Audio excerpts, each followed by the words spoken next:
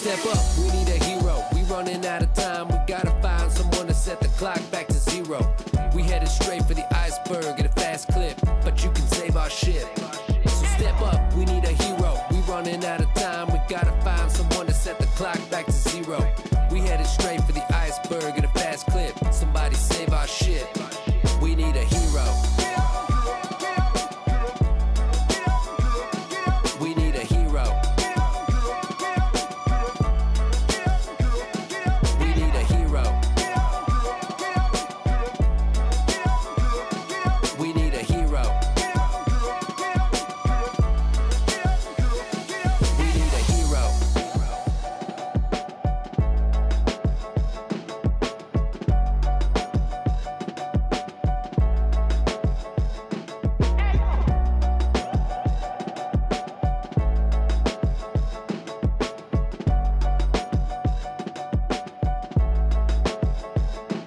Step up, we need a hero. We running out of time. We gotta find someone to set the clock back to zero.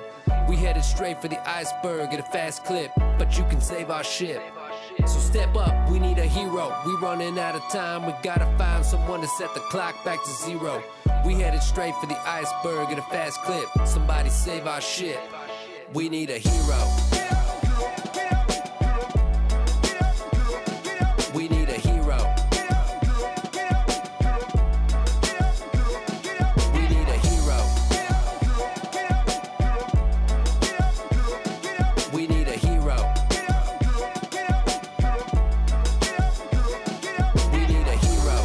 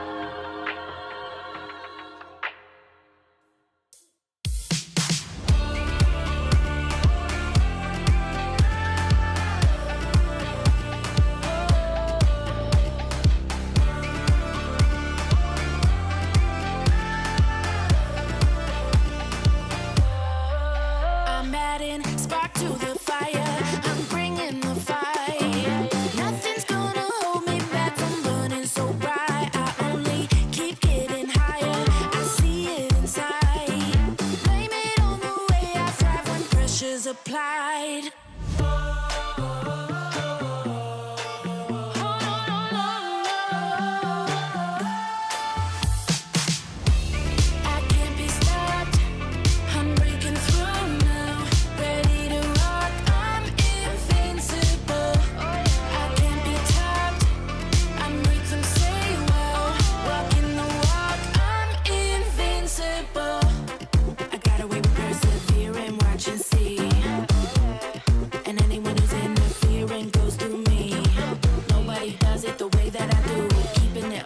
Bringing the new. I got away with persevering. Watch and see.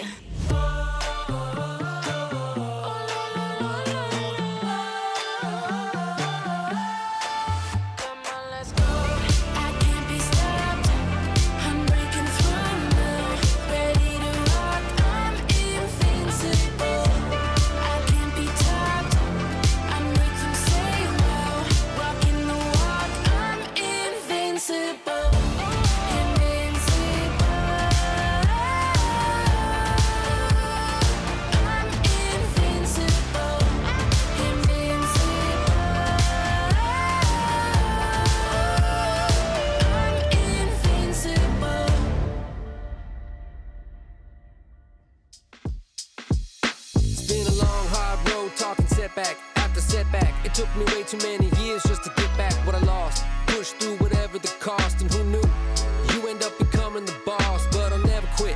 They'll try to throw me off, but I'ma get ahead of it. Stay on top when it drops and reap the benefits. Survive the attack.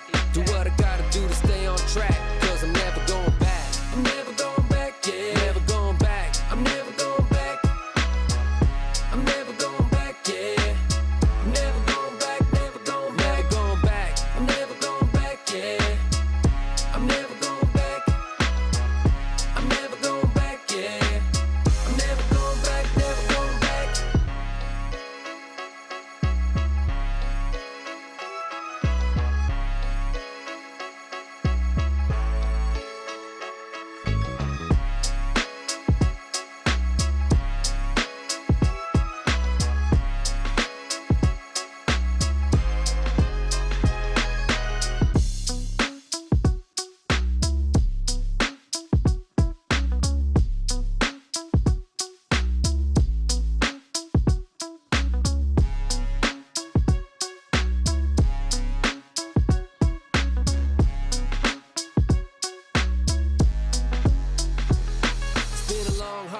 Talking setback after setback.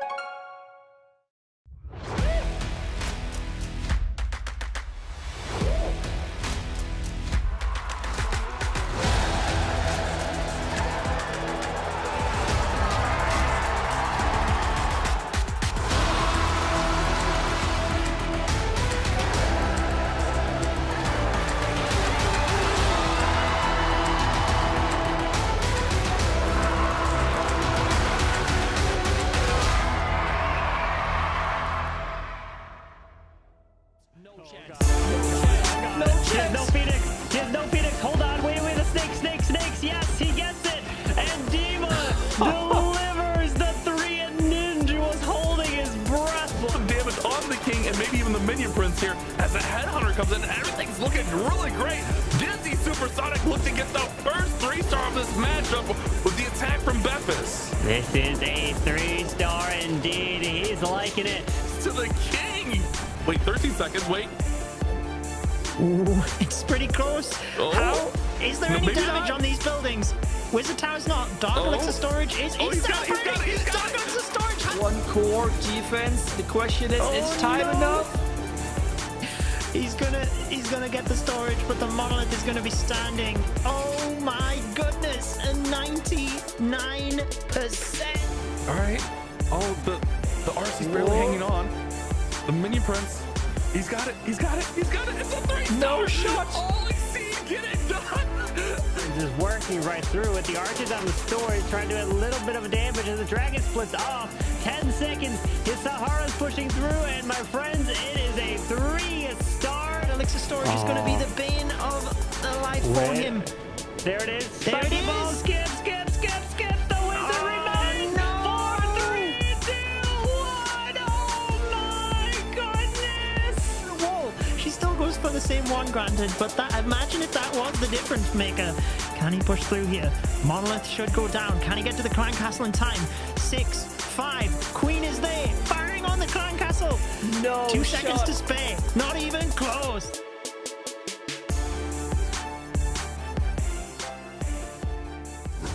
Welcome to the Clash of Clans World Championships. This is day 2 of the last chance qualifier, meaning today the 8th golden ticket will be handed out to the World Finals in Atlanta. I am Judo Sloth, joined by my fellow co-hosts. Itsu, I'm sure you're looking forward to today's matches. I am for sure. With how yesterday went, with ups and downs on offense and defense and so many matches coming down to the last final attack, I mean, I'm ready for today because this is going to be a lot of good Clash action. Carbon, what about you? I'm just excited to be giving away the final golden ticket this year to see who is going to be competing next month in DreamHack Atlanta for the World Finals. I can't wait, Bash. Oh, it's going to be so good here in the last chance qualifier. Obviously, we're giving away that last golden ticket, the 8th and final golden ticket. But along with that, we're giving away some amazing prize money. Let's take a look at how the prize pool for the last chance qualifier breaks down. The 2 teams that went home yesterday are walking away with $1,500. Our 5th and 6th place, the next 2 teams knocked out, will take home $3,000. 4th place, $5,000. 3rd place will take home $8,000. Our 2nd place runner-up team will take home $10,000. And along with that beautiful golden ticket, 1st place will take home $18,000. Well, let's take a look at how the matches will shape up for today. We will start with the lower bracket. So firstly, we have All Exceed versus Zowat Stir, followed by Only Bads and Electros JP. Waiting in the upper bracket is Dizzy Supersonic and Milliceme MG. And with those matches on our hand, let's take a look at the predictions of what we have on the table for the first 3 matches. And I feel like, well, we all handshake on the far right side, but I feel like we have to toss it back to Judo because, my friend, you are going completely different here. Well, you guys managed to get your predictions in before me, and I had a sneaky look and saw you were all the same. I only had 50% of the matches correct yesterday, so if I want to win this thing, I have to just go unconventional. And who knows, based on the matches yesterday, I might just have a shot. Well, you may have a shot. I did get my predictions in first out of everyone here, so I guess everyone else copied me across the board because, I mean, from yesterday, I did pretty good there. 6 for 8. Let's see if I can keep up that streak. And just a few of those matches, and I know Bash being 3 for 8, there was a few matches that literally could have completely changed your outcome. Yeah, I mean, I was looking so good so many times, and then the last attack came in the war, and it completely shifted, and I lost a lot of predictions. But that's okay, guys. You guys can also get predictions and follow along, play along with us. Also vote on MVP and all that other kind of great stuff. If you head over to the event site, event.supercell.com/clash-clans, get your predictions in, get some amazing rewards for your village. It's a lot of fun, so make sure you guys check that out.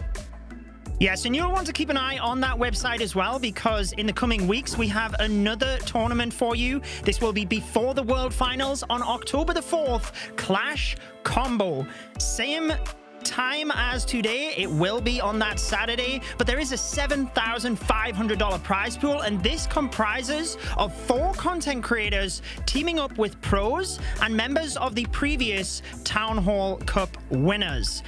You'll have to keep an eye on the COC Esports Twitter page over the next few weeks for more details, but I am certainly looking forward to seeing that. Nice little bit of a twist and something different before the World Finals, Itsu. That's right, but World Finals is the keyword because we are going to give away the last golden ticket, and this means we should get right into the action and really take a look at our first matchup right here because, I mean, this is going to be exciting. The last golden ticket, and our first match today is going to be All Exceed versus Zowat Stir. All Exceed finally was able to get their very first win in a monthly finals/last chance qualifier situation. They've made it to several stages, but they've never been able to actually win a match. They got eliminated back to back in each one of the 3 monthly finals previously that they have played in. But finally, they have been able to get that first victory. So let's take a look at who we have for All Exceed that are trying their absolute best in the lower bracket. Luca, Hiroya, Kazuma, Invincible LG, and Nairomi.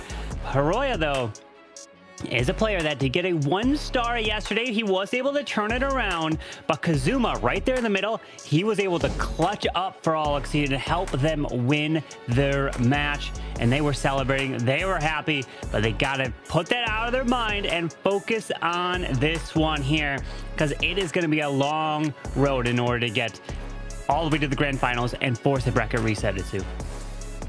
Yeah, especially from that lower bracket, it is not going to be an easy job whatsoever, but they look really concentrated, getting the plans ready, getting into the bases, and we have seen that yesterday multiple times, that the defenders, the base builders, really had the upper hand, where we have seen some of the attacks falling short, and as well have seen a 1-star from All Exceed. Hopefully that is not going to happen today. But the question is, can they be as consistent as in the second match, which they have showed yesterday, which was a really strong one? Yeah, it was a strong one. Granted, the first one, they only put up 9 stars. They can't afford to do that yet again. The competition has been improving in terms of the star count. We've been seeing 11-11, but it's been getting up to 12, and it's been getting up to 13 as well. So if you want to have a chance to win in the later stages of this competition, you're going to have to be putting up those 13-star performances and hopefully be winning on percentage at that point, because we haven't seen a 14-star performance yet. But their opponents, a lot of you are now familiar with them because they're here the first time in a monthly finals situation, as this is the last chance qualifier. They earned their spot here to compete. Marek, MES, Joachim, Kass, and Arium. Arium is definitely a familiar face that has played in the competitive scene in years past that we've seen in different qualifiers and worlds, and they are ready to go. I did pick them in the very first match. They won. I was right. All of you picked against them, but this one, I am picking them as well. Judo went with All Exceed because I think their performance from the first one definitely swayed me as well. I loved the way they were conducting themselves, the way they were bringing in the 3 stars, and it was a very strong performance. All Exceed, unfortunately, from their previous attacks from the previous wars, yes, they were able to get at least 1 victory. It's just going to be tough to do it here in this lower bracket. So let's go ahead and listen in and hear what they have to say. Ik wil alle fans en supporters alvast bedanken voor hun steun. We gaan ons best doen en we gaan het beste van maken. That was a short one for sure, but yes, the fans are being a big part, obviously, for the players. Seeing the support online is always something really big, and just means that you can keep concentrating, and especially it helps the most when you're having maybe not the best performance or something like that, where the fans and the support in general can really mean a lot to those players. So for them, knowing that they have the support, knowing that they have the people behind them, and especially I feel like they are a fan favorite at this point for the last chance qualifier, because they kind of represent this underdog story, because they were coming into this qualifier where not people really had them on their radar, but they were really showing off and showed great skill on offense and defense. Yeah, putting up 13 stars is impressive, especially in hard mode. And not only that, against pro teams that have prepared not just for 1 week, but we talked to them for at least 2 weeks, which has made a difference in this competition and why we've seen a lot lower scores in this competition compared to previous monthly finals, because they had that extra week of prep time where they can really test the bases, really scout their opponents, and get those traps ready, because the way you set those traps on a base is going to make the whole difference of how you can try to bait certain entries.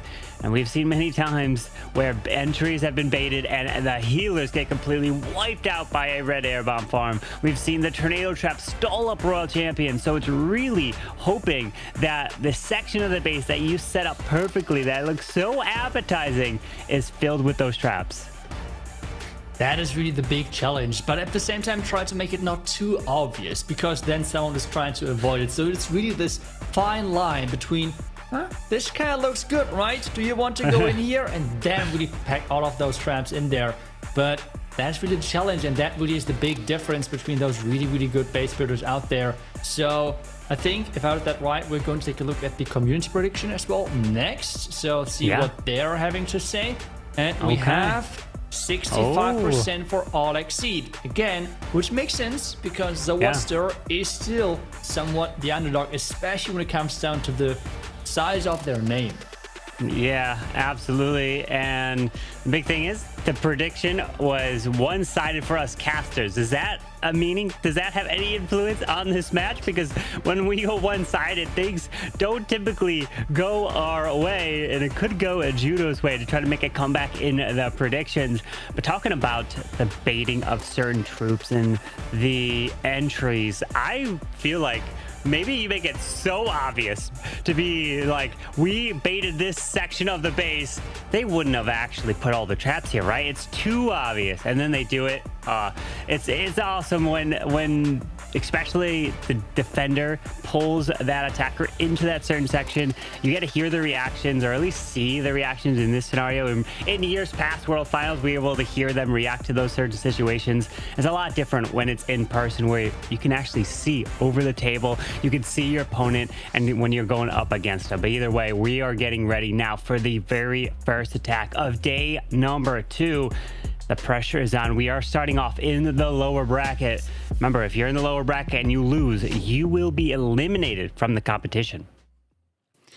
That's right. They have to really get the job done here for both of those teams. And we're starting things off with the Roy Champion charge and the Root Rider follow-up, which we have seen so many times. This time around, we have seen 7 overall invisibility spells. And Carbon, we see early on traps popping up and the Fox taking damage. All right, where do you think the tornado trap is? Do you think it's next to the town hall? Wait for it. It's got to be. If I talk about it, it spawns. Ready, right? Ah, there it is. I knew it. It shows up right when you speak about it. There's the tornado. Oh, he is somehow keeping that Roy Champ alive. No clue how he's doing that, but I'm not sure. I don't think that he's going to get that monolith. He has to recall before that. But he really did hope that there would be no traps on that side, but instead really going into all that damage. Trying to distract now the Crusher Mortar to really make sure that the damage is not as heavy on his Root Riders. And that skeleton spell is really nicely placed. Yeah, trying to distract those defenses as he powers away through the bottom side of the space. And there is a nice overgrowth to prevent that monolith from hitting these Root Riders as it continues through to the right side. Out comes a Root Rider, Furnace, Ice Golem. Does have to parry that first poison onto the Furnace as it continues through the right side. King and Queen are going to stay to the edge of the space, making the way all the way around slowly. And so for Queen and King, working their way around, really pushing everything further to the inside. This is where the core is going to wake up again. But those healers are under fire. They have to stay alive. This is one of the most crucial parts of this attack strategy. Having the healers staying alive. Right now, this core waking up and having no spells whatsoever to reinforce there. I am not sure if he's going to make it that much further. Oh, that Giga Bomb is a big pain, but the problem is that monolith picking off his troops one by one as he passes his way around, and no more Grand Warden, as the King and Queen are also still to the edge, have their abilities, but these Root Riders got shredded as they try to continue through the base, and nothing was able to grab that core.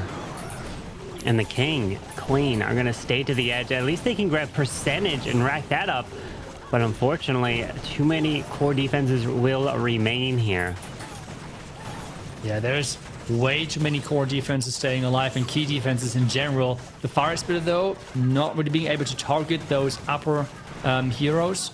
And he's going to push this a little bit further when it comes down to the percentage, but he's not going to get the 3-star, that's for sure. But we have seen yesterday many times for matches where coming down to the percentage, because being able to have those high percentages gives you the opportunity to pressure the other team into those really percentage more risky attacks, and this one is going to cross the 80%, which is not the highest, but based on the attacks which we have seen yesterday, not the worst either. Yeah, unfortunately not able to get this one. It's just a 2-star, 83% here for Mark. So that's going to open the door for all exceed. But the wars that Alexia has been putting up has only been around 11 stars. We've been seeing them, and they also did put up the 9 as well. So they're going to have to look to put a 3-star on the boards first to take that lead. But a 2-star, you'll be tied up, but you have to be above the 83%. We've seen several attacks in the low percentage when they go right into a bait, and it could be a big problem. But here we go. Naomi is going to look to start it off for Alexid. That's right. Can he make sure that he's avoiding that trap, avoiding the bait? That is the key word here. But this is going to be a mess. I am not sure if that was intended. That fireball value didn't look too crazy. Maybe he was happy with just getting that compartment. But for now, at least, the Warden is going to charge into the defending king. He has the minion prince as well with him, which is always really cool. And take a look at that, Carbon. 26 rocket loons. That is a lot. Quite a bit of rockaloons. As this Warden's going to push his way through this bottom side into this defensive king, and he's going to get slowed down. Pairs in the headhunter. But we have a flame flinger about to be approaching a mortar, so he's going to have to do something about that mortar. Maybe a couple rockaloons to snipe it after the wizard tower to the top side goes down. I'm wondering as well if the pets are actually intended that way, because we have the unicorn and the warden, which is not that usual when it comes down to the warden charges, and we have as well no angry jelly on the minion prince, which means that hero is going to be stuck for a lot of time on those outside non-defensive buildings, and usually you're combining the minion prince with the angry jelly if you're doing an attack like this. Right now, taking down the defenses for the minion prince and trying to funnel the minion prince into that compartment, but he still has to go a long way with the archer queen and the king not even deployed just yet. He's trying to pick things off one by one, and this is an attack that they would not have planned to try to defend against. And that's one thing you can take the risk, is you come in with an unorthodox attack, which means that it could be risky, but it could pay off. And let's see as that minion prince is slowly charging his way through this right side towards the defensive queen. Pops the ability with the metal pants, gonna able to lock onto the queen, try to take her down. Some furnace mites jump to him, but he's okay as he continues through that far right section. How much more is he going to get? That's the big question. Using more rocket loons now, which are going to lure over that warden, which is so far still under attack from the ice golem, so getting slowed down. And there's so much base left on this far right side. We have the queen on the top side with her ability taking down the town hall, so that is the cure with having the second star. But that backhand compartment and the core as well are looking dangerous, and there's only a few spells left. Can he push all the way with 0 rocket loons now remaining? Well, that was a clutch invis on the warden. He needs to keep that warden alive. Compare in the freeze and the invis. The warden needs to step through, grab the monolith, but unfortunately he doesn't go for it. He goes invisible perfectly. Could be able to work through the enemy royal champion, but no, he goes for the multi first. But only 25 seconds. He got to freeze something. He got 2 heroes and the minion. Oh no, the warden goes down to the monolith. The defensive minion prince and the defensive RCR both still there. But all exceed will have the lead, 91% to an 83. So all exceed are in the lead after the first set of attacks. That's right, a small percentage lead, but that attack for sure was interesting. We don't really usually see so many rocket loons. The fireball wasn't the craziest, so really try to set up that flame finger early on. It feels like that was an interesting choice for sure with that minion prince, not bringing, for example, the angry jelly, which would have been available. He did not use it anywhere else. Yeah. Angry jelly, well, could have been on the board, but unfortunately doesn't get that triple there, as we are going to see the roots coming back here with that Royal Champion to the top side. And you know, wherever you send the RC, there's got to be tornado traps probably next to the smile. If it's a section that looks really good, is he going to push in towards the top side at 12? Monolith, oh, just a couple giant bombs, small bombs as well. He's okay so far. Will he go to the ricochet cannon to the right? No, he goes straight to the scatter, but doesn't want to take that down. Just pulls the RC back as he deploys the Yeti to the far right side. And an ice golem, queen, and probably the roots coming to the top side. Oh, with the lock launcher together to snipe that fire spitter, and then have the root riders from the far right side, really setting up that pathing. The warden is in there as well to really merge everything together with the root riders. but have that queen pushing in the beginning. She's low on hit points, have to invest that invisibility spell, but the bomb tower is gone and the Root Riders won't take any damage from that. King on the outside to push everything further in, but the opening is looking really solid with the merged cannon even going down as well. But he also grabbed the poison spell tower, so that will not launch onto his Root Riders as he continues his way towards this Town Hall. King is on the edge, going to try to help path the roots towards the Town Hall now as we have that log launcher opening up. An overgrowth on the backside, not clipping the Town Hall, so he can actually take it down early, and then he can still use the ward ability now. Oh, the Root Riders all go into the core. This was for sure not meant to be, but this means this bottom part of the base is really struggling. The Royal Champion going down in her ability. The Rocket Spears not safety enough for her. And in any moment, we have this entire part now waking up again. And the Root Riders are in so much danger, firing or having to fire from every single possible angle on them. And the percentage, again, seems not to be too high, depending on how much further he can push. The healers are what needs to keep his troops alive, and the roots are gone, but it's now up to the heroes. Can his queen continue to step through? But we don't have much time, only about 50 seconds remaining in this attack. As it continues through, there's quite a bit to the top with that Giga Bomb also there, and even the defending minion prince waiting. A couple super barbs have to be placed perfectly. King's walking back around the walls. But his queen's going to get stuck behind this set of walls, or is she going to go to the left? She does go to the air defense, but now she's got to beat through this wall here and eventually have to get through it with that giant spawning from that queen ability. Yeah, and I feel like that raid spell, when the Root Riders pushed that deep into the base, was a really great timing because they stayed alive way longer than I was expecting. And this means this is going to push really solid on the percentage points. We have the king ability for the back-end defenses. And I feel like at this stage, the biggest issue as well is time, as the multi-gear tower, though, is going to take down the troop after troop. And this means 96% 2-star. After that opening with the Root Riders not going to plan, that was a really solid recovery. 96%, I would say time fail, but I don't believe so because those defenses remaining probably would have taken out the queen, especially with the defensive king still patrolling that area. But nice try, unfortunately does not get that 3-star, so continues 2-star after 2-star, but improves the percentage from into the 80s now into the 90s.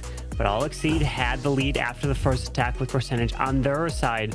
Now it's going to be Hiroya. He's gotten a 1-star. He's gotten a triple.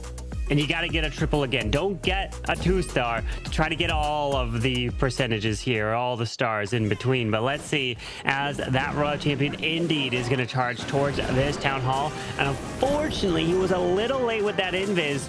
Forced with another one, as the Town Hall did launch at least one shot onto the RC, which is a little bit of an issue. And it launches another shot there, too. Yeah, quite a few shots are happening, but at the same time, the Town Hall is gone, which is the good news for him right now. Investing in another invisibility spell to take down not just the Monolith, but as well going for that multi-inferno tower. The Fox staying alive, I mean, with 1 hit point, recalling now. And the good news now is, if he's delaying that Royal Champ a little bit, he has the chance of not just from the healers, but as well, maybe then later some... Is that with the healing tome maybe on there? Depending on if there is, he might be able to recover the hit points on that Royal Champion. Yeah, as he pushes his way through the bottom side, the King is probably going to get deployed at 6. Finds the Tornado Trap right now, and there we go. King, stay on the edge. Continue to grab these buildings to allow the roots. The Queen want to power their way right on through towards the core of this base. But that backside, 2 air expos. Geared up cannon, the multi, and the Giga Bomb. Oh, wait. Gonna be a lot of problems. You gotta wait to use this Warden Eternal Tome as late as possible with an Overgrowth now being deployed to the top side. Yeah, the Overgrowth really nicely clipping out of those back-end important defenses. But there are some red mines catching those healers. Oh, those red mines were placed perfectly, but he's reacting with that Eternal Tome, keeping most of those healers alive for now, making sure that they're not taking any more damage. But with poison towers and such laying around, those healers are in danger. Yeah, unfortunately, the defensive mini prince is doing work. Nothing is going for him. He's just pounding these troops away one by one as the Queen is now getting stuck on a wall to the bottom side. King still has his ability, but the troops have disappeared so quickly, and that's the thing in hard mode. The heroes on the attacking heroes yourself are so much weaker, 10% weaker, while the defending heroes are stronger, 20% stronger. So it's like a 30% difference in terms of a normal attack versus a hard mode attack. That's why you see these heroes not as strong. They don't get as much of the base cleanup as you would normally do with the regular mode. And that's why the hard mode is hard with these pro players here, as Air Skelly's popping up, a couple more super barbs to deploy, but another 2-star that we're seeing in this match. So it's going to come down to whoever is getting that 1 triple might be the team that takes the lead. And right now, All Exceed still have the lead right now by 1 building. 1 building difference at the moment is in the lead of All Exceed.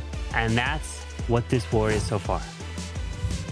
I mean, the 1 building pretty much means that we are back to 0. I mean, 1 building, that will never make a difference, right? Okay, it happened yesterday, I feel like multiple times, but well, let's see if it's going to happen in this match as well. At least right now, both teams are super close when it comes down to the scores. No 3-stars just yet in the matchup. Question now is, are we going to witness the first 3-star from Ariam? He was really successful in his attacks yesterday. So are we going to see another dragon attack? And indeed, we see the dragons coming in versus this base right here with an ice hound and ice golem for the later stages, and a lot of invisibility spells to really get as much value as possible. 1 ice block here, which will typically be used on the lava hound, but in this case he has an ice hound, so he's going to use the ice block on that to protect it longer. And then the royal champion is looking to get her value with a Yeti to the bottom side. Can grab this air defense, but no recall, so it's all about keeping this RC alive for as long as possible. There's an earthquake and finds a whole Tesla farm. Actually kind of nice. I love the fact he found Tesla farm, but the monolith needs to go down. Yeah, there you go. So he got the RC back on track to get the monolith. It was worth the investment of rerouting the RC from the top side, getting it into the core, and now going to the scatter shot. So far, really loving the value Ariam's getting.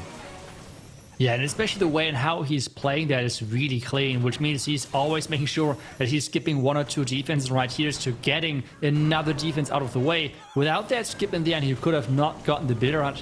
And this really is, if you're adding this up over the entire attack, a really big deal. Now, some headhunters to take down the defending minion prince. You have talked about how much stronger those defending heroes are, so you have to take them out. And now we're starting at that bottom side with the first dragons. More dragons are coming in, this time around more towards the fire spitter.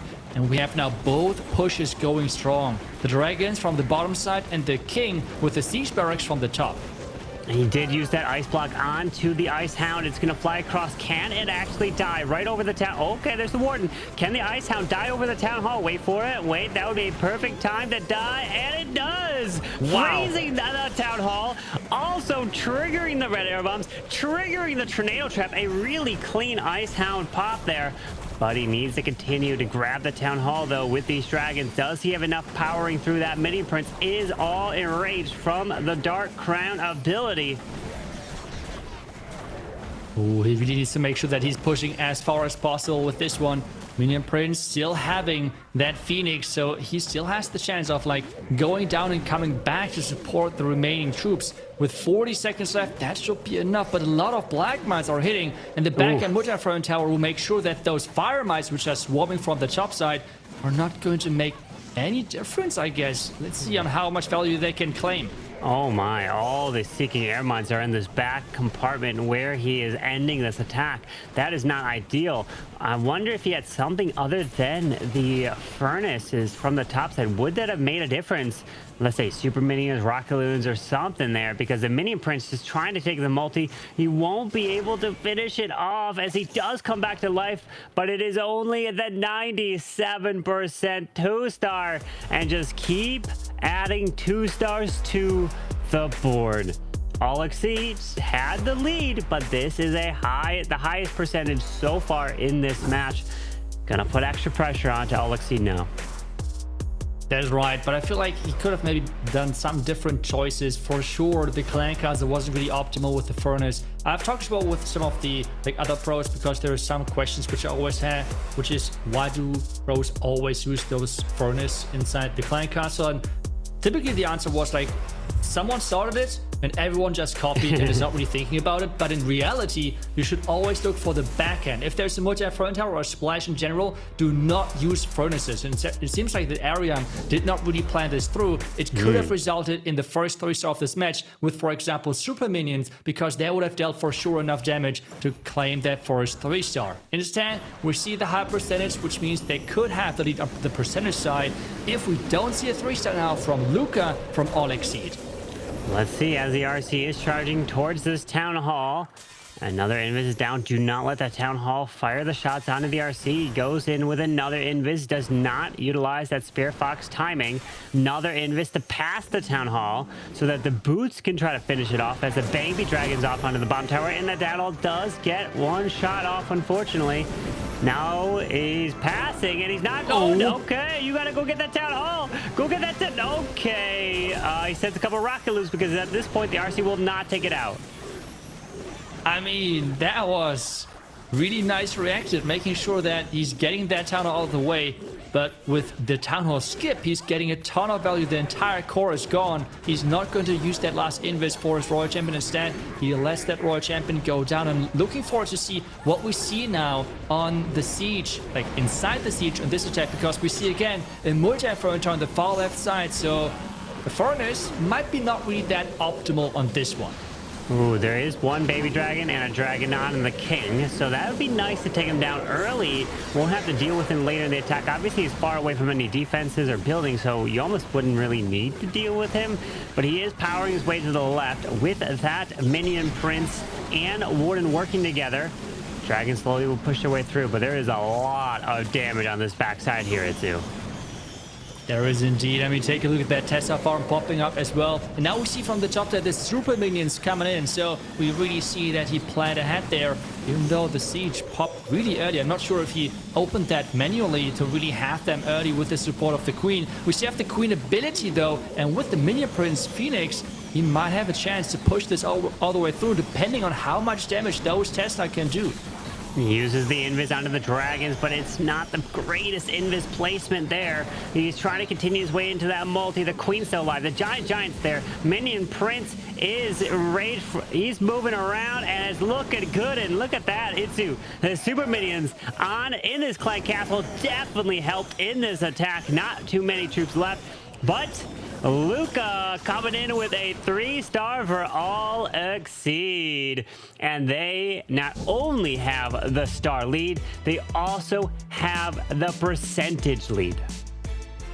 Yeah, really nice choice there with the Clan Casa and as well with the Archer Queen. I mean, there's always the option within those dragon attacks to either go with the Barbarian King, with the Siege Barracks together, or with the Archer Queen. And I feel like the Archer Queen really provided a lot of value on this one with the Super Minions together. A lot of damage where everything then was coming together on the last firing compartment, getting them the first 3-star.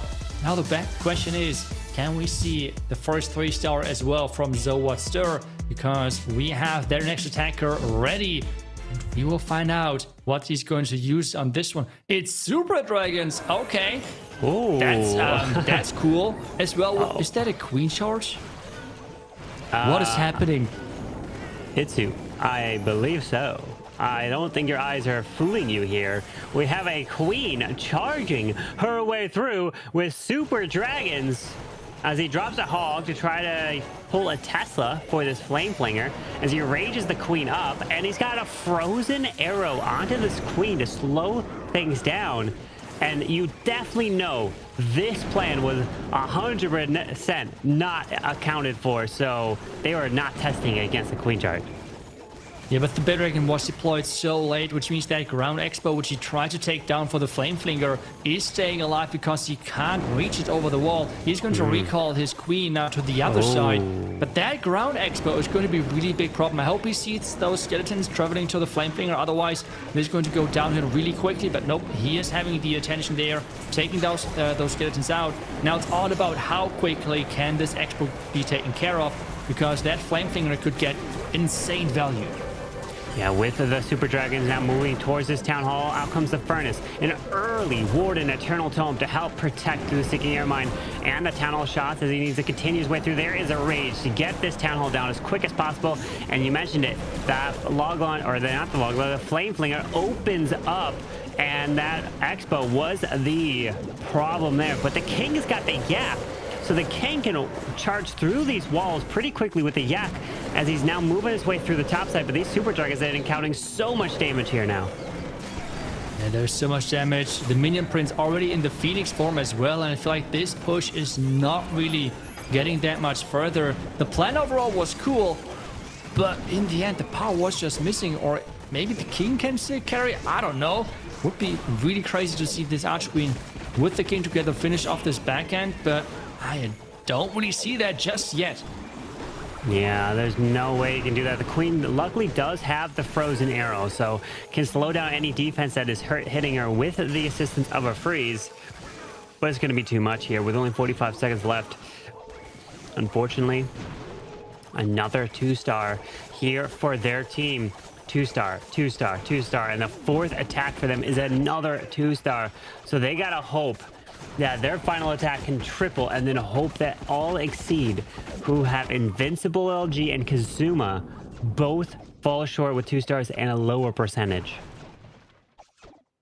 Yeah, overall, I think the plan was really solid. It was more about the Bay Dragon being a little bit too late, which did result in the Flame Flinger going down too early. That Scare Shot could have been going down. And as well with that, then this means that the push into the Town Hall did not go as clean as he was hoping for, it seems like. But overall, really cool approach for sure. But it is not going to result in that needed 3-star. This means now on the other side though, we have the prime position in there with already a 3-star on the table for them. Can they 3-star again for All Exceed to really push them in a big commanding lead?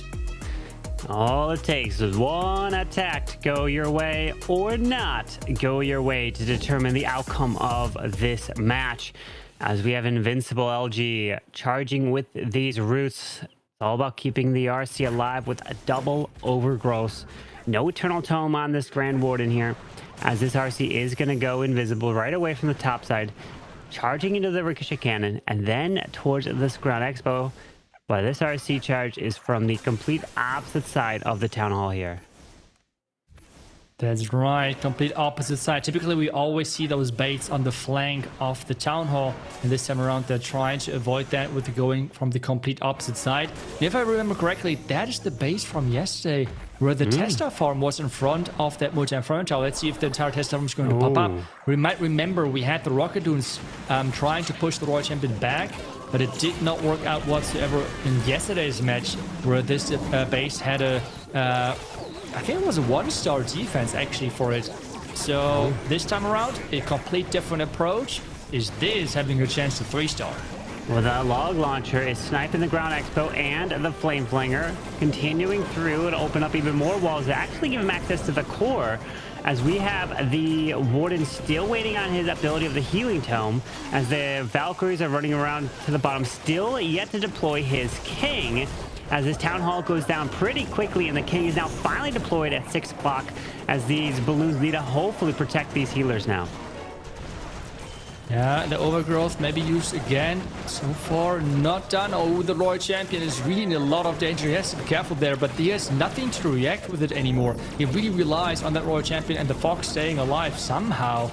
The overgrowth on the last compartment, and we now see on the top left the Testa farm popping up, so that did not change anything about the placement of the Testa farm whatsoever. But the traps on the bottom side, this damage is just getting healed back up again with the healers and the Rage Gem of the Warden. Yeah, that Royal Champion is still alive, and even the Spear Fox is still there. Pops the King ability. He's going to move into this compartment a little bit, as the Warden unfortunately does get locked in by the Monolith, but the Queen is taking the Monolith down. Diggy stuns it as the Giant is there. But this Giga Bomb is going to be a little bit of a pain. And then defensive minion Prince, though, is a big problem through this final section. Air Skelly's popping, hitting these healers. And these roots are going to go down to the Giga Bomb just like that, taking so much damage. And then Minion Prince just doesn't want to die.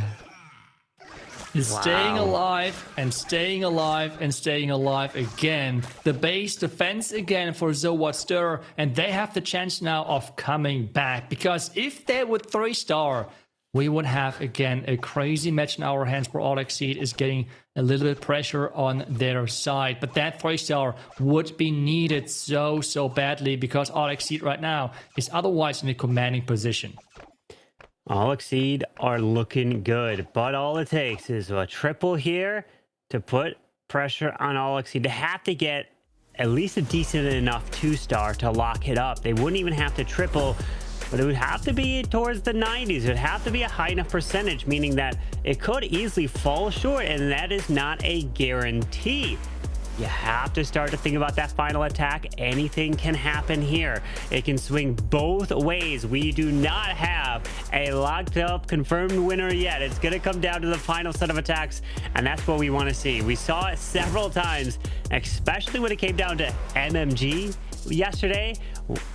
Both their wars came down to the final attack, and it was Nest4X that clutched it up for them. And is it going to have to be the final attack, which would be Kazuma, for All Exceed? Will he have to clutch up for them? So we are now seeing the Dragons paired in with an Ice Block. That's going to be used with that Lava Hound here, as we got Rocket Loons going in to take out that Tassa farm that has popped up as the Royal Champion is charging near the Town Hall, and that Town Hall does, fortunately, get a shot off on her. Yeah, he needs to like rotate now double with that invisibility spell to keep that Fox alive, and he's doing exactly that. So there is different timings for the invisibility spell depending on where you are charging with that Royal Champion. If the town is close by, you typically go back-to-back invisibility spells and then to the rotation of the Fox. And that's exactly what he's doing right now. Another invis with the Royal Champ ability, pushing through the tower quickly. But there's a lot of damage, which means the Fox is gone now. Yeah, no more Spirit Fox. This is going to be a problem. The RC does not go where he wanted her to go. That is a problem. He did at least pull a Tornado Trap, but you see by his reaction, he wanted that RC to go a little bit deeper in the base. He could have used that final Invis spell, but he's not going to use this Poison spell because he knows there's probably a Furnace that still awaits inside the Clan Castle. So let that King take the Ice Golem down. And here we go. Dragons are now down to the right side. No Archer Queen to use in this attack. And he's going to push his way to the right from away from the sweeper location. There's the regular Hound. He's going to Ice Block it through double Seeking Air Mines. Keeps the Hound alive. I really hope that he's having the right Clan Castle into 3 Inferno Towers using again a Furnace Clan Castle. Please bring something different. But right now it feels like the bigger problem is the far right side with the Dragons. The Warden now finally catching up, so we can use the Warden ability in just a second. Right now heating things back up. The King is inside that Fire Spirit compartment to take that out, which is working right now quite nicely. King ability should be popped any second as well to go through the storages in the middle, which means the Minion Prince can now eat. Oh no, I see Fire Mites going in. Why you bring Fire Mites into 3 multi-Inferno Towers on the back end? But the Infernos will go down here soon. The Minion Prince will take it out. It does have an Invis. So now the Fire Mites can actually work to the left, and they can do a lot of work working onto this Monolith. The multi needs to go down. The defensive Minion Prince is a problem. He's got the Phoenix on the Minion Prince, so that's going to be clutch. 40 seconds left. Come on, Phoenix. He comes back to life. Multi goes down. The only left is that multi-archer tower, but the Warden and Dragons should power through it. Yeah, and he has to take that out. That's another like a splash defense, which could take down all of those Fire Mites. But right now, the Fire Mites are working somewhat solid. The multi-arch tower is going down. But in the end, he's clutching it out with that 3-star. Nice job. He did not have the Royal Champion going into the direction he was hoping for, but it feels like in the end, it worked out completely fine. And this is now back pressure on the side of All Exceed. So that means All Exceed will need a 92% 2-star to win this war. And let me see the other attacks. Oh my. All the other 2-stars that All Exceed got was, get ready for this, an 89, A 91 and a 91. They need a 92. Obviously, they did get a triple. So they haven't gotten a 92 or higher 2-star. 91, 91, 89. If they get a 91, it is an exact draw. It's a tie war. It will come down to time. I'm looking at the time right now, and a 3-minute attack would mean that All Exceed actually would win this war. So if they get a 90, if they take 3 minutes and get a 91, they win.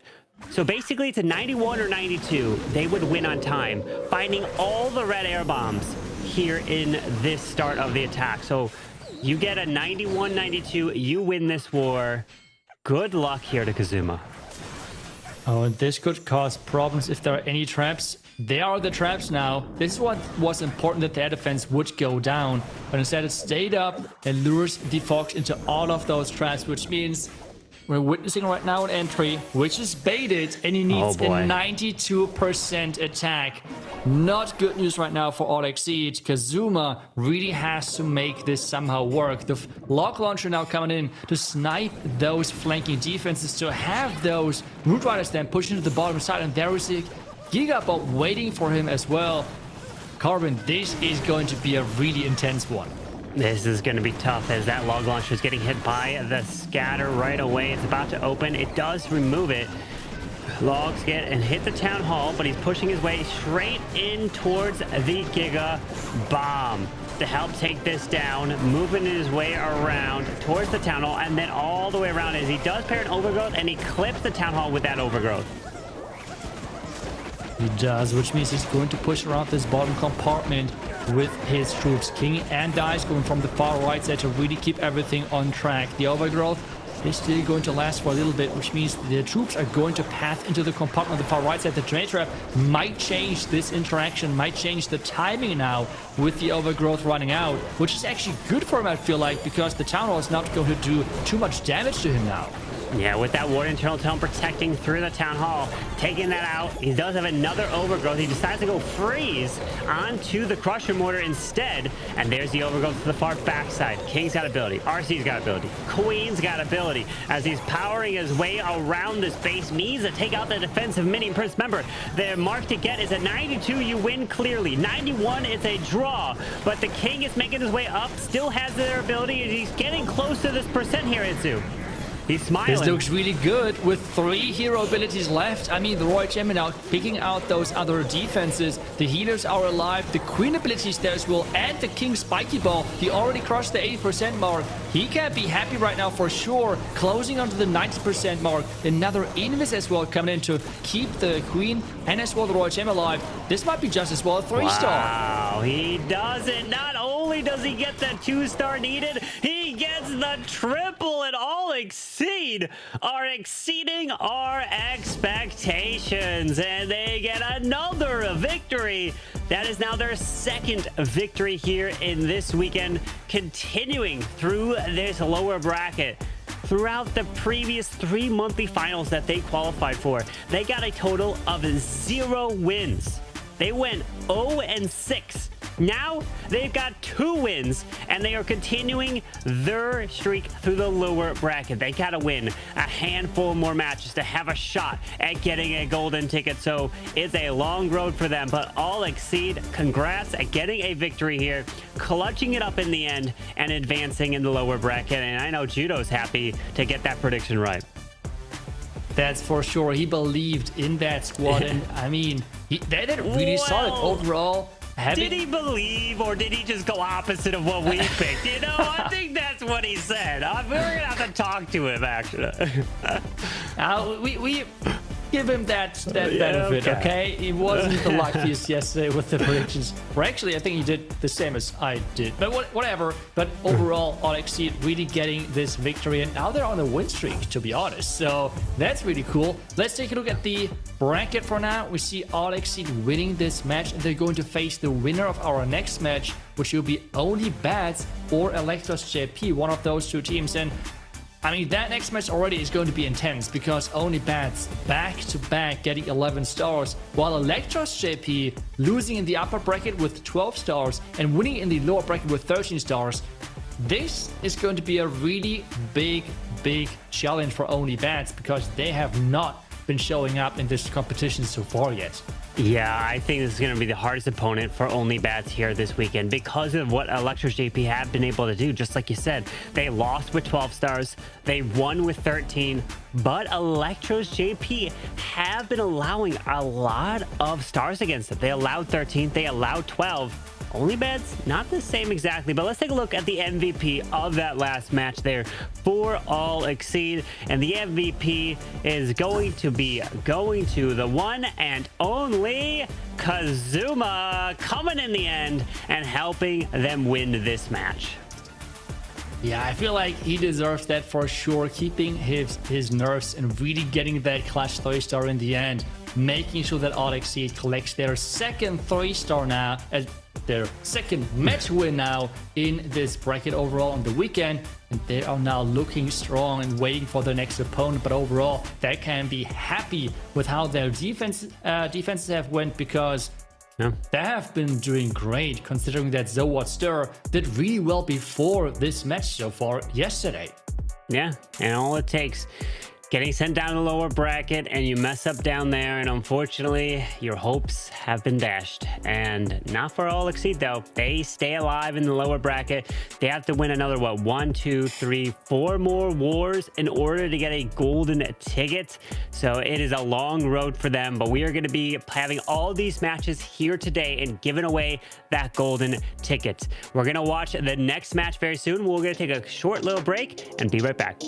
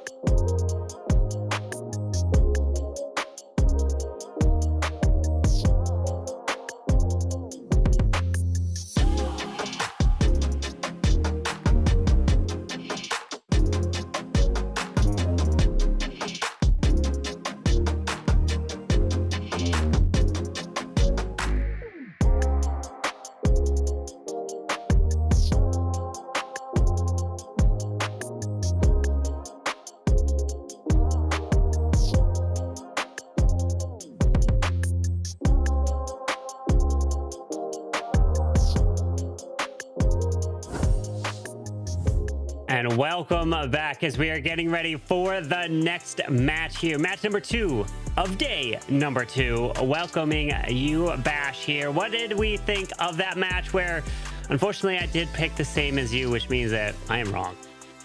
Well, it's again, Carbon. I was looking really good until that last attack. And then the last attack comes in and I'm wrong so many times. But GG Slem, Kazuma clutching up again. Another 3-star to win another war. Well deserved. I mean, that was a really entertaining matchup. But let's move forward. We have our next elimination matchup against Only Bats and Electros JP. The way these matches going, this should be super exciting. Look at those stats, Carbon. Super close. I mean, star-wise, slight edge to Electros, but not by much. I feel like Only Bats are, it feels like they're underdogs in this match because of the performance of what they did, and in terms of stats, not the stats on the screen there, but the stats of the previous wars that we've been seeing. Well, let's take a look. Demo, Andy, Dima, Sean, and Ninja. They are coming in as the number 1 seed this weekend, as the number 1 favorites to win the golden ticket this weekend. But they got sent down to the lower bracket, and all hopes can be dashed by Electros JP. Electros JP took down their sister clan, Team Electros, who were also one of the favorites to win the golden ticket, and down they went. But here we go, getting ready for Only Bats. And if they get sent down, or there's no more, can't get sent down any further, if you lose, you're going home and you won't be able to get that golden ticket. So let's listen into Demo to see how prepared they are for today. what we want to say to our fans is just thank you for the support. Continue supporting us for this final run, and we'll get the golden ticket for you. Wow, they're ready. They're excited. Support to the fans. Kind of an interesting point you brought up there, Carbon. The previous wars, it seems like 12 and 13 are becoming that number you need to hit to win these wars. However, OnlyBads only putting up 11 stars in both of their wars yesterday. So that was a very valid point that you brought up. But we know that OnlyBads also lean heavily on their defense. We saw bases being baited earlier, or yesterday rather, from them. I mean, they are very good at predicting their opponent. So they're going to look to continue and keep that up. Well, can they bait their opponents? Who's Electros JP? They are such a strong team here. They're looking to try to take down the #1 seed, OnlyBads. But they don't care who's the #1 seed. You just gotta focus on that war. Chihuahua, Sahara, Wado, Kuma, and NYU. They're definitely capable of getting a golden ticket. But they got to put on a run. It's a long way to get to the grand finals, and then they got to force a bracket reset. They have plenty of experience. They've been on the world stage before for some of these players, and they are looking to repeat. And I'm just looking at Chihuahua. Where is his baby dragon? Where's his minion? The Nita hat. Where are those? I feel like that's his good luck charm. Yeah, well, you have to have those. You can't take away the good luck charms. Looking at their wars yesterday, they put up 13 stars, they put up 12 stars, so they are definitely putting up those bigger numbers that we've failed to see OnlyBad be able to achieve yet. But we're seeing them just getting those preparations made. Let's see what they have to say going into this matchup. そうですね、ナビが一足先に、日本チームの中ではゴールデンチケットを獲得したっていうところで、日本チーム第2号になれるように頑張っていきますので、日本人の方はぜひとも応援していただきたいし、日本人じゃなくても我々のチームを知ってくださっている方にぜひとも応援していただきたいです。よろしくお願いします。Well, they want to join Navi as the second Japanese team to represent in the World Finals, and they definitely have the skills to do just that. But again, they got to be pulling the 3 stars. We've been seeing some low score wars. We've been seeing some high score wars. What do you think they have to do in order to win, to take down a team like OnlyBads? Do you think it's going to have to be 13-star performance? Honestly, I mean, I think 13 is super safe. We haven't seen a ton of 13-star performances. We did see a few towards the end of the day yesterday. I think we had 3 out of our 8 wars get up to 13 stars there. But I think 12 is actually a pretty good number to aim for, especially with OnlyBads failing to get past 11. I think if you get to that 12 mark, you are in this war, and obviously it'll kind of see how those attacks go, and maybe that percent goes towards the end, but I think 12 is a really good number to aim for at bare minimum in this war. 12 would be a solid number, but I think Electricity have been giving up a lot of 12s as well, but they've been putting up 13-star performances. So let's see what you all at home are predicting. What is your selections? Well, this one's close. 56% of you at home are taking OnlyBads. They are the #1 seed coming in. We, across the board, are also going OnlyBads, except Judo is going to Electros JP. He wants to make a comeback on the prediction board, and I see him. I see what he's doing here. He wants to go the opposite of what we are doing. So I guess at least someone of the casting booth of here will be getting it right. That's super true. I mean, Judo, he said it. He went literally just against our picks there. So it'll be interesting to see who's right, him or us here. But guys, make sure you get your predictions in. You can get those MVP votes in event.supercell.com/Clash of Clans. Make sure you guys go check that out. You can also earn some amazing rewards for your village. So play along there. It's a really fun time. Yeah, that's where you want to be earning those in-game rewards where you can help progress faster, and maybe you could compete on a stage like this next year in the future, because right now this is the last chance opportunity, because that's why this is the last chance qualifier for that final golden ticket. But if you want to watch them in person, I mean, you can head out to DreamHack Atlanta, where you can watch the competition unfold live in person, where it's a lot of fun to be able to witness all these players be able to attack on a stage in front of you, and the atmosphere is like nothing else. It's so much fun to be there in person. But we are getting ready for the match #2 here today. We have at least a total of 6 matches, maybe a possible 7th if there is a reset in the grand finals. Yeah, I mean, obviously that's a tall task, but we have seen it, and we've actually seen a bracket reset, and the team that forced that bracket reset get the victory against Elevate previously in this season. So it's not impossible. It is tough. It's very tough, don't get me wrong, but definitely not impossible as we see Sahara getting ready to go up against Dima's base. I'm really looking forward to this match. I kind of agree. Out of our first initial matchups here, I think this one was the one was like, man, who do I pick in this situation? Because this one definitely feels really close on paper. All right, Sahara coming in, starting us off with Dragons. Long RC charge, got to get that proper value. Probably going to go through the Town Hall. There's a multi right there as well. And then we get a lot of rocket balloons as well to accompany her. And then finally the Dragons will sweep on through this base. Yeah, with 3 baby dragons to help potentially set finals as this RC is charging through a ricochet cannon, a couple rocket balloons to grab the mortar to the edge of the space. There's the earthquake. Town Hall, do not launch your shots out of the RC. So far, so good, as he has another 6 more invises to utilize, as he can even pair in. No, I was looking for the earthquake spell. Does not have that. We're starting to see more and more of these dragon attacks. Yesterday we saw over 70% root riders, but dragons were definitely the second most used strategy. And we saw in that first war where root riders were used 50% of the time, we saw 3 dragon attacks there. And it had some pretty positive results. I mean, 2 of them were 3 stars. Looked like RC got some pretty solid value, but may have went down there a little bit early. Did hold on to that last invis, but he's got a really nice split set up on this base. If I had to guess, I'm going to assume the dragons. Oh, I was going to say the dragons are going to come from the bottom, but the king's going to come from the bottom and try to snipe out that multi, and then he's going to go in behind the sweeper over there on the top side. What a problem I see, Bash, is the poison spell tower next to where the Town Hall was is still up. It was never taken out by the Royal Champion, so that might come back to haunt him later in this attack. As these dragons are powering their way through to the right, poison up top gets launched. Well, get ready for the Grand War Eternal Tome through this section. Pops it now. He will unfortunately have to encounter the Giga Bomb once that Warden ability goes off. Yeah, but that king really got no value down there on the bottom side. The king got almost instantly shredded between that multi-gear tower and the expo. Dragons are looking really healthy up top, but that's why I was kind of thinking that the dragons would go through the bottom, because with that warden ability, they would be able to sustain that area a little bit more. Dragons are starting to get picked off a little bit here by the air defense. Minion Prince still has ability, and we still have the 1 invis here, but this is definitely starting to fade like we see in these dragon attacks. That one multi to the far left side never went down to the baby dragon because of the builder hut that stopped it, and now it's repairing it back to full. There's that poison spell that got launched right now, hitting this mini prince, slowing him down.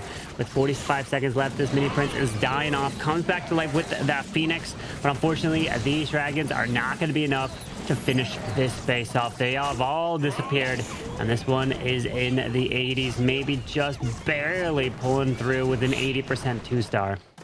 Yeah, I just thought it was a little bit of a weird approach. I thought he got solid value from the Royal Champion, but sent the king pretty much right into his instant death there. The dragons, they did a great job until they didn't. You know, it's like one of those awkward situations, and this one's going to struggle to get to mid-80s. I don't think she's actually going to be able to get through that storage. So it's looking like an 82% 2-star for Sahara. And man, that is definitely a little bit of a lower shot here to start off the war against Only Bads. 82% there to start off this match for Electros JP. Only Bads are going to look to capitalize on this 2-star here. Can they do it?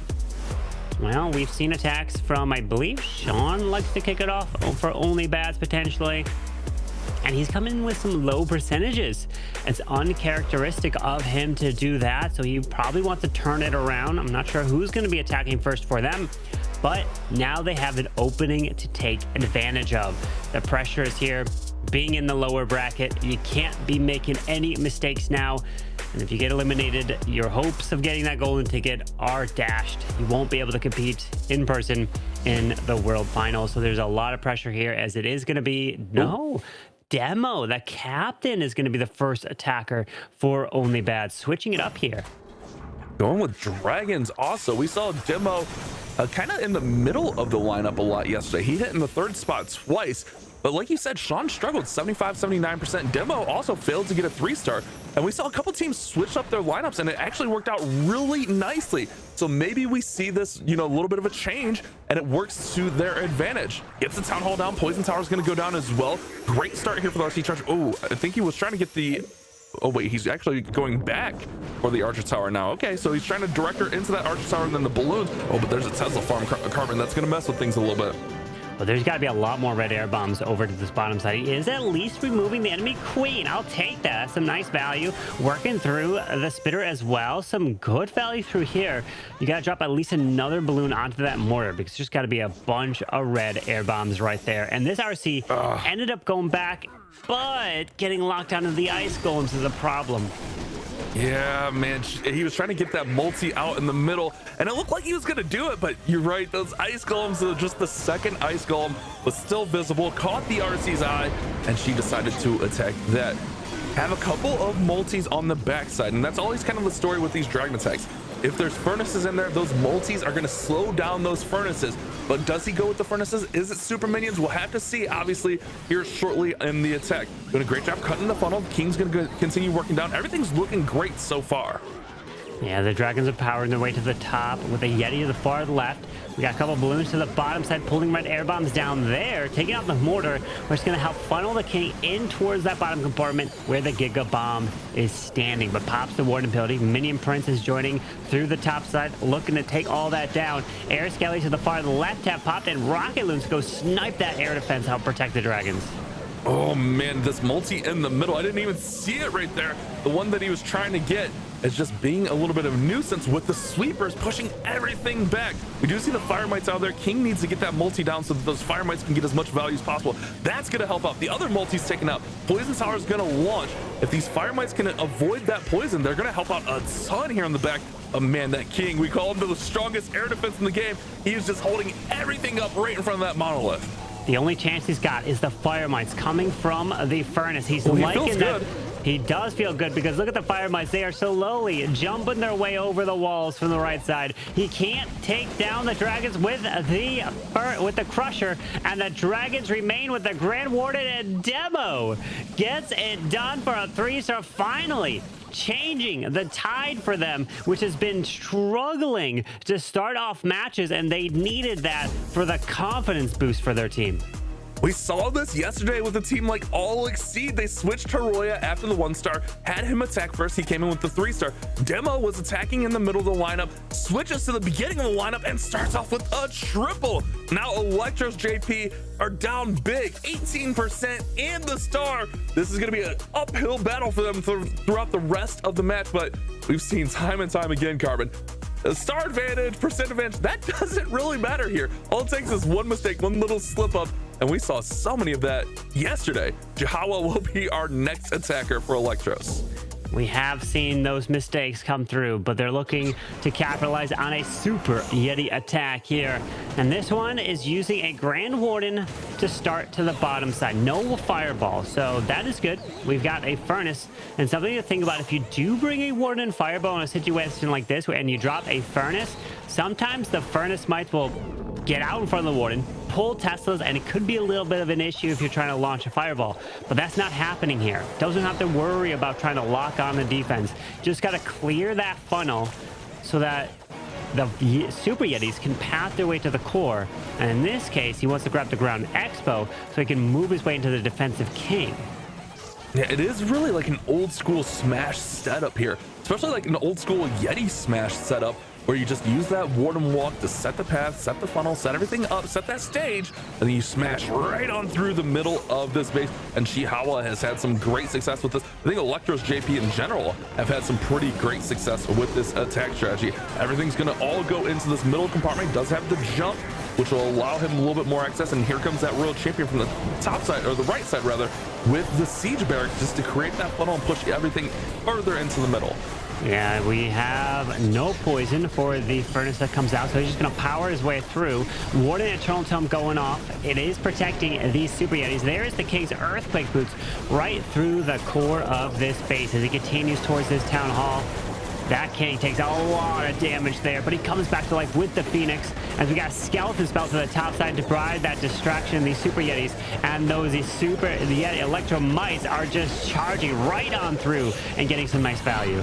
Yeah, Yeti Mike's picking up the monolith right there. But look at this on the top side. The Royal Champion, she's picked up the Super Hogs out of that barracks, and that's a nice addition. She still has ability as well, along with an Invis, and there's not much in here aside from that Expo and Multi. Obviously a few Teslas, but the Queen's gonna get out in front and tank. This is looking really good, especially with them throwing those rocket spear shots. Now it looks like Chihuahua will get the response that Electros JP needed.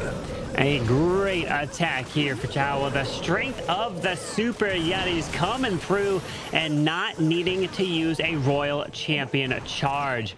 Because we're seeing Royal Champion charges everywhere. And the fact that he didn't need to pull it off here and gets a crushing triple shows you the strength of this attack. And I love it. That is a great way to take down a base. And now it's going to put pressure back onto Only Bads. We saw a triple coming in from Demo, but now the rest of his team needs to step up as well. The captain delivered the 3-star to start off the match.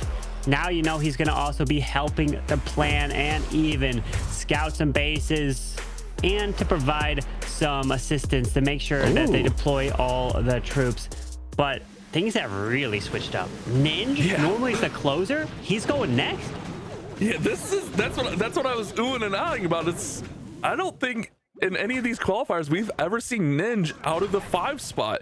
He's gonna go ahead and he's gonna send in the RC. One thing, he did send in those rocket wounds, so it might mess with his timing a little bit. Usually you're looking at the numbers and that's when you're dropping everything in. I didn't see when he actually deployed the RC to see if the timing's kind of still standard there.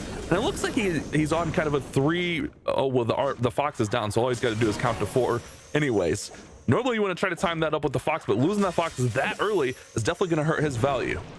Yeah, he used another Invis to the far right, tries to get his RC into the core. There's your Earthquake to damage a lot of these defenses and pops that ability in. Bash, the value here for his Royal Champion right now is incredible. I'm loving this so far as his RC continues through, grabs the Poison Spell Tower. If you grab both these Infernos, the benefit is, yes, the Infernos, yeah, they don't do as much as like a Monolith, but the fact that he takes out this core and they don't have to path into here to pull the traps, other than that one multi that still remains. So that might be a little an issue, but I love the value so far. Yeah, and he's gonna go away from that multi because there's another multi on that far side.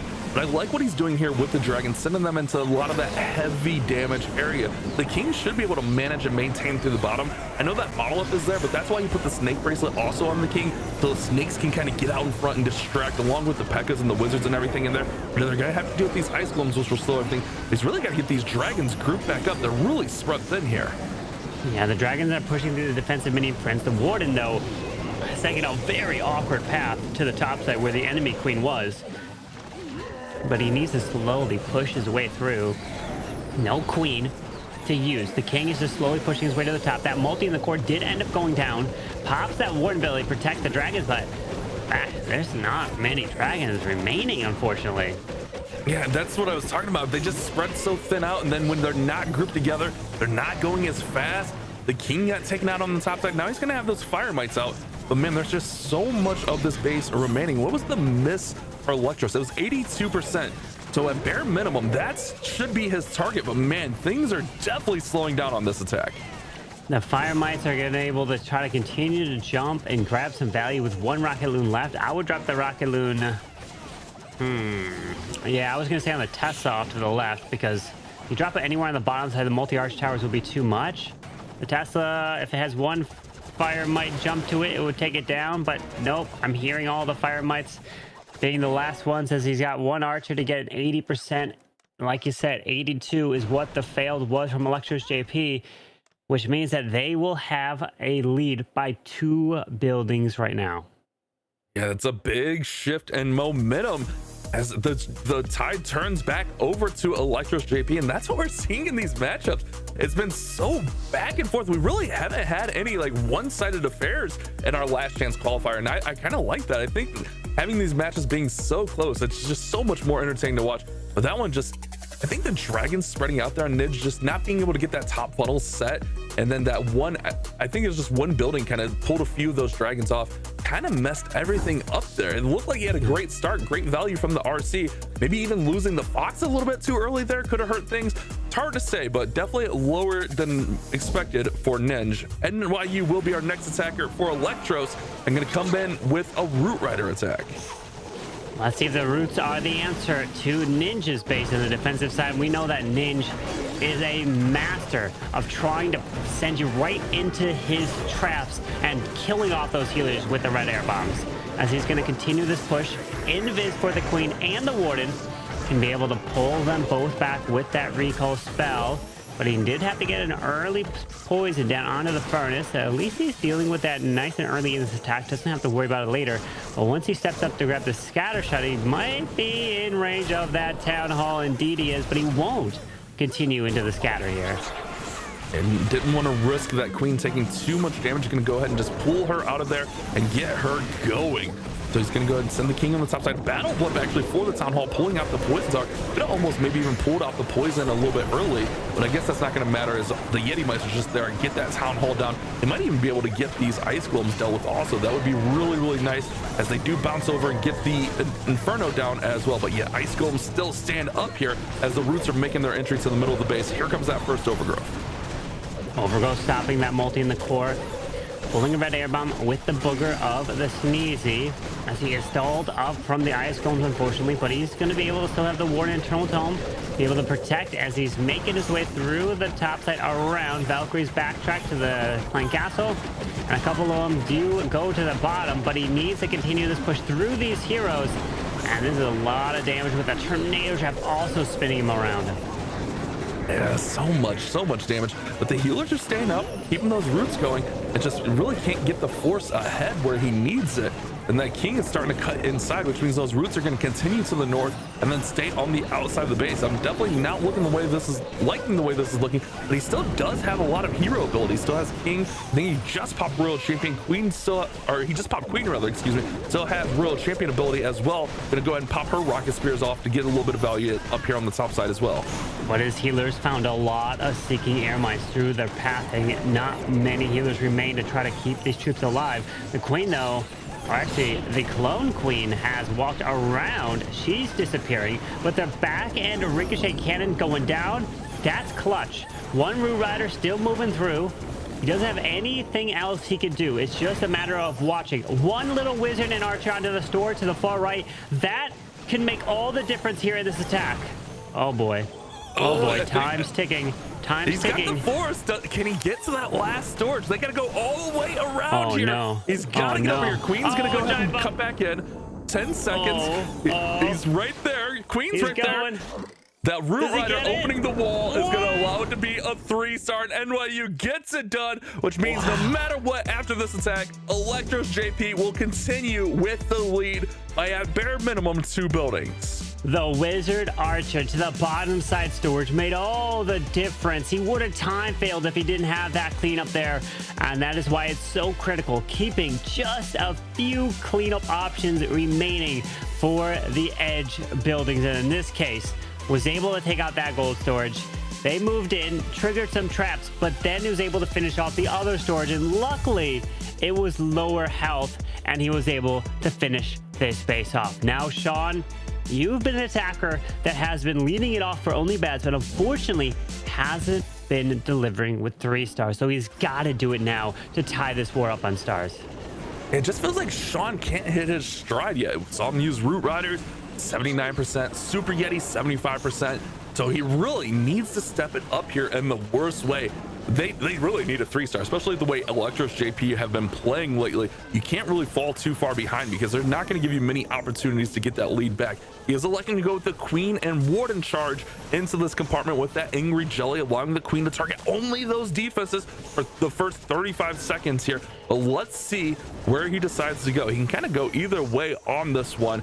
And either way, it's going to be a little bit of a distance to that town hall, so the spell placement's going to have to be on point. He does have that heal spell, which will allow him to delay that Warden ability, but decent value. Just didn't get that expo there. And here comes a Flame Flinger, but that mortar is going to lock on. Actually, he's going to use a couple Super Barbarians to pick that up. A nice little play right there. Yeah, with that mortar going, no, I was going to say with that mortar going down, it will protect the Flame Flinger. Hopefully he sees that it's not down. There you go, he sees it. But the Super Barb is not going to be enough. Finally it goes down, as now the Roots are going to be pathing their way to the top side. That would only be a problem because the Flame Flinger is only outranged by a couple defenses. Mortars are one of those defenses. So that's why I wanted to get that down so the Flame Flinger gets as much value. Now all the roots are working right in through the middle. His Barbarian King's gonna join on the outside, join the Queen actually on the outside, and everything else is gonna path right through that middle. You see that big overgrowth. Look at all those defenses shut down by the overgrowth. Oh, that is so nice to stop them up, but do you do it again?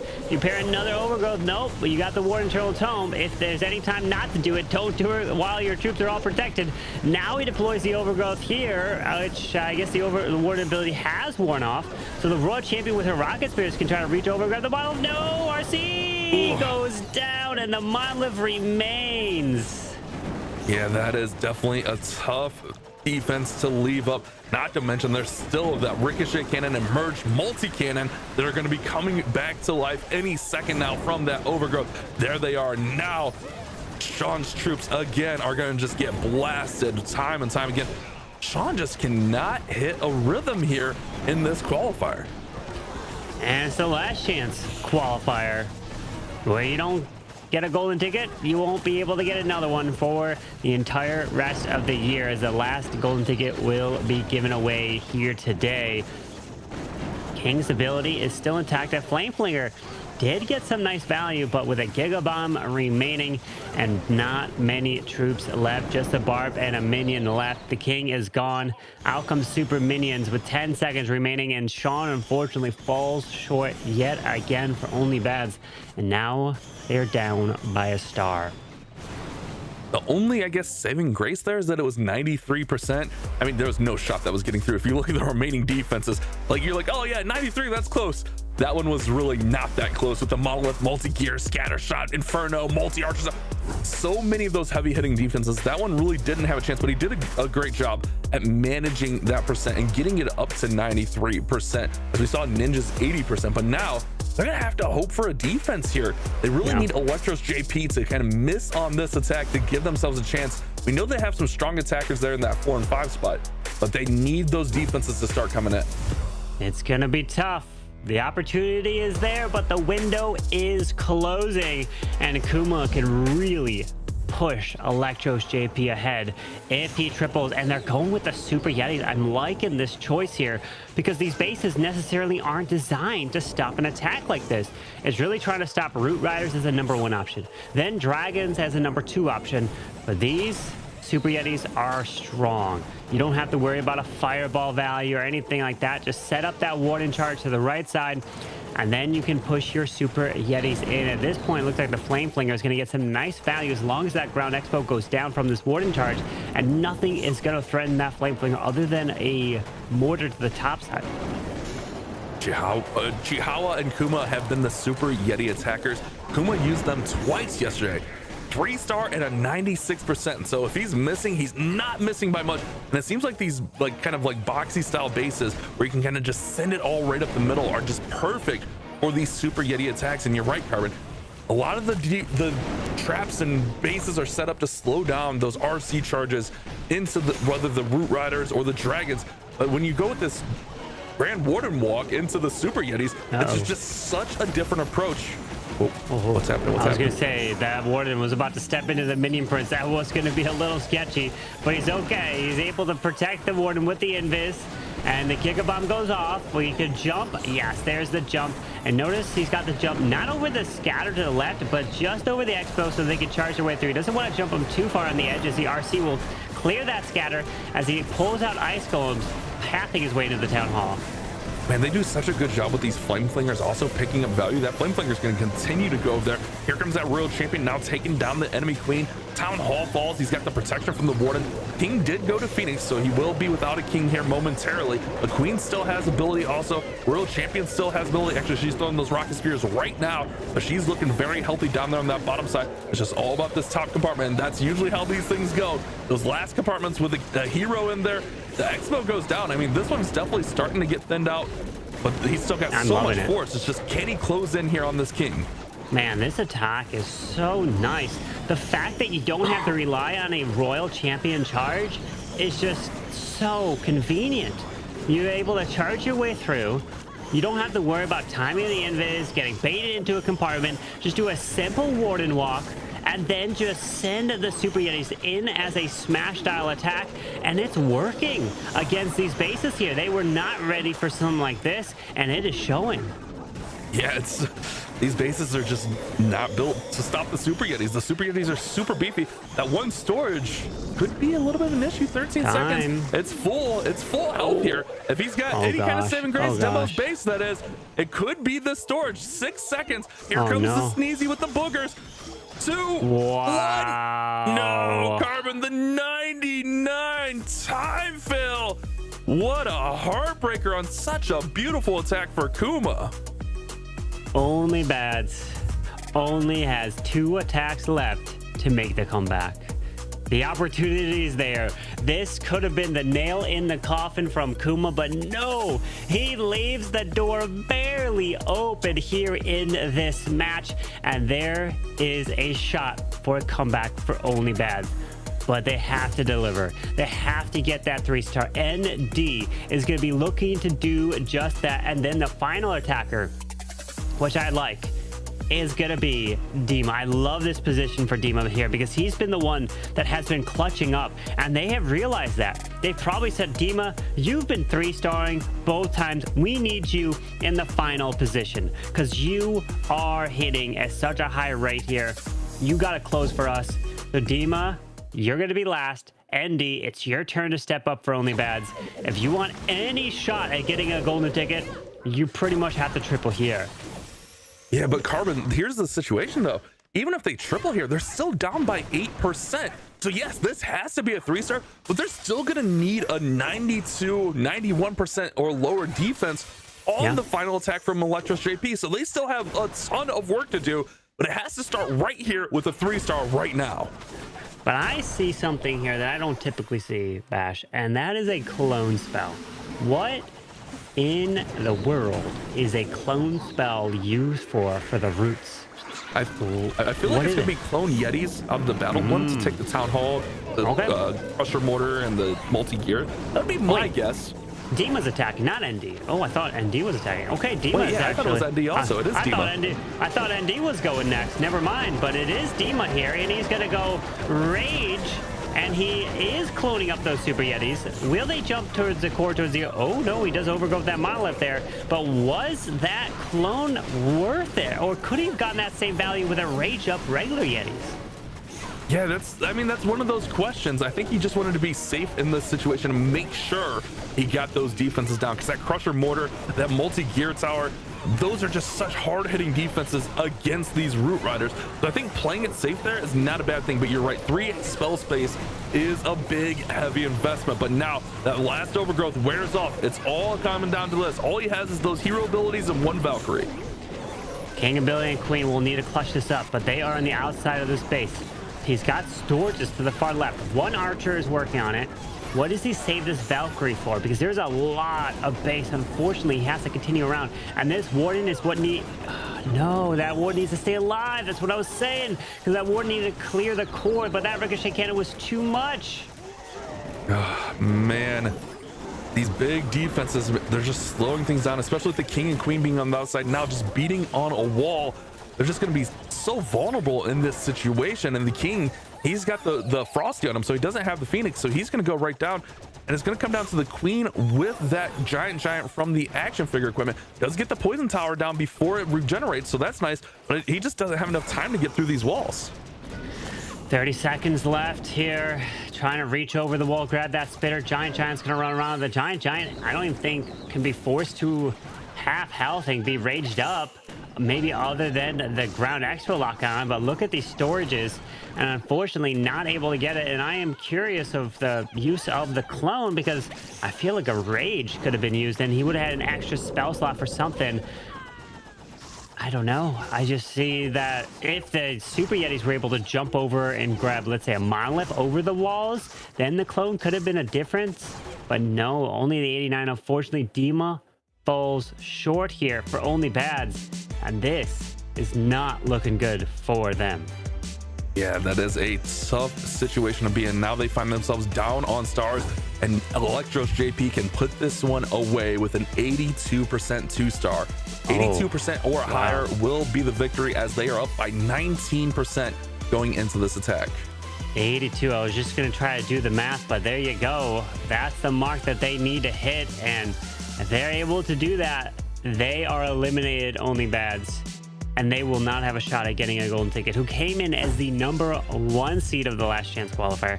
They almost got golden tickets in the previous monthly finals. They almost got a golden ticket from the leaderboard, but unfortunately Navi jumped them based on their last month's performance, and now they're almost getting eliminated. Depends on what Watto does here, as that RC is charging through. This right side does just have to hit that 82%, goes invisible with that queen to the far right. So it all comes down to the value of this RC. If she gets value, it looks like this attack will work. If she does not, okay, so he's not looking for too much value for this RC here, as he already pulls her back. Watto's 2 attacks yesterday, a 3-star 100% and a 91% 2-star. So both of the attacks were above that 82% mark, as we see that log launcher now going to come in with the queen.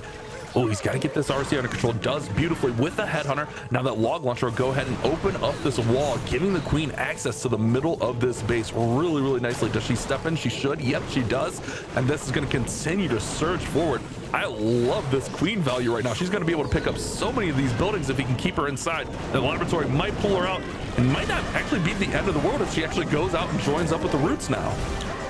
Yeah, but unfortunately the Yetis from the log launcher, they're going to get killed so quickly, but at least they did get that multi. No, furnace mines are hitting the healers, and once they do that, bye-bye healers. They're going to die.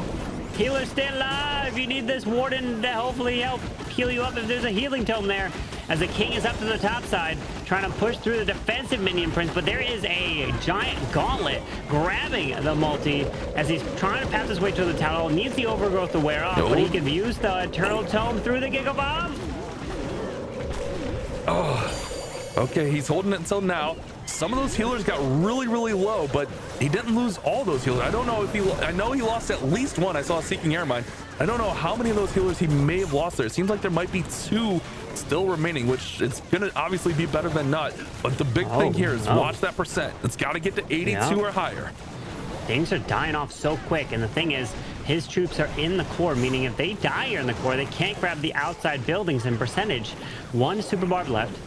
Freeze, Invis Skelly, drops some archers to the right, 74, he's only a few buildings left, needs to keep this RC alive, can make her invisible, 76, he should be able to get percent, finds a tornado trap off to the left side there, he's so close, drops the Skelly to distract the bottom side, 1 freeze left, and there it is, my friends, 82% at least is enough to secure the victory for Electros JP, and only bads unfortunately are not able to get a golden ticket for the last chance qualifier. Jihawa very happy, throwing up the peace signs. This Electros JP squad, man, they have looked so good in their last few matchups. This one's gonna keep creeping up here, get a few more buildings, but ultimately 87 is gonna be just enough that no matter what, only bads are eliminated. It is a heartbreaker. I think a lot of people would have considered only bads our favorite coming in to today.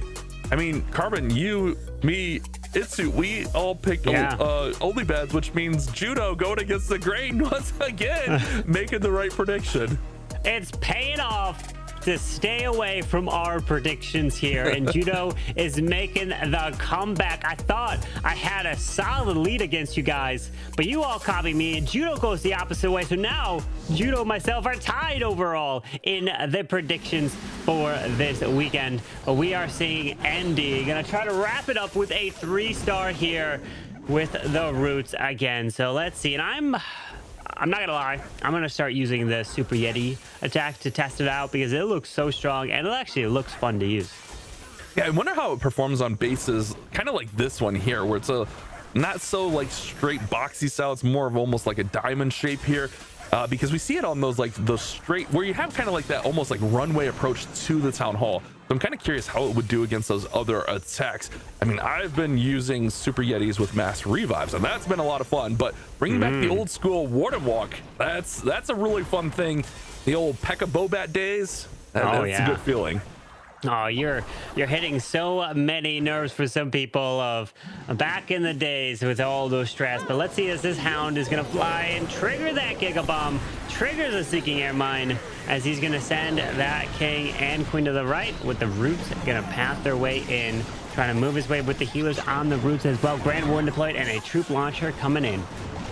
Back in my day, we didn't have Root Riders carbon fin, but nowadays we do have Root Riders, and we are seeing them used time and time again. Definitely one of the most dominant forces throughout this meta, but at the same time, there's something to say about the hit rate of the Root Riders. Sometimes I feel like kind of that safer strategy where they don't always get through, and it's not always even close to a convincing 3-star. So it's almost like it's like safety net. If you don't really know what to do, you kind of go lean on those Root Riders where you know you're gonna have a chance if you set up everything properly. Love the rocket loons here out of the troop thrower. That's one of my favorite things I love seeing. It's just a random rocket loon pop up in the middle of the base. Everything's looking pretty solid except for getting to this back end compartment. It's gonna be tougher ND as things are definitely fading a little bit in here. Yeah, things are fading here, unfortunately, and Only Bads, they put up such a great effort, but unfortunately, it just won't be enough. But we talk about what we remember in the game. I am curious, for all those that are watching at home right now in the chat, type in, when did you start playing Clash of Clans? What year was it? Because I really want to see those. Do you remember back in the day when you had to wait like 45 minutes for a Pekka or something to cook? No, those were the days. Now those that are playing, you have zero time and instant training. It is such a difference maker. I love that ability. You can be able to attack right away, but those were the days. Hey, but it's for the better. Let's be honest. Clash Anytime, one of the most positive changes in Clash of Clans history, allowing you to just attack nonstop. It is kind of interesting to think about how far the game has come. I mean, I remember I started playing when Town Hall 10 just came out in 2015. It was such a whole different ball game. I remember like playing in Wars, and it was like, do our Town Hall 10s dip, and then we have our Town Hall 9s trying to 2-star Town Hall 10s? Like, that was kind of like the meta way back in the day. Kind of interesting to see how everything's developed as we have moved into esports. But congratulations to Electros JP, as Carbon and I are off on our own tangent here. Let's not take away from this victory. 12 stars to 11. Congrats again to Electros JP. I think, if I'm thinking back, I think I started playing back in April of 2014.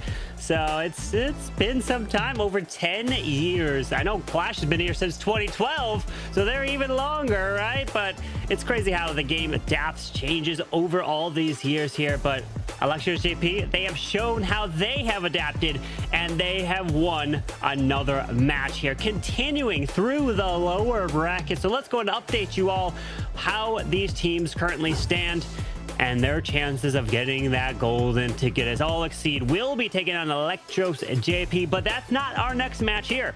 We are now going to be switching to the upper bracket. Melicine MG versus Dizzy Supersonic. That's right. We will determine who will go to that grand finals with an extra life. The loser will go down to the lower bracket finals and face off against the winner of All Exceed versus Electros JP. I'm just thinking about my predictions moving forward. Like, who do I pick in All Exceed Electros? I might have to go with whoever Judo picks, to be honest. I mean, my picks have been in shambles these past couple of tournaments. Rough go if you're following Bash picks. Sorry out there, guys. Yeah, Bash, why did you have to pick the same ones that I had to pick? Granted, I did pick before you, so I guess I can't blame you for my selections. I should have changed them the moment I saw you also pick what I selected. But again, congrats to Electros JP, as we will be getting ready for the next match here today, which is going to be Melicine MG versus Dizzy Supersonic. But the MVP coming in here is Chihuahua at 54% of the votes. So congrats to him. And I always love seeing his little celebrations there, his reactions of them winning, but he can't celebrate too much because they got to focus on their next match. At least they know who they are playing, so they can kind of prepare a little bit against All Exceed and have some bases ready for them.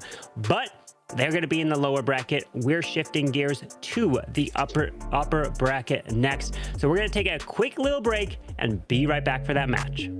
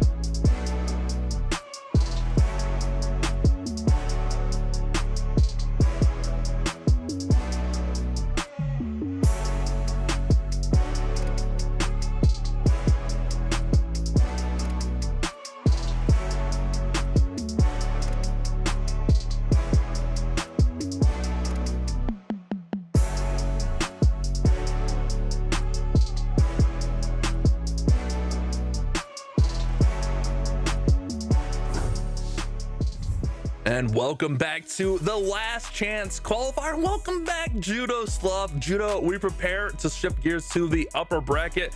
I wanted to catch your thoughts. I mean, your picks today are looking so good. Your predictions are on point, Judo.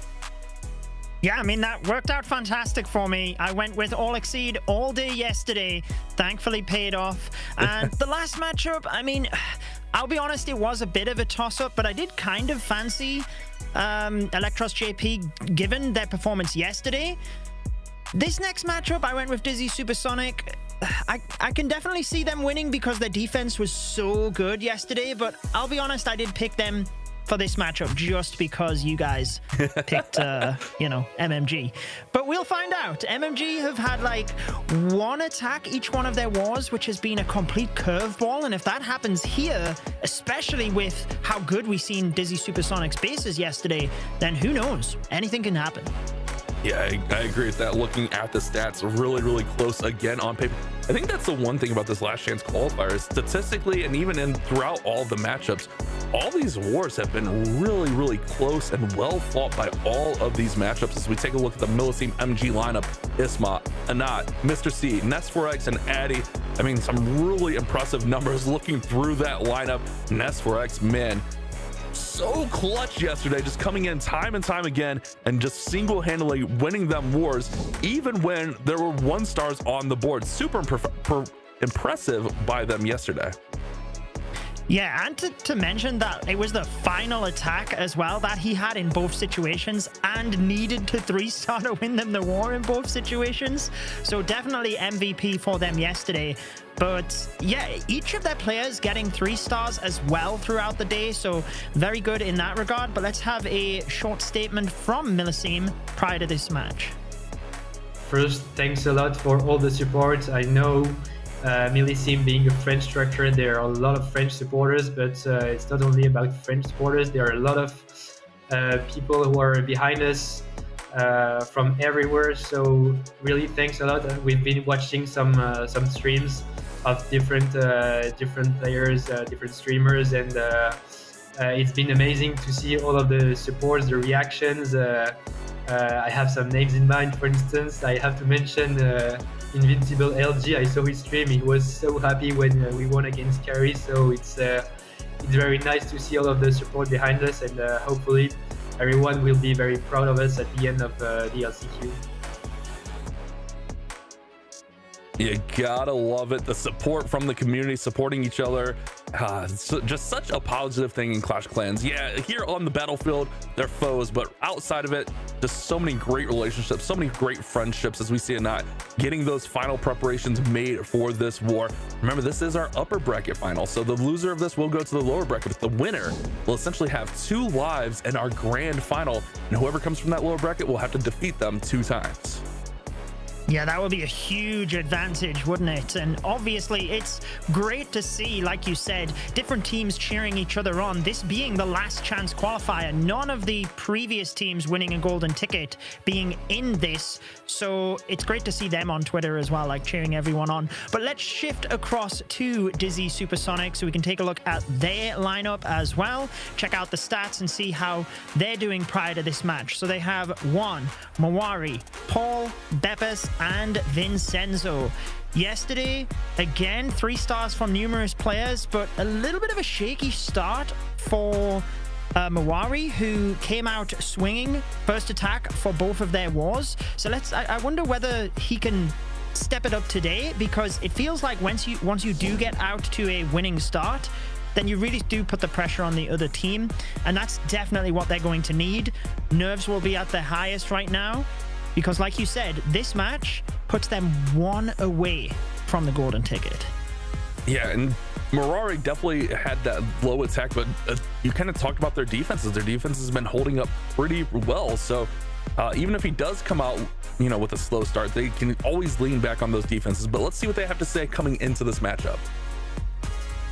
To everyone that support us, every fans, every friends, every supporter, keep trusting on us, keep supporting, and I'm sure we will make some surprises on last chance qualifier.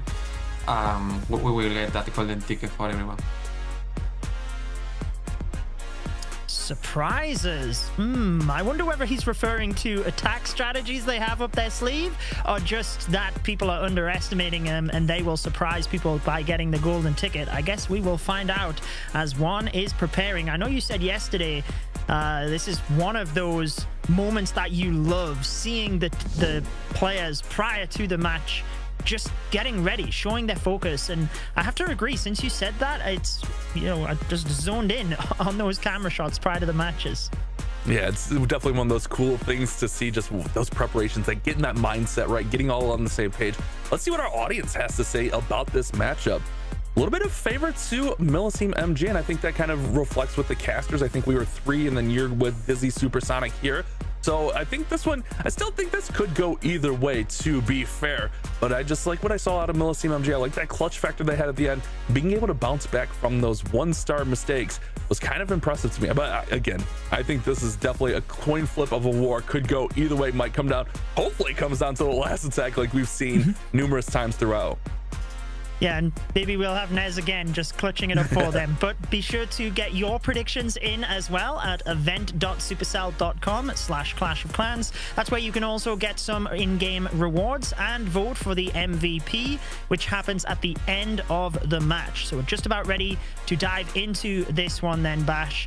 And yeah, you were mentioning the bases there before. I do think that's important to mention, because in the interview yesterday that we seen with Nez, he was talking about how they did have 2 weeks to prepare the bases for the last chance qualifier versus only 1 week for typically the qualifiers. And I think that's where we've seen a lot of class from these teams. Dizzy Supersonic yesterday holding All Exceed back to 9 stars and then only Bads to 11 stars. So they, you know, have only had 1 triple against them all weekend. Yeah, and I mean, that's beyond impressive. And I think we talked about it yesterday. That was one of those things we kind of didn't think about. That extra week of prep can make all the difference, as we see Juan getting ready to start here with a traditional Root Rider setup. Does have the triple overgrowth on this one, but aside from that, looks pretty standard. Yeah, didn't get anything basically from the Ice Golem there, but we do have the Archer Queen diving into this area alongside the Grand Warden. Lovely use of that Headhunter to help keep everything protected. We've got that invis protecting the Queen and the Warden, and again there, a second invis. We see the players starting to do this a little bit, just because you can recall everything afterwards, and whilst it can be a little bit more hectic, you can get the same value, sometimes even more value than an RC dive, and you're not necessarily baited as much as what you see with people trying to trap against the Spirit Fox. Yeah, I like that setup a lot. It's definitely a safer approach. Ooh, I wonder if he missed the Town Hall there with the overgrowth. It looks like he was trying to get it, but we'll have to see if that factors in, if the Root Riders are going to get distracted. It might not even go down to that Ricochet cannon at all. Yeah, I would imagine he was, because it has a great range, and whatever goes in to get that ricochet cannon is going to take damage from the town hall, and it's not like he wanted to path to the town hall. Maybe, you know, trying to just get that little bit greedy, but as it happens, the overgrowth wears off and nothing got in range of the town hall. And much like we've seen in the last war with Dima, you see that battle cross, and there's the Raged Yetis, exactly as you called it, Bash. Gets that town hall down. Yeah, it's a little bit of an unconventional approach. You don't get those balloons out of the troop launcher that we see on these Root Rider attacks. But one thing I'm noticing is it's a Root Rider attack. Where are all the roots? All the roots are taken out now.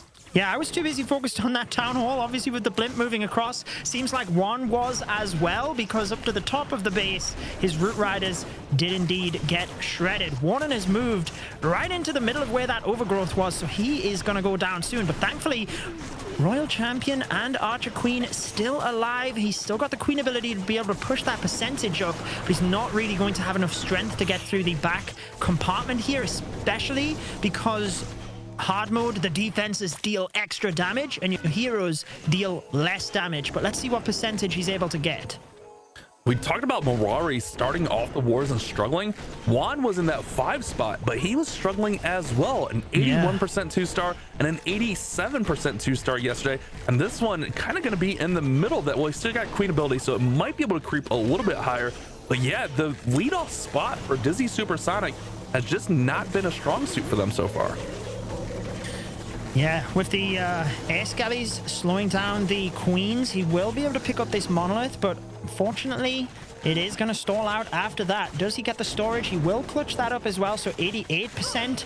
Builderhood actually gets him to 89, so I think he was a little bit fortunate on the buildings towards the end there, but like you said, Juan had all of his attacks in the 80% range yesterday as well. You can see how frustrated he is, especially given the experience that he has. I know Carbon mentioned it yesterday. He's a previous world champion, so he'll hold himself to high standards, and unfortunately just not able to get going this qualifier to help his team. And it's really like when you send that battle bump in instead of having the troop launcher, it's just really kind of tough to sustain those roots. We saw those roots go down very early in the attack. It's a choice. It's definitely a choice, but it's like, do you kind of go with that safer town hall takedown, or do you just go with the like kind of a traditional approach? Speaking of not playing it safe, Isma did have that 54% 1-star in that second war yesterday, but also to start the day had a 3-star. So Isma's kind of been all over the place. Let's see if he can get on the board and get close to that 3-star and give his team the lead early here. Yeah, obviously yesterday he had, you know, a mishap right at the start of the attack, and when that happens, it's incredibly difficult to recover. Thankfully, he's had overnight to kind of reflect on that, hopefully come in fresh today. Everything looking pretty good so far. He has lost the Spirit Fox now, and with the Rocket Loons coming out, just snaps the Royal Champion out of there, so the Rocket Loons have lost their haste effect and should be able to take them down relatively fine in the corner here. So other than losing the Fox, not too bad. The Rockets came out and they were stalled up from the get-go. Here comes that overgrowth just to negate all that damage and allow those roots to do their job, path around, get these defenses out, and then they can go ahead and go back and deal with that town hall, whether it be the RC, the Queen, whoever ends up stepping up and to get that town hall down.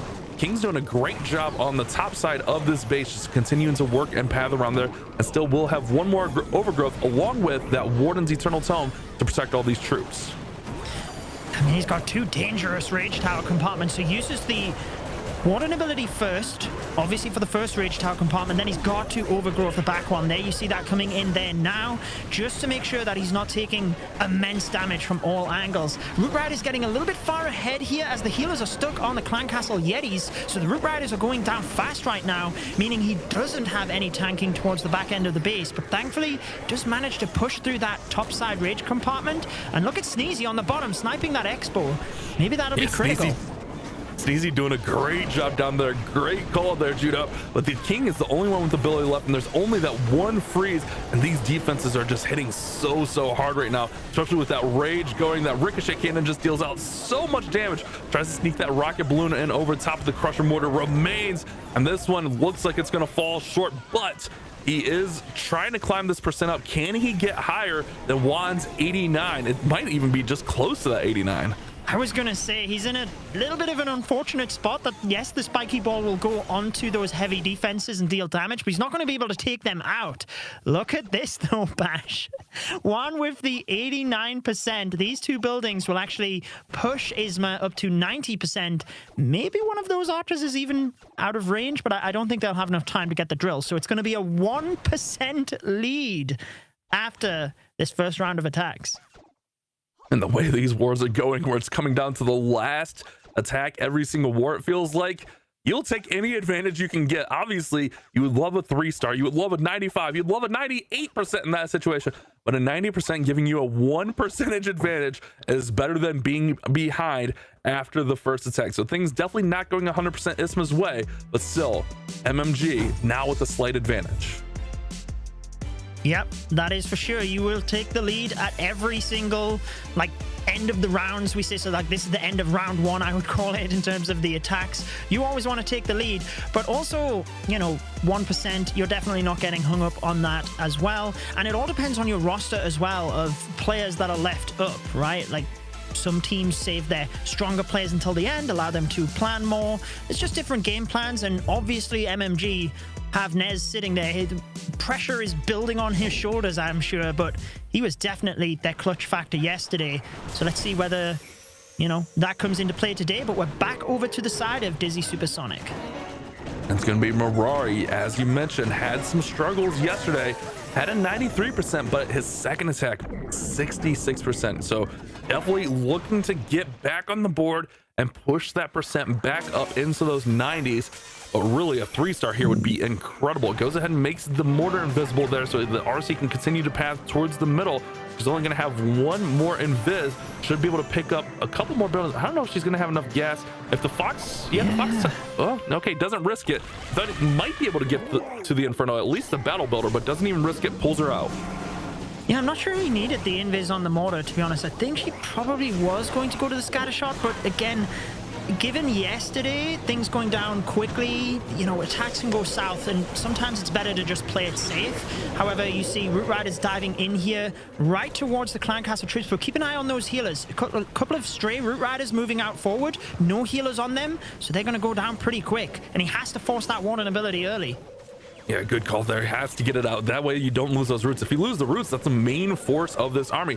Obviously, you have the Valks and all those troops coming from the troop launcher along with the heroes. But those roots... Oh man, those roots are just trying to continue forward here. It's looking pretty solid. Like, he's got it back on track. RC's going to go over and take out the town hall. Got it. That second overgrowth yet to be deployed. Troops still being launched into the middle. There's that overgrowth. It's definitely thinning out though, Judo. Yeah, he's got one archer firing at the Clan Castle that's getting repaired, and the healers were on the archer, decide to transfer and go right into a Seeking Air Mine. So this is not looking great. He's lost the healers. He had a huge split, and just like yesterday, everything falling so fast. It is past that 66% mark, but he does have the Queen ability, but it's only really going to be a mid 70% attack, because even with the ability, he's going into heavy damage right now. Yeah, it's so unfortunate. Just cannot get going here. But that's kind of what we're talking about with these Milliceme MG bases. They had that extra week of prep. They're able to prepare just a few extra bases to be ready for this tournament, and it's definitely showing throughout here. The first two attacks, 89%, and this one maybe creeping up to 80%. I don't think it actually even gets there. Mirari just struggling throughout the last chance qualifier. Had a decent start, but since then, maybe just like in his head, just having a little bit of struggles. I know sometimes you can kind of get down and then it's just kind of hard to bounce back mentally, but he's kind of got to get past that. If his team can survive this onslaught of MMG, he's got to get past that mental block and just move forward and give his team a chance, because if they win this, they're in the finals, but if they lose, they go down to the lower bracket where you're not going to have that extra chance.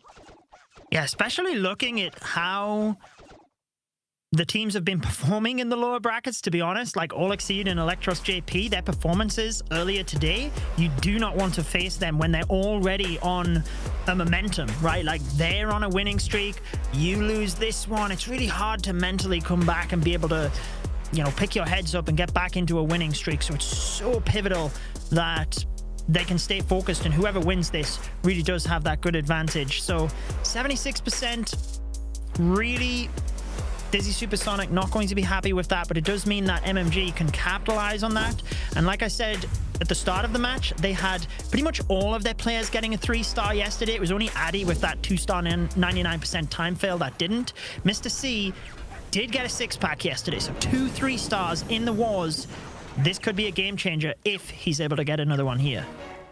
Yeah, I would agree with that, especially after a 76%, and they already had the advantage. A 3-star would be insane right now. And it's going to be a really traditional Root Rider setup here, using those rocket loons to snipe out those Teslas and keep it pushing that Royal Champion forward. Does have to go ahead and commit another invis. A lot of invises committed away from this RC charge.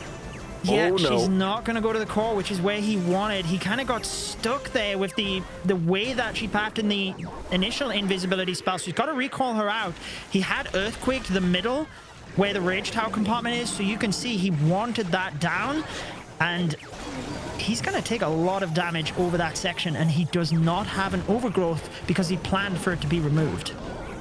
Really doesn't have much spells at all. He's got the poisons to deal with the clan castle, and then one skeleton spell, maybe even for the back end there. But that's really not a lot of support. And it doesn't look like, if you look how base with like a 6 invis charge compared to that heavy invis charge, it doesn't look that much difference. And that's the big risk of these heavy invisibility commitments. And things are just not going well. Everything is melting. Oh my goodness, this is bad. Yeah, he'd used the water ability early, which he had to because that was then the dangerous area of the base, but everything's still going down. There was a damaged CC troop in there as well, just raining fire onto the heroes. RC went down pretty quick. Now we've got the King trying to get some damage over to the right side of the base, drive that percentage. But really, I think he's going to be fortunate if he can even get it up to the 76% that we just seen from Dizzy Supersonic. Yeah, it's a tough break for him here. Man, what is going on in these wars? Just when we think one team can really take advantage, something happens and it all falls apart. This one is definitely struggling to creep up there. The Queen is nice and healthy. That is the one saving grace here. The Giant gonna get taken out. Does have that archer on the top. She's gonna get crushed by the mortar there. Queen's trying to survive. He's trying to snipe out a couple buildings here with the rocket loons and the super barbarians. Super Barbs pick up another building, 71. Can he pick up maybe one more? Get that Inferno down, 72, 73 now. We got such a close war here. 74 as the Queen continues. Is it going to shift over where Dizzy's going to be up 1%? I mean, she's going to be able to get through this wall, but that minion prince is in the way. So it actually might tie it up. Oh, 75? Exactly. Yeah. So now it's tied up. Like exactly, unless the Queen gets to the clan castle, which no, she's going for the minion prince, right? So 75% will mean that percentage is equal after these 2 attacks, which is wild. And I just have deja vu of Milliseem MG versus Zowat Stir yesterday when I was casting with Itsu, and the initial attacks to the war were not the best, shall we say. You could feel the nerves from the players kicking in, and it feels like that's exactly what's happening here. However, after the initial 3 attacks it was in that war, we've seen 3-star after 3-star. Teams just kicked into another gear. So fingers crossed that's what we see here. Yeah, and hopefully we can get those nerves under control, but there's something to be said about the experience. A lot of these players have not been on that grand stage. Mind you, we are remote, so it's not like we're in front of a live audience or anything like that, but there's still a big nerves factor as we see Beppis getting ready to come in. Beppis actually had a pretty solid day yesterday with a 3-star in their first war, but an 80% 2-star in their second war, and it is going to be a Root Rider attack. Seems to be his favorite. Let's see if he can kind of get this one back on track here for Dizzy Supersonic. Yeah, diving straight in, couple of rocket loons in order to support. Didn't have to send any others because there's no Tesla popping. Able to get through this top compartment easily at the moment. Not even any traps onto the Spirit Fox. Beautiful use of the invis on the Builder Hut and Multi-Archer Tower to drive the Royal Champion into this central area with the defenses. Even going to pick up the multi-gear tower there as well, and then path across to a couple of extra defenses, get some more damage, widen the funnel. Really good charge at the moment, and still has that Spirit Fox in hand as well. Will take that with him into the attack. Yeah, great value there. Looking really, really strong for Beppis. Now he's going to go ahead and immediately get those roots charging right in through the middle of the base. Valkyrie's in to go ahead and accompany. Here comes a Headhunter to take down that enemy Royal Champion. She gets melted instantly, and now he's got pretty much a straight line. He does have to do a little bit of control on the outside with the queen, but pretty much a straight line towards that town hall now. Yeah, I really like the idea of just a couple of Valkyries there to kind of tank for the enemy RC whilst the Headhunter picked it off, and then the Valkyries get healed back up with the healers. Let's keep an eye on those Ice Golems because they've been drawn across to a Valkyrie over there. Hopefully the Valkyrie gets the storage as well, because that's going to be a building he has to go back to. It does not, but now the Ice Golems moving across could end up freezing him in a weird situation. And if that storage factors in, is like one shot, is barely hanging on there, so that'll be something to keep our eyes on if this one does get through. I saw it just get targeted, so he put something in to target that storage. Should get taken out by that archer, assuming there's no traps in the way. Everything's looking really good through here. Still has king ability, still has queen ability, along with an ice golem that can provide a little bit of more tanking support. A really strong start here for Beppis and Dizzy Supersonic. Yeah, it looks extremely good, and I like that he's got an Ice Golem in the pocket as well, just to send in towards these back-end defenses. When the Ice Golems froze, they did freeze the healers and leave the Root Riders vulnerable, but due to his placement of the Overgrowth, they really didn't have that much damage on them. There's the Ice Golem I was talking about, meaning that the Ricochet cannon is frozen. King ability goes off. Does he have enough damage behind these Root Riders to get through? One Headhunter trying to get those enemy heroes down. Meanwhile, the cloned queens also helping out, but with the monolith, it's a lot of damage. Really tough to call, but I'm not sure he's gonna have enough here. Oh yeah, he looks a little bit flustered by it. That monolith doing so much work along with that multi-inferno. 16 seconds. The giant's nice and raged up. He's gonna go ahead and get it down. 12 seconds. I don't think he has the time, especially with skeletons popping. Oh, it looks like it might be another time fail too. Oh my goodness. It's 98% for Beppis, and Dizzy Supersonic fall just short of the first 3-star of this matchup. If he didn't have to send that archer to the DE storage, he could have at least got the hero haul, but maybe that would have been worse as a 99% time fail. Oh my goodness, super close. But like I said before that attack, maybe the teams were going to click into a different gear. It really felt like that in the attack we just seen, because there really didn't feel like a lot of execution errors, a little bit of misfortunes as he went through, but felt like a lot of it was under control and, you know, a very well executed attack, to be honest. A little food for thought here. In our first 2 wars, Root Riders only made up 50% of the attacks. They did have a couple of 3-stars in there, but we also saw a little bit of higher scores there, 12 to 11. So far in this war, it's been all Root Riders, and we're yet to see a 3-star on the board. And not actually switching that up. Dragons, our first non-Root Rider attack of the war. Can this kind of catch them off guard and get through for a 3-star? We're going to find out here in 3 minutes, I guess. 2 minutes and 44 seconds to be precise, Bash. Let's go. And it diving in with the Root Riders here. I love the timing there to make sure the Spirit Fox then took over the invincibility. Does leave the Spirit Fox behind, but I guess he wanted to save that extra invis to make sure that once he does get the RC into the core, when you're in so much damage, you're in range of the Town Hall, you're not actually waiting on the Spirit Fox rotations because the Town Hall is so fast. So I can see why he chose to have the extra invis spell and just allow the Spirit Fox to go down. Yeah, it's like one of those little sacrifices, especially when you're bringing them all through here. Like, you have an idea of what you want to get through there, and getting those 2 multis is definitely huge. Now he's going to go ahead and pick up the Town Hall still with 1 invis. And that's the one thing that we've kind of talked about a lot with these dragon attacks is you have to deal with those multis. Clan Castle, it is going to get pulled, almost goes down there. That's kind of one of those fun things if you can pick up the CC as well. But he's going to be able to deal with that with the queen and the siege barracks over there on the right side. But now look at this, the dragons are going to go into that last inferno. So if he does actually have furnaces in that clan castle, they'll be able to get maximum value. I'll be honest, this is one of those attacks where I'd have loved to see an Ice Hound flying across from where the dragons are towards that air defense and just ice block it right on top of that multi, because he's going to take a lot of damage from the heroes here, and the dragons don't have brilliant pathing in. Doing okay at the moment, but the Minion Prince getting stalled up on the air skellies was not ideal and has to use the ability on the defending Minion Prince. Doesn't really get any other defenses frozen, unfortunately. Did save a couple of dragons there to try to just create that funnel and push them in, but I felt like he could have put them a little bit further down that 9 o'clock side. Didn't really get much value out of him, and losing the Minion Prince early is definitely going to be a big struggle. Queen's still hanging up. Oh, Queen actually goes down as I say that. But man, these dragons, like you mentioned, if there was an ice hound in there just to stall up some of that, they just took a real big beating when they came to this far side of the base.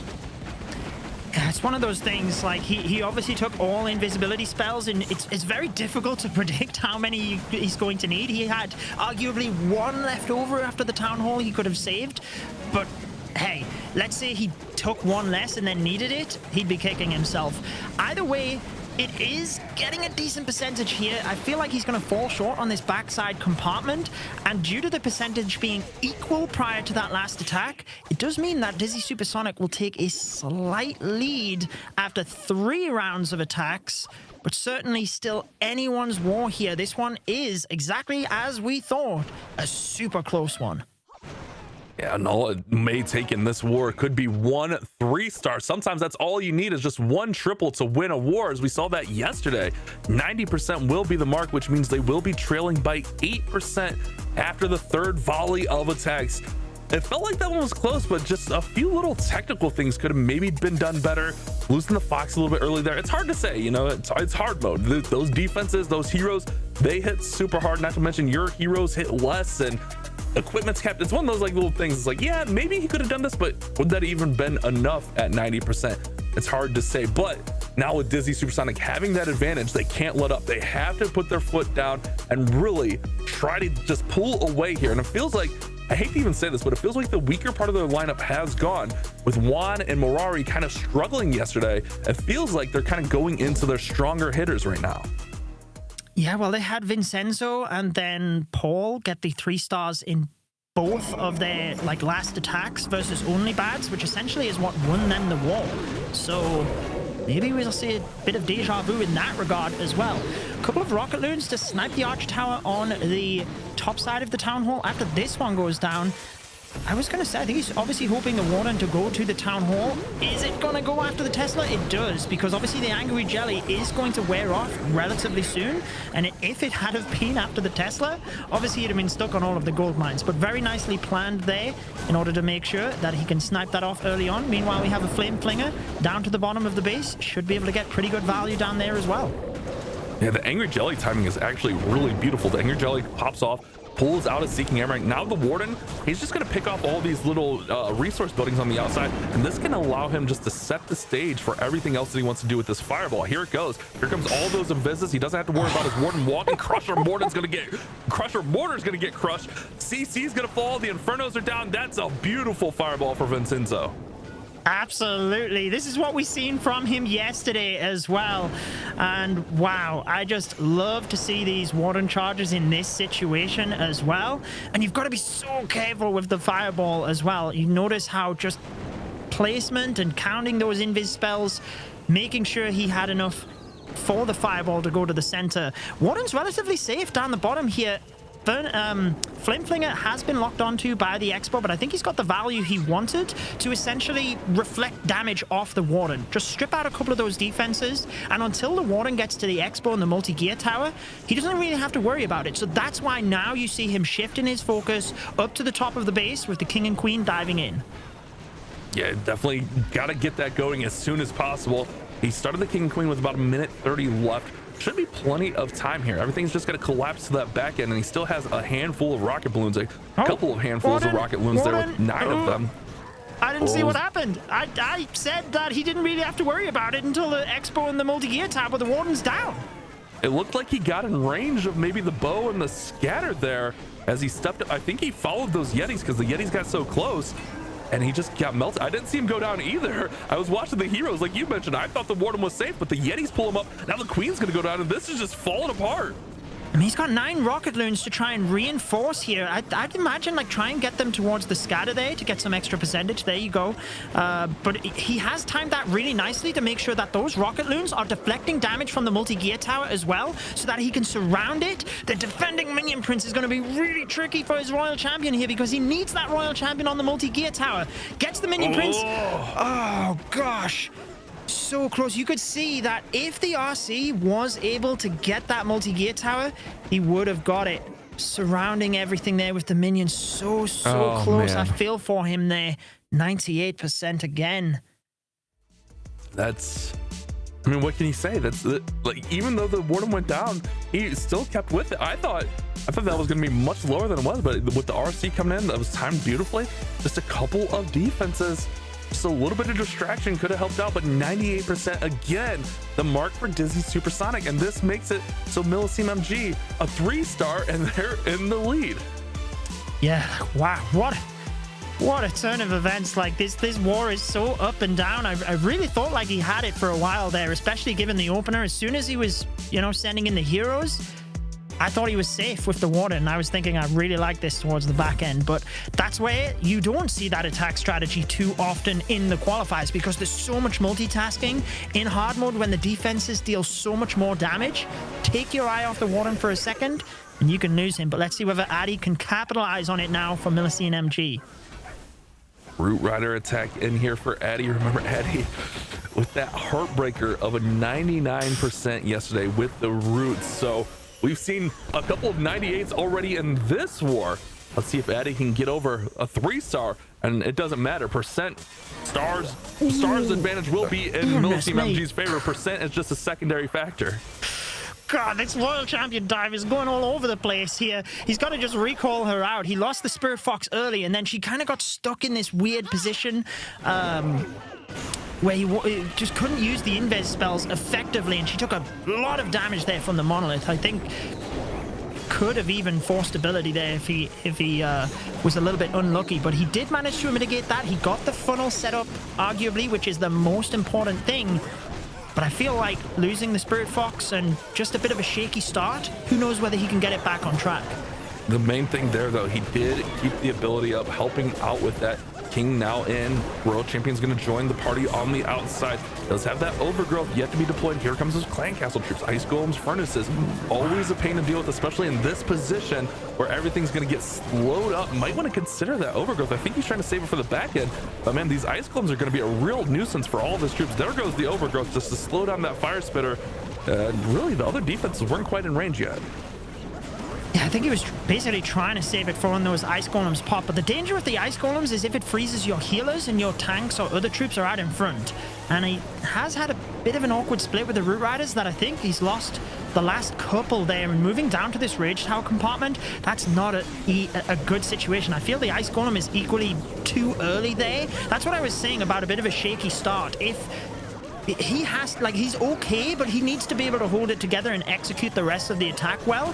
And I feel like there's a couple of things there which is just not quite worked out for him. So it is going to be a lower percentage hit here. It's all going to be on Nez at the end to try and save it for Milliseam MG. Yeah, but they're going to need a defense after this. No matter, the percent doesn't matter anymore. It's all going to come down to they need a defense on their final attack, and then Nez is going to have to come in with a 3-star to win the war. That's exactly what this situation is going to be. It's just definitely all the defensive bases really giving a lot of issues. I mean, we've seen Dizzy be really close with the 298s.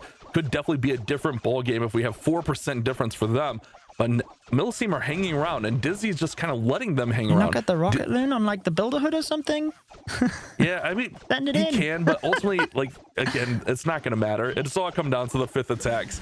You know, they're so far out of it on percent right now that it's going to have to be a 3-star no matter what. Yeah, I mean, I don't necessarily disagree with that, but I just think, like, don't give up until it's time to give up, right? Like, I hear you. Try and send it the... Anyway. Try and keep focused. As difficult as it is, you know, you got to try. And yeah, I feel like not Addy's brightest moment there in terms of the attack. We've seen how brilliant he can be as an attacker yesterday, and I feel like when things go wrong, that's where it looks easy for us watching, right? And you can even see it in chat, like, oh, you know, what's going on here? But it's really tricky in that situation when things aren't going right to be able to fix it. So tough spot there. It does mean, like you said, Dizzy Supersonic well in the lead on percentage. So should Paul 3-star here, they have won this matchup. If he does not, then Nez can again win for Milliseam MG should he 3-star. I mean, what you were saying was valid because the advantage is 26% for Dizzy Supersonic. So if he was able to pick up a little bit more percent, could have maybe made that a little bit more reasonable. But I think going to lose Queen ability.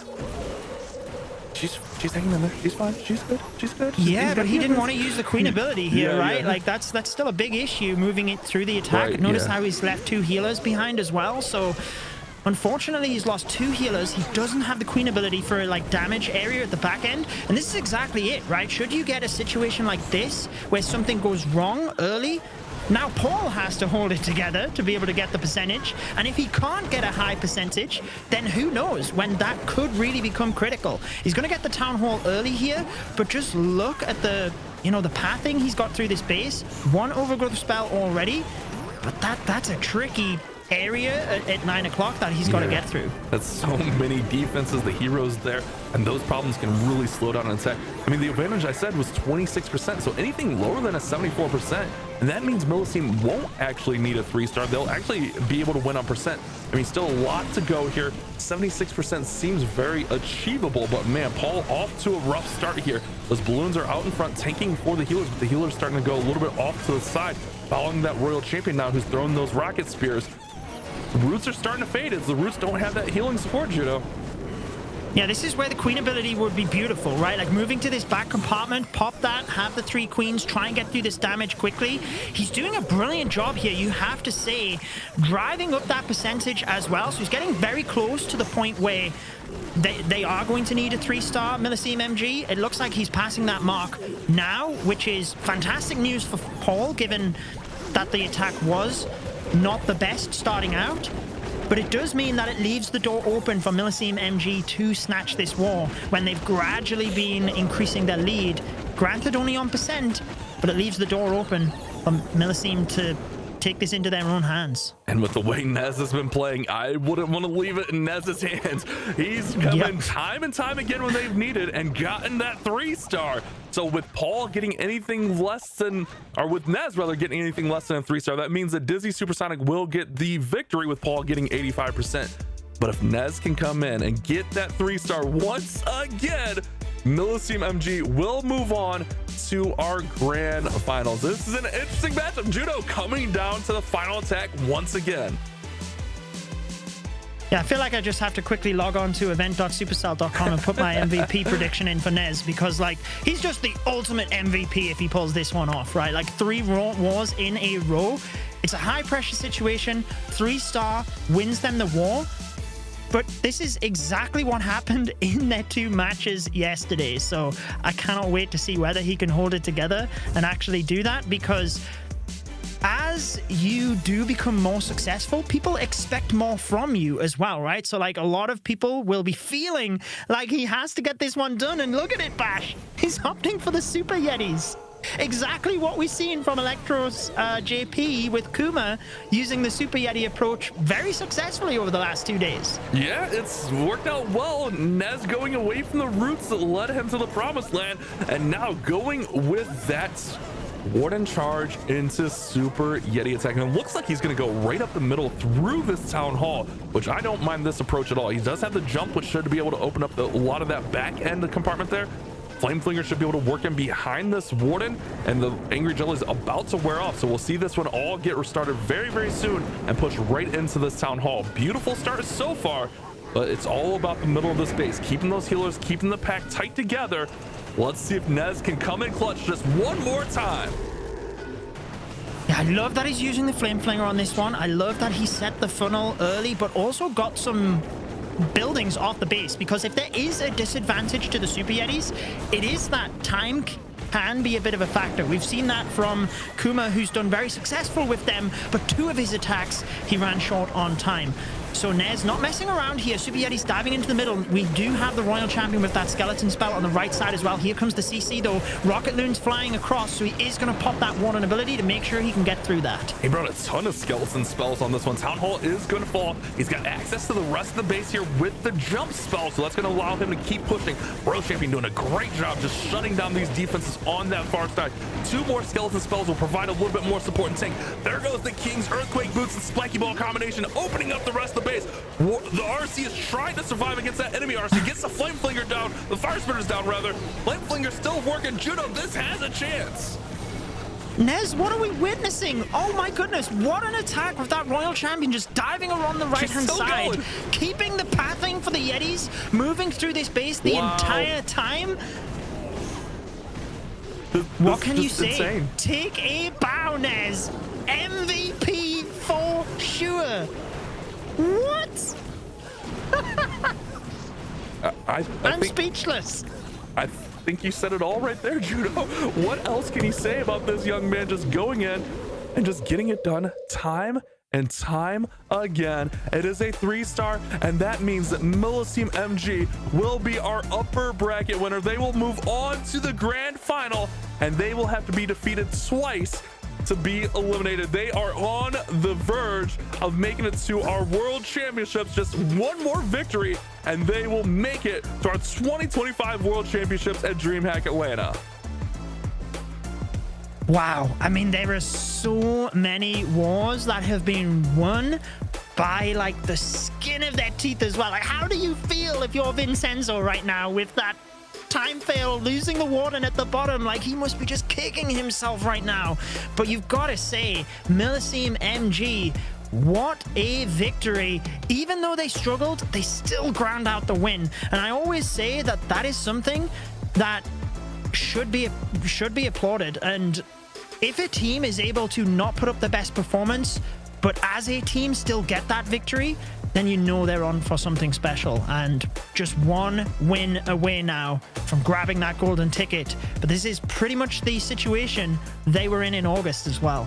Yeah, I mean, what a performance. What a performance. Look at those percents, though, on Dizzy Supersonics.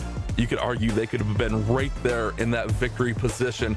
Looking at our updated bracket, Milliceme MG will await the winner of the lower bracket. Our next matchup, All Exceed versus Electros JP. The winner of that will go on to face Dizzy Supersonic, or the winner of that will go back up to face Milliceme MG. And one thing we kind of talked about a little bit is the mentality of Dizzy Supersonic. It felt like, especially Mirari, is really down. But we saw All Exceed, we saw Electros JP. They're excited, they're celebrating, they have that positive mentality. I think that's something we could see factor in a little bit later on here today. Well, let's take a look at the MVP. Do I have to guess what it is? Do you think we're going to be able to see it? 78%. I mean, wow. I should have even been higher than that, to be honest. Wow. 78%. I mean, what can you say? I think we've said it all. As you said, he's 3 matches in a row. I almost feel like he should be negotiating, like, just the tournament trophy for Milliceme MG at this point. Like, prize pool, well, you know, he has done so well, but they still have a match to go ultimately, and they need to hold it together because, like I said, this is kind of where they were in the August qualifier, so they have to be able to hold it together for just one more match. Yeah, they just gotta sit back and await, kind of scout out their opponents. I think this next matchup could be really interesting as well, especially with things the way they've kind of gone with Dizzy Supersonic. But guys, don't go anywhere. We're hopping down to the lower bracket. We're going to finish that out soon, but we got a quick break. We're going to check out some replays of that last match, and we'll be right back.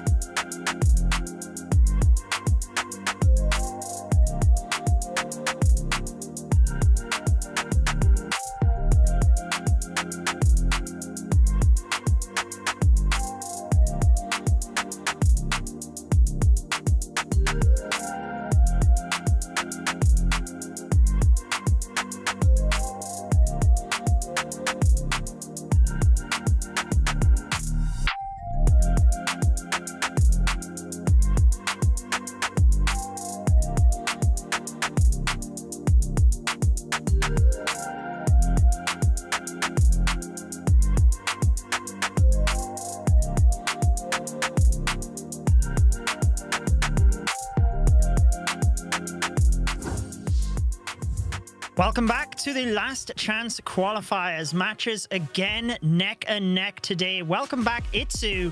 I had such a good prediction run, but you managed to get that last one there. What did you make of the matches? I mean, he's just doing it again and again, getting that MVP title for a reason, really clutching it up for MMG. And I feel like that was just a really, really close match until that last one, because only one 3-star. There's not really that many, but I feel like let's get ready into the next match and hope that we're seeing some more 3-stars in that one. But again, such a close finish. This is all what I'm hoping for. Yep, absolutely. Well, we have All Exceed and we have Electros JP. Both of them had the victory earlier on today. And I think they both got the victories with outstanding performances, to be honest, which makes this match incredibly close to call. That's right, but at the same time, the way on how Electros JP played, I feel like, is really pushing them ahead a little bit. But it's going to be really all about who can show up in this specific match. But let's take a closer look at the lineup for All Exceed and the players again who are showing up in this match.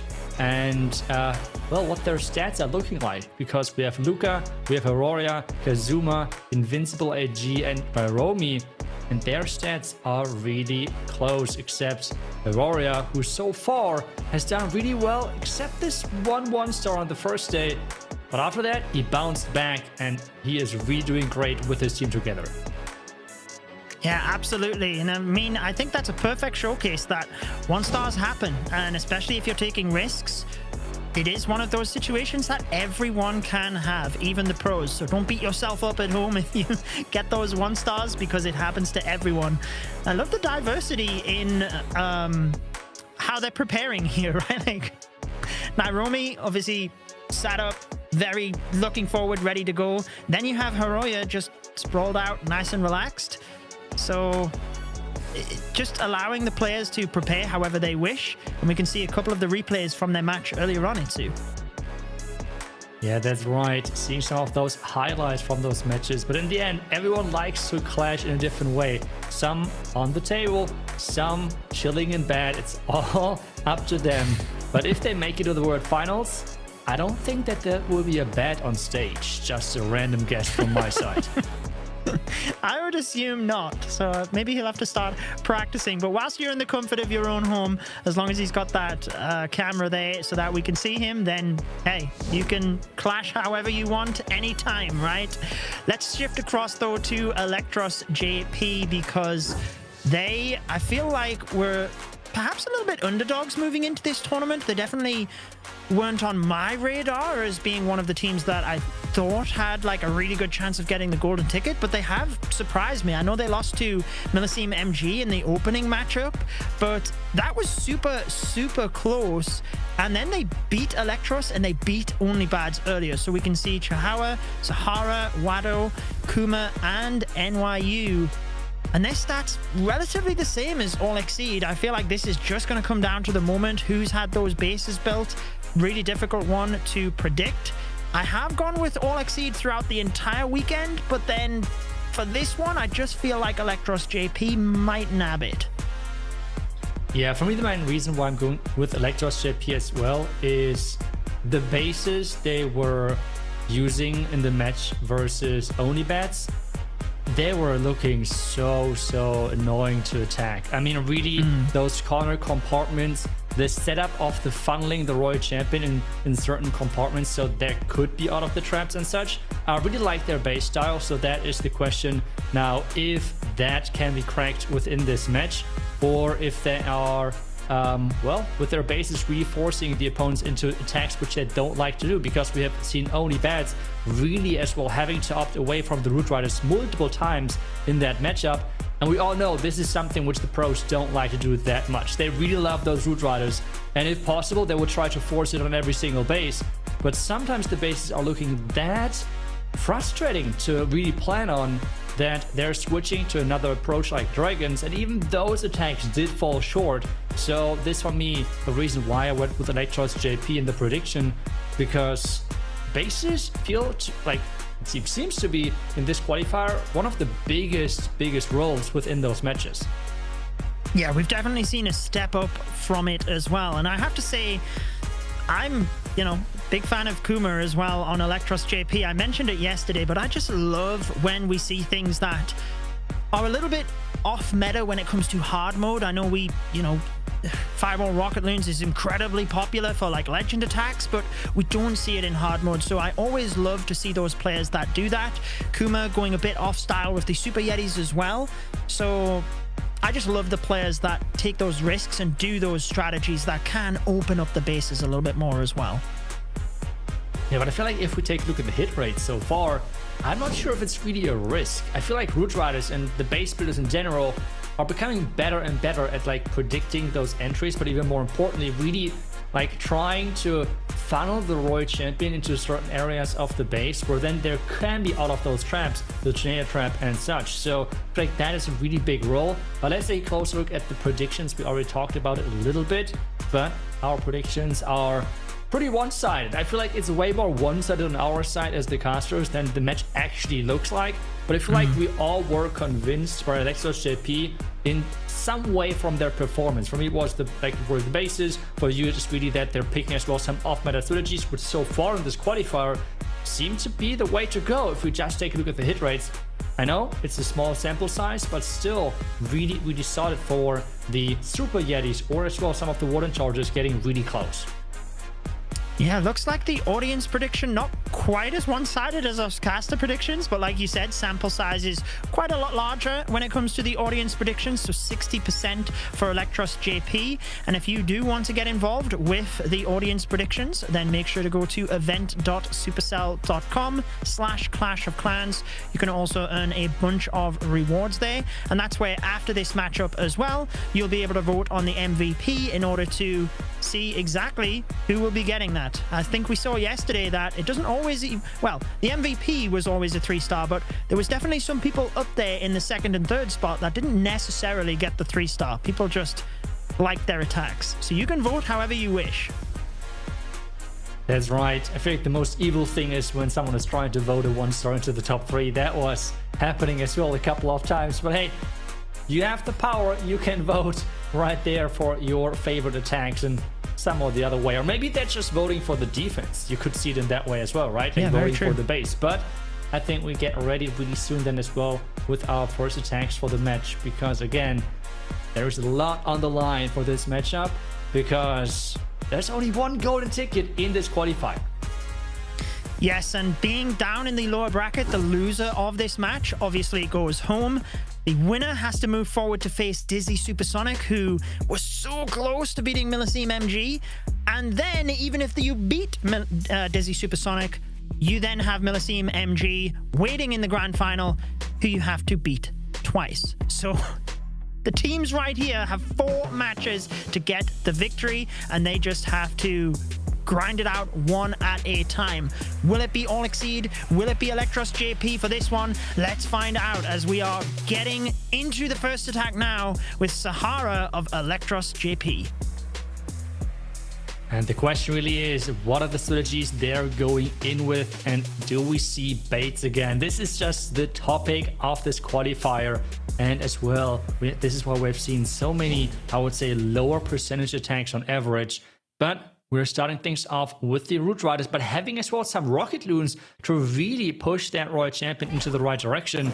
Starting at that bottom side and probably trying to get that town out of the way, because there's an Earthquake in the combination as well.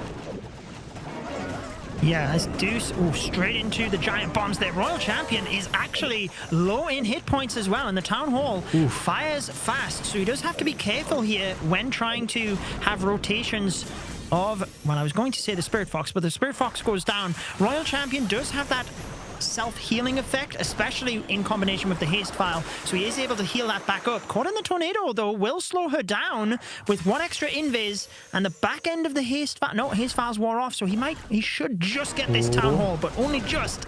Maybe, no. Whoa. Okay. But she died. There's this arrow thing from the skin, no? Yeah, I'll be honest, I kind of like dove away there because in shock.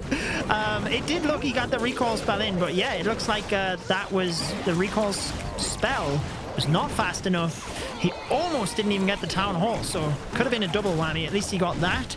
But yeah, this is bad for Electros JP. Yeah, and again, the bait completely works for the defender. Running into all of those traps, they knew that they would go for this tunnel compartment. And now we have in the core the recoil cannons left standing, really firing away. As well on the Royal Champion, it seems like right now. Nope, it was the Archer Queen, but she's using her ability. Now the Eternal Tome as well, with so much on the back end. That was an early ability. Yeah, I mean, obviously he protects the... Yeah, I think he must have seen that the regular queen was targeted, and the cloned queens, they're only there for that period of time, and then after, you know, less than 30 seconds, they're gone. So then he doesn't have a queen to help with damage, and I can't see any Valkyries. Sometimes it's hard to see, but essentially healers are going to go down here as well. The Root Riders can tank all they want, but if you don't have the damage troops behind, then you can't really get the buildings down fast enough. And that defending queen right now really getting a lot of damage done. The warden going down as well with the rage gem. And this really means that it's going to be a great defense for Alexi to start off this match. Maybe he's going to get towards the 80%. He's trying his best, 78 right now. One of the archers going down, and now the question is how much more value can he get with this archer, but he is having 2 more super barbarians. So the question, where is he going to deploy that? Maybe on the builder hut right there on the outside with the dark barracks, or maybe somewhere different. We can maybe zoom out so we can see out of the buildings on the outside, so we can see where the potential super barbarians are coming in now, right? Yeah, I think he was waiting for where the archer would go, and then obviously from there, I think he was hoping the archer would go up to the army camp. Not sure he would have had enough time to take that down either way. But 82%, not as bad as I feel it could have been, especially losing the royal champion from that dive. At least he got the value he wanted, but still losing her was key moving into the attack. Lost the queen pretty early, so I think he can be relatively happy with the 82% given the turn of events, but obviously going into the attack, that's not what he wanted. Yeah, I mean, considering that he did lose that royal champion early on, that was really the big deciding factor, and for that save was really solid, 82% in the end. And now it's back to Naromi going in for all XCs. And we are in already versus this core town hall base. Running into the Tessa farm early on. Question is, can he get the value? And as well, can he redirect that royal champion into the core? Because this is what it looks like. He wants to get that royal champion into the core. And we have seen as well the dragon approach versus the space from Ninja, I believe it was. It was an 80% 2-star. So the question is, can the base defend again? Oof, yeah, I was just about to say, he should be able to redirect the RC quite easily into there, which he did, but then trying to grab that rotation of the Spirit Fox meant that he did take a little bit of damage. However, now the position he's in, he's just going to keep using those invis spells because the Town Hall's there's a lot of damage. You cannot risk losing the Royal Champion in that blink of a second where she is visible. We'll move to the Town Hall next, so this is looking fantastic for him. More than enough invisibility spells to finish that off, including the Builder Hut and the Poison Tower in the center in order to help with dragon pathing. Uses the rocket loons for that far side air defense, or the air defense on the right side, sorry, so that the dragons can hopefully have an easier ride through. Queen not doing what he wants right now, though. He's got to be careful over to that left side of the base. Yeah, the Ash Queen going to the wrong direction is unfortunate, but the Royal Champion actually got lured out to the outside again. So she's surviving a little longer, maybe getting that scatter shot. That would be quite nice. The Queen, though, on the complete opposite side of where she's supposed to go. The Dragons are going against the Sweeper right now and having to have a strong push as the poison for the furnace is deployed as well. Yeah, unfortunately, the Archer Queen, she will now turn around and go all of the way back. And thankfully, the Giant is in front, so he will start to be able to chip away at those buildings, but now he's getting in range of that Fire Spitter as well. Minion Principality continues to keep it frozen, but when that starts firing full speed at his dragons, they're going to go down fast. Thankfully, the Queen and the Giant sneak behind that. Queen goes down to the Giant Bomb, though, and he has a lot of defenses to get through here, and only a couple of dragons left. Thankfully, the Multi-Gear Tower falls, because that was one of the dangerous defenses, but this Multi-Archer Tower is going to be firing at a lot of troops. Yeah, a lot of troops. There's quite a bit of damage. The fire mites are jumping in and coming in there as well, though. Can they get it? And I feel like he should be fine. He should be completely fine, especially with Sneezy if the warden goes down. And this means it's going to be the first 3-star for all XC. They're starting off strong in this first match. And, well, great start. Really easy to say. Great redirect of the Royal Champion charge. And then the Dragons, a really clean approach. The only thing was the problem with the Archer Queen, but I think he reacted really nicely. Yeah, sometimes when things happen like that, there's very limited things that you can do, right? Like, it's not like he's gonna deploy half of the dragons over one side of the base or something, but I feel like the way he controlled it was pretty much all he could do. And in the end, because of how well he controlled the Royal Champion charge, he was able to cut out that value and get enough damage off the dragons. And I think it was really just the sweeper that made things a little bit hairy, to be honest. Everything else seemed relatively under control. Yeah, great start, and now it's back to Electros JP. And they have to get their first 3-star on the board. Alexid really on a run. We see the Root Riders again, but this time around we see the Angry Jelly on that Archer Queen with the warding combination. He's trying to go into that scatter compartment nice and early, using the invis as well to really make sure that that Archer Queen is staying safe, to get that flanking compartment to the Town Hall, to probably then enter into the Town Hall itself. Yeah, should be able to get the Rico cannon after this as well. Oh, actually the bomb tower was there. I didn't quite see the bomb tower. So recalls before. I thought he was going to move all the way in and try and get that ricochet cannon as well, even though he'd be leaving the multi-inferno, but extra bit of damage off his troops. Got the funnel set though. You notice the poison tower getting popped due to the boogers at the top, but it's probably going to reactivate by the time he gets there. However, Chihawa, I feel, was the turning point in the last war Electros JP had, getting that 3-star. He's been flawless this weekend. So let's see whether he can continue that streak and pull Electros JP back into this match. That would be a really nice job for him as the tunnel is waking up again. The Black Mines are all getting triggered by those test loons. The second overgrowth will be probably used in that core. And he's still delaying it. Right now, the troops are splitting quite badly. Where is he going to use that overgrowth? Maybe on the triple Inferno Tower and on the Rico cannon inside that core. Still waiting for it. What is he waiting for, though? Yeah, he had 3 Root Riders move down to the bottom, but he's actually been able to send in those rocket loons to try and help reinforce. And then the Root Riders are now helping the King, so that little split at the bottom wasn't the worst. I feel like he was able to control it relatively well. But now you notice the Root Riders from his main push thinning out, which means he's got to be able to use the spells effectively here. As soon as the overgrowth wears off, invis those heroes, skeleton spell used to try and tank the back end. And with the Queen ability, he's still got enough here with the spells. He's just got to be able to use them correctly, but he can definitely get this. Yeah, maybe turn those healers invisible to really protect them. He has 3 more invis, but right now he's just concentrating on the Royal Champion, which is obviously an approach as well. That is his win condition for him. Keeping that Royal Champion alive, jumping now into the Giga Bomb as we speak. That could be still enough. 1 wall break, 1 minion as well, and damage on all of his troops. I couldn't tell whether he was celebrating or frustrated there, because I was like, I still think he looks good. But it is the 3-star. It was a celebration. That is exactly what they needed. That is 4 3-stars this weekend for Chihawa. And wow. Off the back of a 3-star from All Exceed, yes, All Exceed can still take this war in their own hands from this point. But you've got to say, bouncing straight back like that is exactly what they needed. I just love Chihawa with his Babe Dragon as well, always there as motivational support. I mean, that is just really, really clean. And he said it, it's really his weekend so far, turning things around for his team. And that might be, again, the same case in this match, depending on how the next attacks look like for Alexid, but as well the follow-up for his team later on. But that is a good way on get his team back into the match.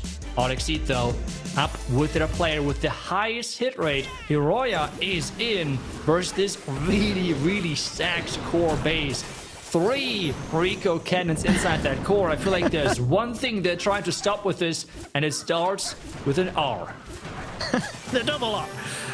And that's exactly what he's attacking with, because like you said, you can be predictable as a team.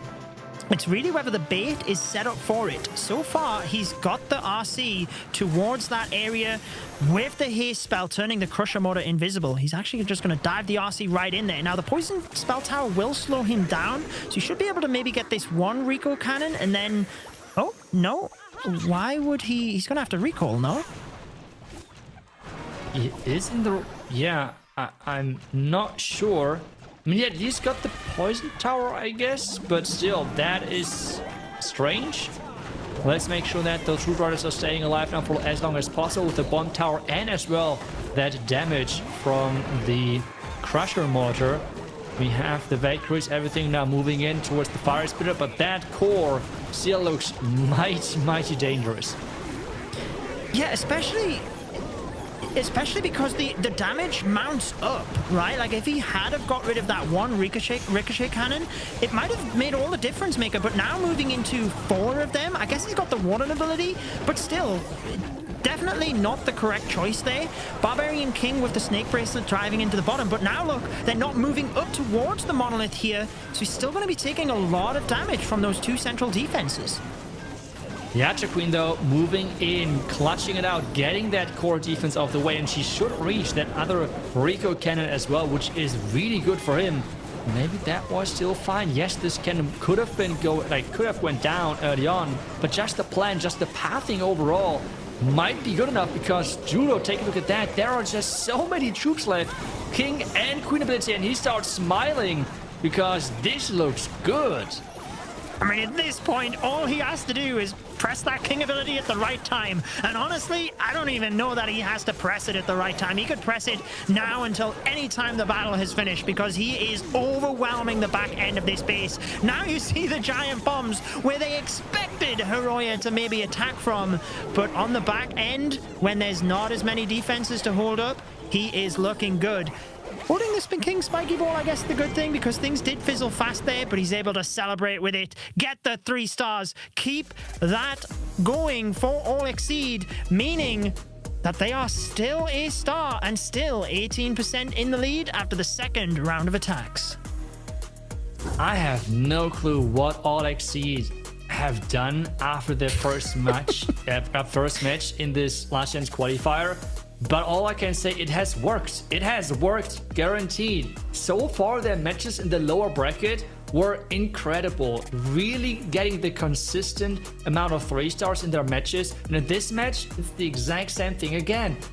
Back-to-back 3 stars, really putting Electros JP under pressure. I should have stuck with them. I've gone with them all weekend. Hey, I still feel Electros JP have really good diversity in their attacks as well. So now we have... Now you did get the 3-star in the last matchup as well, actually. So he is fresh out of a 3-star, and they do have lots of players that are capable of doing that. We are looking at a deep Royal Champion charge again here, so might want to try and get 1 or 2 rotations of the Spirit Fox. Probably not now once he's next to the Monolith, but obviously you want to get those early on. Once you're in the heart of the base and you have defenses all over, you cannot take that risk. But where does he go from here? Yeah, straight to the Monolith. I was wondering which direction he was going to go. Yeah, starting to use the ability. Where's the Royal Champion going next? She is indeed going to the core. Really good reaction. I wasn't sure if she might go towards the top left multi-archer tower, but he's getting more and more value. The last invis is invested. Does he get both? Does he get the multi-front tower? That's to me the big question. And wow. Wait, she survived, right? She did. She did survive this time. Absolutely. I wasn't sure by the reaction. Yeah, I'm pretty sure she survived. It looked like it, but he had that invis spell. I think maybe he was hoping for the ricochet cannon, but I have to say that invisibility spell to not turn the multi-invisible, but keep the RC inside of it, was perfectly placed. Now you see the Root Riders diving in. Unfortunately, the defending queen sniped off those headhunters really early, so he's having to send another one in there, and yeah, straight into a lot of damage with those things frozen.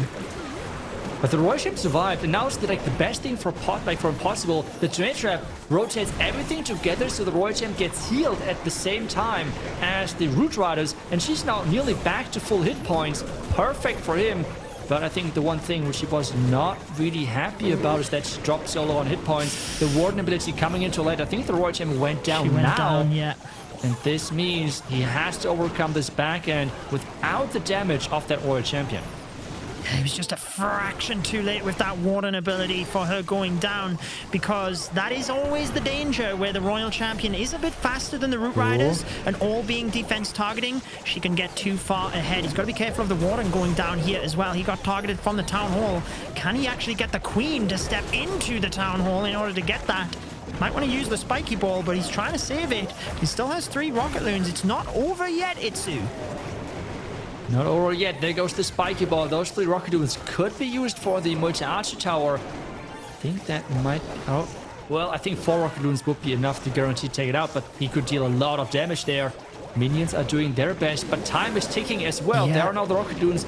There's 2 of them on the wizard tower. Red mines are popping up as well, but time is ticking. Time is going to be the determining factor here, I feel. Rocket Loon in towards the tester. Unfortunately, didn't get that. Queen will get the multi-archer tower. Diggy moves through. He's not going to be able to get the army camp at the bottom.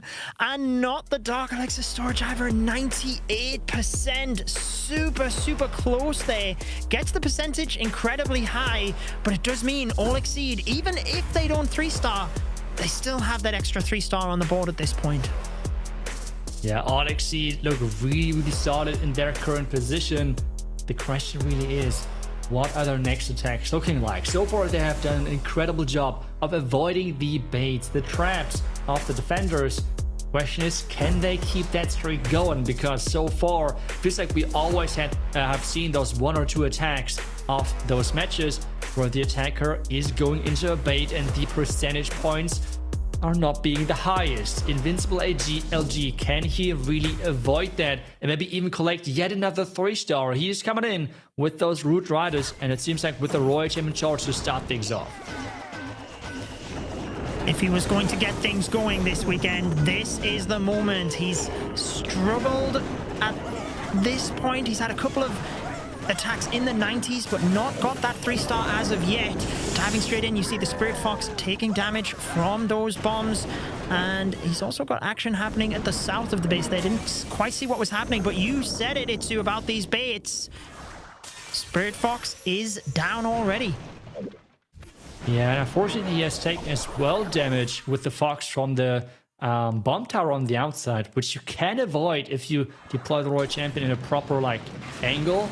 Well, let's see how good this lock launcher approach will work for him now. There goes the giant arrow. I'm not sure if he really hit all the targets he was aiming at, but at least for now, there goes the lock launcher, and now he's taking the multi-front tower beams with those Hog Riders. But that Rico cannon is going to wake up, and that thing deals damage. Yeah, and it's going to just knock the log launcher straight out to the fact where he didn't get the multi, he didn't get the crusher motor or the multi-gear cannon in the center of the base, which is extra damage he wasn't necessarily expecting. Reacts with the Warden ability, which thankfully keeps the RC alive, but the ability was forced, so we've got the rocket spear kind of being wasted to the bottom of the base. He's overgrowth the town hall, and he's got to make sure he has enough damage to get there once it wears off, because he doesn't have that rocket spear from the RC, and just about turns her invisible. She was about to go down. Was about to go down, but the town hall has to go down as well. The queen is in the middle of this base, which means she should be able to get that. But this means that the percentage is not going to be the highest, depending on how good he can recover this. The Hog Riders are going into the Giga Bomb right now with the Royal Champ together. They cannot really survive too long, maybe. The Archer Queen is trying her best to really stick around and power through the back end, but the overgrowth is going to run out really soon. Is the power still enough, maybe? He's actually been able to control it through the center of the base incredibly well there. The multi and the fire spitter is going to do a lot of damage, but with the Archer Queen being able to reach both of them, you never know if he can power through that. Does he have enough? He's got the time to get through the back end of the base here. Does the Queen survive this multi-inferno? He might just get this. Oh, no, she didn't get it. The Archer Queen going down, but maybe the Yeti Mites can carry this for him. The Hog Rider is going to open up the compartment. The Warden going down, though. He's not really sure either what exactly is going to happen. The Hog Rider is now not dealing much damage, but I think that should be completely fine here because the front tower is so low. Everything is coming down to this. Can the storage go down? Is damaged. He has all of those troops on the outside. 8 seconds. Frosty for the MVP. Can he get this? And yes, it is going down, and All Exceed are going back to back to back 3 stars in this match. Electros JP's bases are crumbling. All Exceed are 2 stars ahead with a 20% advantage. Meaning that Electros JP have to 3-star both of their attacks coming up if they want to win this. And they need to hold All Exceed back to less than 90% on those attacks so that they can catch up on percentage as well. So what an advantage All Exceed have been able to put themselves in at this position. Like you said, I'm just like kind of mind-blowing a little bit. I predicted All Exceed all of the way through this, and I seen that momentum building, but I still didn't expect this from them. What a performance so far this match. I mean, it is just crazy. But we're now witnessing the next attack, which is going to be Super Yeti time. So let's see how good this Warden Walk is going to be. We have some furnaces as well to support and as well to funnel on the far right side. Really make sure that Warden and the troops later on are going to that right direction. Yeah, just slowly chipping off that Royal Champion there as well, so that the Grand Warden can continue getting through those buildings, because I mentioned it in the last war, but the Super Yetis can fall short on time, and that's actually what happened to Kuma earlier on today. With, I think it was a 99% time fail actually, wasn't it? Just checking my notes there. So he's just got to be careful on time here. That's I guess the one issue with these longer Warden charges in combination with the Super Yetis. But so far, he's carving out that path for them relatively well. Yeah, as soon as the builder is going down, he can start here. He has to poison that furnace, where actually there is no poison for him, which means he's really relying on those Super Yetis to just overpower the clan castle. I'm not sure, the healers are taking quite some damage right now, so he has to be careful. Those healers have to stay alive. That is the #1 priority, it feels like, with those ground attacks. The jump spell is in as well, and he wants to make sure that he has the power to push all the way through and use the earthquake boost then later on, while the Royal Champion is really trying her best to power through this top side. Yeah, just doing a bit of a Royal Champion dive at the top of the base. Multitasking the Super Yetis through the center, managing to rip through those Inferno Towers. There's then the Earthquake Boots and the Spiky Ball, like you said, to open everything up, get good damage on these back-end defenses, but it does mean that things split. Managing to control this, though, as the Archer Queen takes down the bottom section, the Super Yetis go to the top, and that will help to protect the Royal Champion as well. Yeah, really nice protection that Royal Champion. The Archer Queen is protected with that Invis spell, and there's not many defenses left. The Royal Champion with her Rocket Spear really firing at those defenses from a safe range. And as well with the Warden trying his best to support that giant going through the wall. We have now Sneezy going for the Mortage Tower. Can she take that out? Yeah, how damaged was that? It is actually damaged. Sneezy might be able to get that, so this means even if he doesn't, the Royal Champion will get over and finish it. Electros JP managed to cling on here. They need 2 3-stars to be able to win this war, and they need 2 defenses.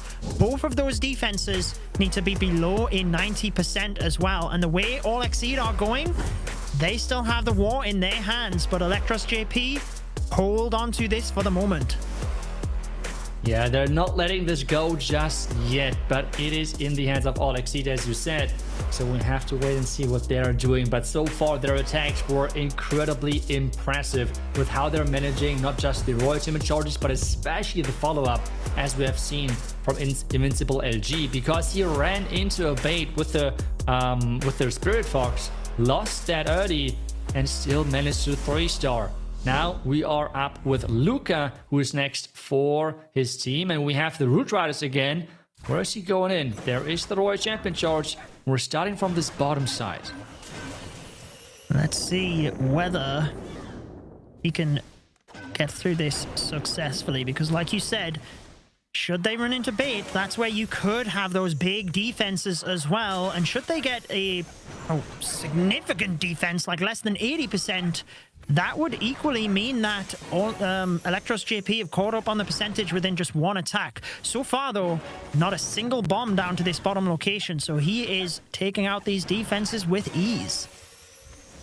Yeah, the Fox still really low, though. Is he going to double cycle or just accept that the Fox is going down? He has to be careful, though. Recalling right now.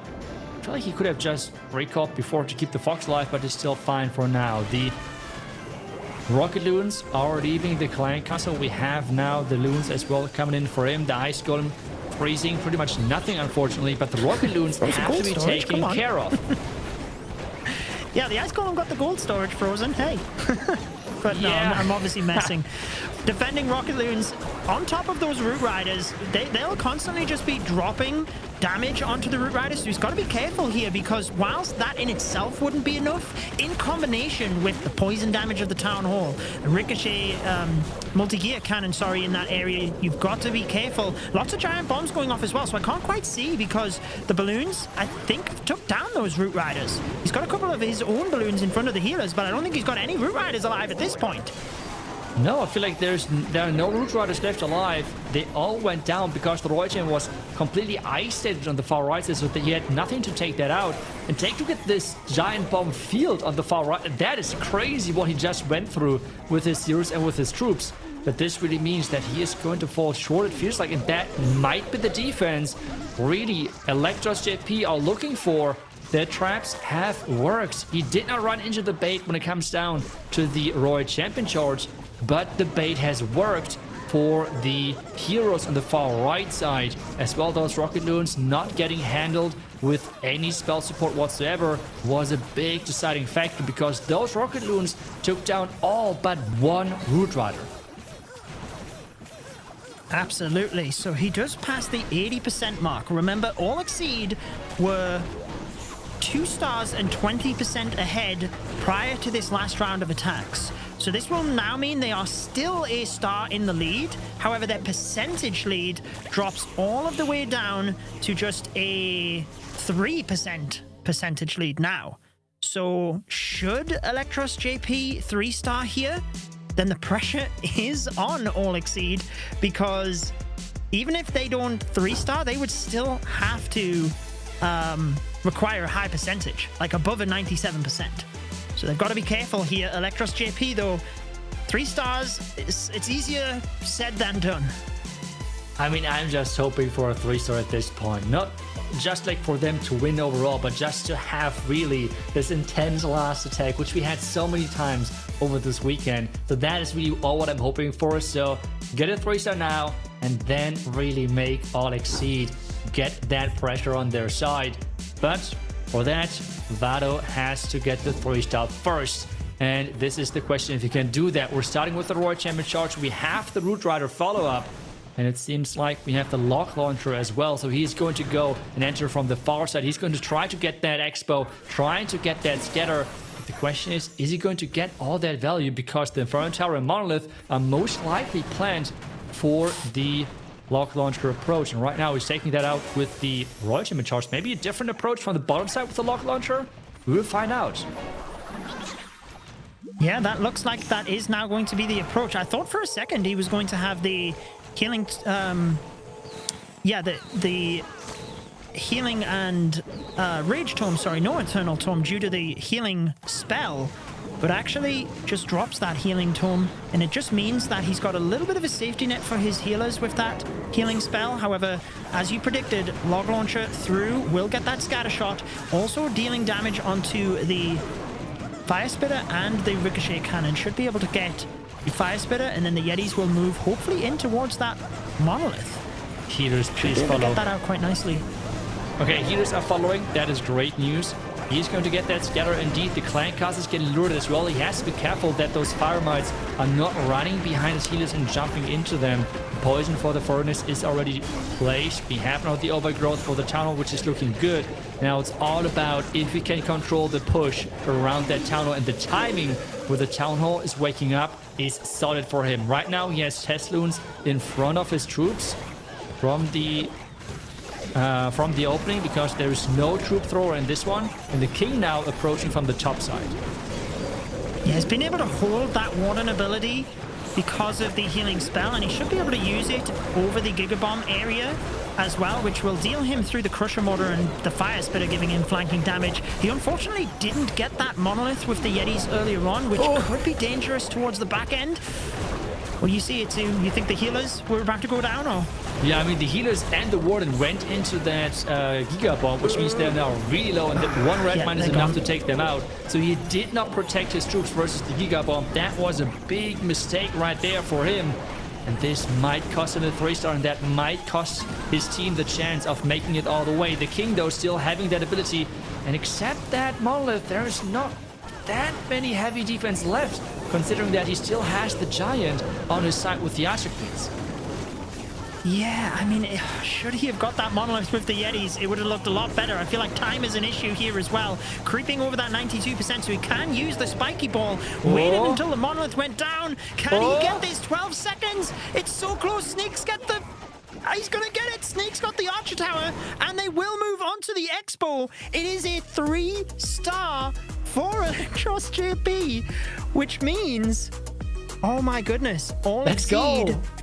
They are 3% in the lead at this point, so they need a 97% 2-star or above to win this war. 3 buildings. I mean, this is exactly what I was hoping for, a really pressure attack for the last match, last attack of the match. I feel like we had this so many times and I just love it. I love it. So, well, let's see what Alex is going to bring to this one. And it's kind of crazy to me that those two teams are in the lower bracket. They're performing so well. And Kazuma is having the entire match in his hands. Can he get that high percentage 2-star, or is he even going to 3-star? We're going to find out, because he's going in with, wait a second, the Warden charge with the fireball into the Root Riders. So Root Riders still, but a different approach when it comes down to the Warden. Are we going to see the fireball onto the core, or are we going to see the fireball onto maybe the Builder Hut? Something like that. He's got 4 invisibility spells, so I would assume he is going to try and get that multi-inferno next to the clan castle, so that, yeah, he can get the monolith and touch down with that as well. You see all of the air mines to the side of the base there. Good that he can get those out of the way, and he knows his healers are safe at this point as well. But yeah, with multiple invisibility spells, he's just getting rid of some of the defenses now. There he's setting it up, ready for that Inferno Tower, and lands it perfectly. No. Oh, the Doesn't monolith get the monolith. stayed alive. Didn't get the earthquakes in quick enough. The Builder Huts repairing that monolith, that has really cost him. And now there's the Fire Spitter as well in the second row. The Builder Hut is there still as well. This might be a big problem for him moving forward. It could indeed. He does have multiple things left in his arsenal to be able to react here, but the monolith back up to full health, and he doesn't really have good pathing into it. Wouldn't have planned to overgrowth it, so it is just going to be beaming damage onto him all the way. Now sending in the Royal Champion to try and reinforce over the Town Hall area. You see that monolith getting to work already, but actually he's managing to avoid it for the most part. And yeah, it's really that back end of the base that I think is scarier too. It would have looked so good if that monolith would have went down. The plan was amazing. Really, when is he going to use that overgrowth? Warden's gone. Warden going down as well, which means the Rage Gem is lost. He's trying his best to keep everything together, and the Flame Finger is one of his biggest win conditions right now. But I'm still wondering, when is the overgrowth getting used? Yeah, I was just about to say, maybe he's going to overgrowth half of this backside compartment and then come back to it. He doesn't, he's overgrowthed it with, I think he'll have like 25 seconds left or so he'll still have enough time. He's got an invisibility spell. Gotta get through these heroes first, and then he's still got a lot of damage here as well. Not to mention the Giga Bomb will deal a lot of damage to these troops. Royal Champion about to go down. He managed to keep her invisible, but any little bit of damage, she's down, and I feel like it just is not going to work here for Kazuma. What does he have inside that clan castle? 97%, remember, is the mark. Can he get there? It's right on the razor's edge. The action figure, it's just splashing all of those defenses away. This might be the deciding factor, and as well, he's getting the percentage. He's smiling. Super Minis are releasing from the clan castle, and he's getting that 3-star. Judo, what was this match which we have just witnessed? This is going to result in a 3-star. This means 14 stars? Are you joking? 14 to 13 in the lower brackets, and Electros JP is out. Wow, 13 stars and getting eliminated? That is tough for Electros JP, but credit where it is due to All Exceed. And for Kazuma, under that pressure situation, needing the 97% or above to win, holding it together, because I'll be honest, you could probably tell from my voice, I did not think that was looking good with so much damage in the back area of the base. But he held it together, and 14 stars for All Exceed. I should have stuck with them, like I said. They're doing so good right now. I mean, that last attack was just impressive all the way through, especially with how things went in the beginning, the monolith staying up, but just the patience which he had during the back end of this base, keeping the overgrowth for so long and then deciding to not go with the overgrowth on the monolith, instead just completely ignoring the back end compartment with that spell, and then the action figure really coming in, splashing the multi-inferno tower, and as well, I think it was a multi-inferno tower next to the crusher mortar. So, I mean, that was just incredible. But let's take a closer look at the bracket and take a look at what it looks like right now with this match as well. We have All Exceed getting into the lower bracket finals. Their first match, they had 9 stars. And after that, 13 stars, 12 stars, 14 stars. I'm not sure what exactly is going on with this team, but they are on a roll. And their next opponents are going to be Dizzy Supersonic. Who they lost to in that opening match where they only got 9 stars. I'm sure their headspace is in a totally different spot. And even before you pulled up the bracket, I was just about to say, I don't care who All Exceed are going up against next. Even if a golden ticket winner has somehow snuck into this tournament, I am picking All Exceed, because based on that performance, how can you pick against them? Can they continue though? They need to win that match and Milliseem MG twice to get a golden ticket. But with that performance, they absolutely could. Yeah, it's just cool as well that they're getting that revenge match now in that lower bracket to then as well have the chance of facing Milliseem MG in the finals. Either way, it is going to be a crazy, crazy one, but I think we are getting ready for the MVP of this last match, which we have just witnessed. And with so many 3 stars, it is Kazuma again. The man who is just clutching it out every single time for his team. Yeah, that is just impressive. I mean, I feel like he had to be like 10 years older after this weekend. Keeping his head cool like that is really, really impressive. Yeah, the stress of some of those attacks. Like, I know sometimes the pressure I feel on just like a regular war attack or something like that, to be in this situation and then have to 3-star, or I know that case it was a 97% 2-star, but like pretty much the same. The pressure is unbelievable for them. So great job to All Exceed, and they do only have a short period of time to get spun around ready for this next matchup. But just before that, let's take a quick break and check out some of the replays of what we just had.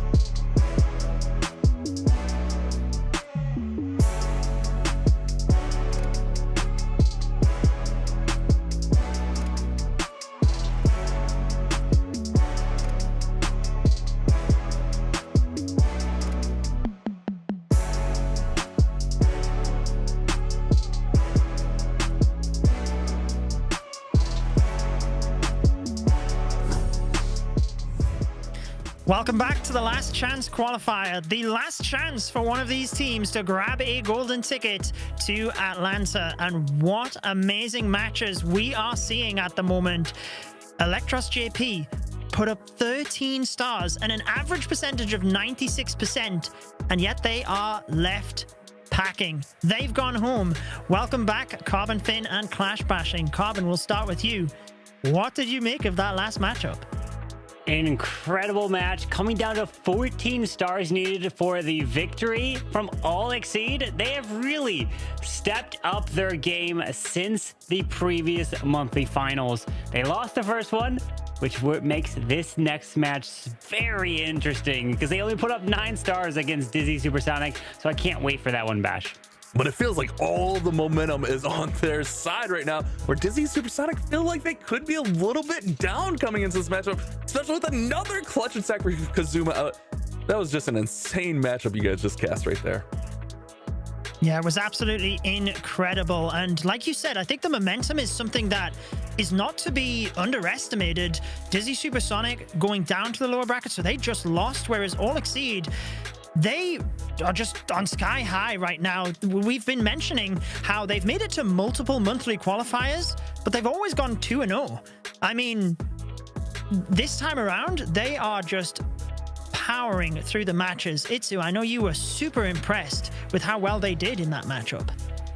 Yeah, and especially because I feel like the Electros JP bases looked really good in their match versus only bans. It really forced them to the limit of like trying different stuff, and it just didn't work. But in this match, All Exceed made those bases look really weak.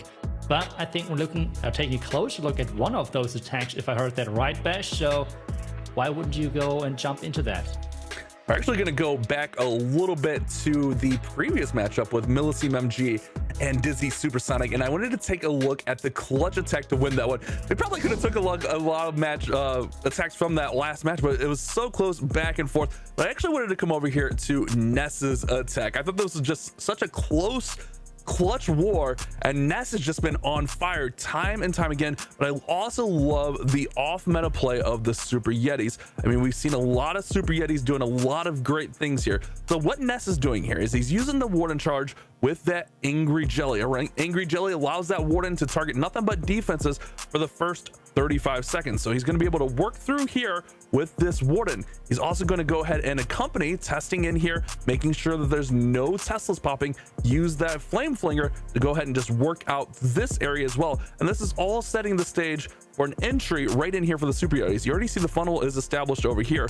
All he has to do is pretty much just send everything right up through the middle of the base. There's just going to be patient here. Let this Warden work, do his job, get on through these defenses, and this is just a nice patient setup. Remember, they were down. I mean, look over here at the scoreboard. They were down big on percent coming into this. It had to be a 3-star. There was no wiggle room on this one. And Ness, man, this one was just so good. Delivers in such a beautiful way. So the funnel's set, but watch this RC. He drops in 2 skeleton spells right into this compartment right here, and that allows those defenses to be distracted, mostly the ricochet cannon, which can absolutely melt the RC. Meanwhile, Warden ability to protect everything as they continue their way up through the base with that jump spell in there. The RC continuing to surge forward. I think the RC was the real MVP of this one, as she was able just to get so much value time and time again, just picking up defense after defense. She's going to continue another skeleton spell to distract, picking up the fire spitter. Everything's working through here. That king ability opening up the whole base here. I know this was in the previous war, but man, this was just such a clutch attack. I just wanted to revisit, talk about it. That last war had so many great attacks as well. But I'm personally just loving when we're seeing a little bit of off meta. I feel like Super Yetis are kind of coming into the meta this qualifier, even the last qualifier, but I'm just enjoying seeing those different attacks, those different variations on these attacks, especially when they're coming down to the end of the war. The war's on the line, and these guys are making these plays to go through and get the victories. That's the big thing here, and Ness did just that on this attack. So really textbook Warden charge into a just straight up smash with those Super Yetis, and this allows them to move forward into that upper bracket final, and that pushes Dizzy Supersonic down to the lower bracket, where now we're going to see them playing against All Exceed here in just a few minutes. So crazy performance from them, also kind of taking the wind out of the sail of Dizzy Supersonic. But let's bring back the other guys here as we're getting these preparations made. I mean, Judah, we've just seen so many different attacks. Are you enjoying a little bit of a change in meta here, seeing a little bit more variations? Oh, I mean, I absolutely love it. Just seeing the attacks that, like I said, even in like regular mode or not off meta, but you just don't see them in hard mode, whether it's because they're harder to execute or bases don't lend themselves to it or whatnot. But even as you were explaining the Super Yeti approach there, right, you could just see how Ness basically had one channel with the Flame Flinger dealt with, Super Yetis down the middle, whilst the RC was down another channel to make sure the Super Yeti pathing was effective. So just that micromanagement as well is something that is not to be underestimated, and I feel like that's something you do get to see a glimpse of here and there. I mean, don't get me wrong, the Root Riders, they certainly need to be able to see what's going on as well, but particularly thinking of Vincenzo's Rocket Loon attack that me and you cast, Bash, where he lost the Warden.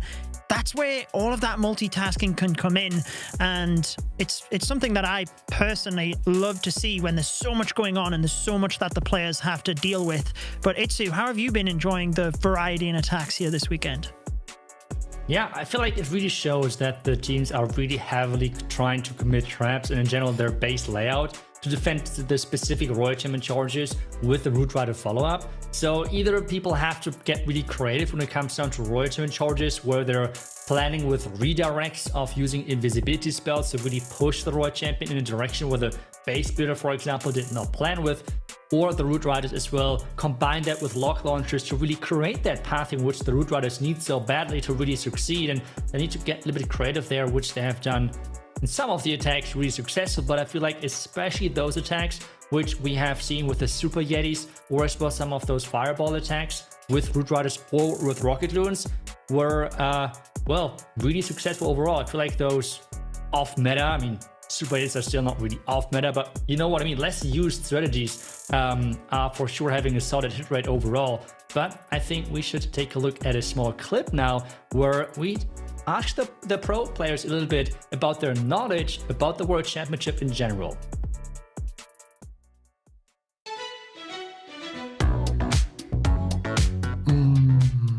Navi. I think it would be Tribe Gaming, so answer A, but I'm absolutely not sure about it. I think it has to be Tribe Gaming because in 2021 I also competed in the Last Chance Qualifier, but on the opposite tree than Tribe Gaming. So it was a pleasure to watch Tribe Gaming win that golden ticket in the Last Chance Qualifier, and since Tribe Gaming was also in Worlds Finals last year, I think it has to be Tribe Gaming. I believe it is Navi. I think Tribe. 2021 and 2022. So I would be hesitating between 2020 and 2021 or 2021 and 2022, but with the COVID, I would say the years 2020 and 2021. I think the World's Finals was entirely online in 2020 and 2021, because in 2019 it was the first year that I started to play a little bit competitive, and the finals were in Germany. And in 2022 the finals were in Helsinki, where I participated as a spectator. And yeah, so online was 2020 and 2021. I believe the answer is 2020 and 2021, because I went to all the other ones apart from 2019, but that wasn't an option. It's easy because I played both, so 2020 and 2021. The answer is B, Helsinki. It's an easy one. I was there myself, so it's Helsinki, Finland. The answer is of course Helsinki, the main city of Supercell headquarters. I know this because I was in person there and meeting all my Clash friends. This is always a nice experience to meet up with the friends you just see normally online on Discord or on Clash of Clans itself. So yeah, it has to be Helsinki. That would be B, Helsinki. Helsinki, Finland. B, SIS. So last year there were 6 teams, and I feel like this year is a better format with 8 teams. I like it more. In 2024 they changed up the format. Normally it's 8 teams that are competing in the World's Finals, but last year they changed it to 6 teams per final. I believe that would be 6. Sadly, just 6. question. I know Ichigo has been every world, but as a player, the first year, so then B, Woody. This is a very hard one. Maybe Carbon Fin, or I think it's between Carbon Fin and Judo, but yeah, it might go for Carbon Fin. Okay, so this is a little bit tricky because I know Itsu played the first Worlds as a player and wasn't as a talent on the broadcast. So I think it is Woody. Would it be Judo? Carbon Fin, maybe?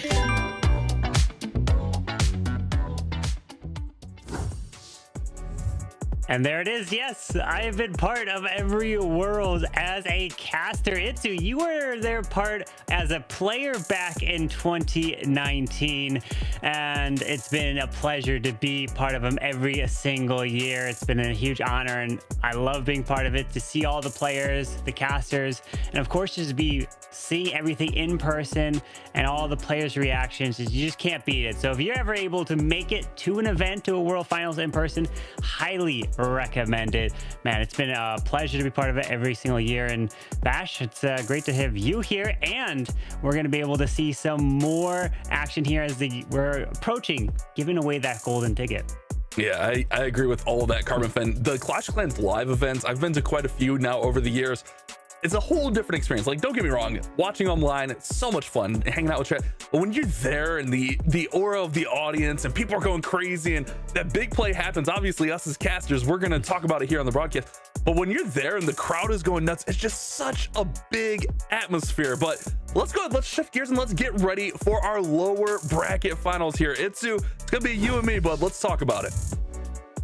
Let's talk about it indeed, because we have the complete surprise with All Exceed from Zero to Hero, and they are going to face Dizzy Supersonic. They have sent All Exceed to the lower bracket, and All Exceed only got 9 stars in that match versus them. The question is now, can they bounce back? So let's take a look at their lineup and see if they can do exactly that.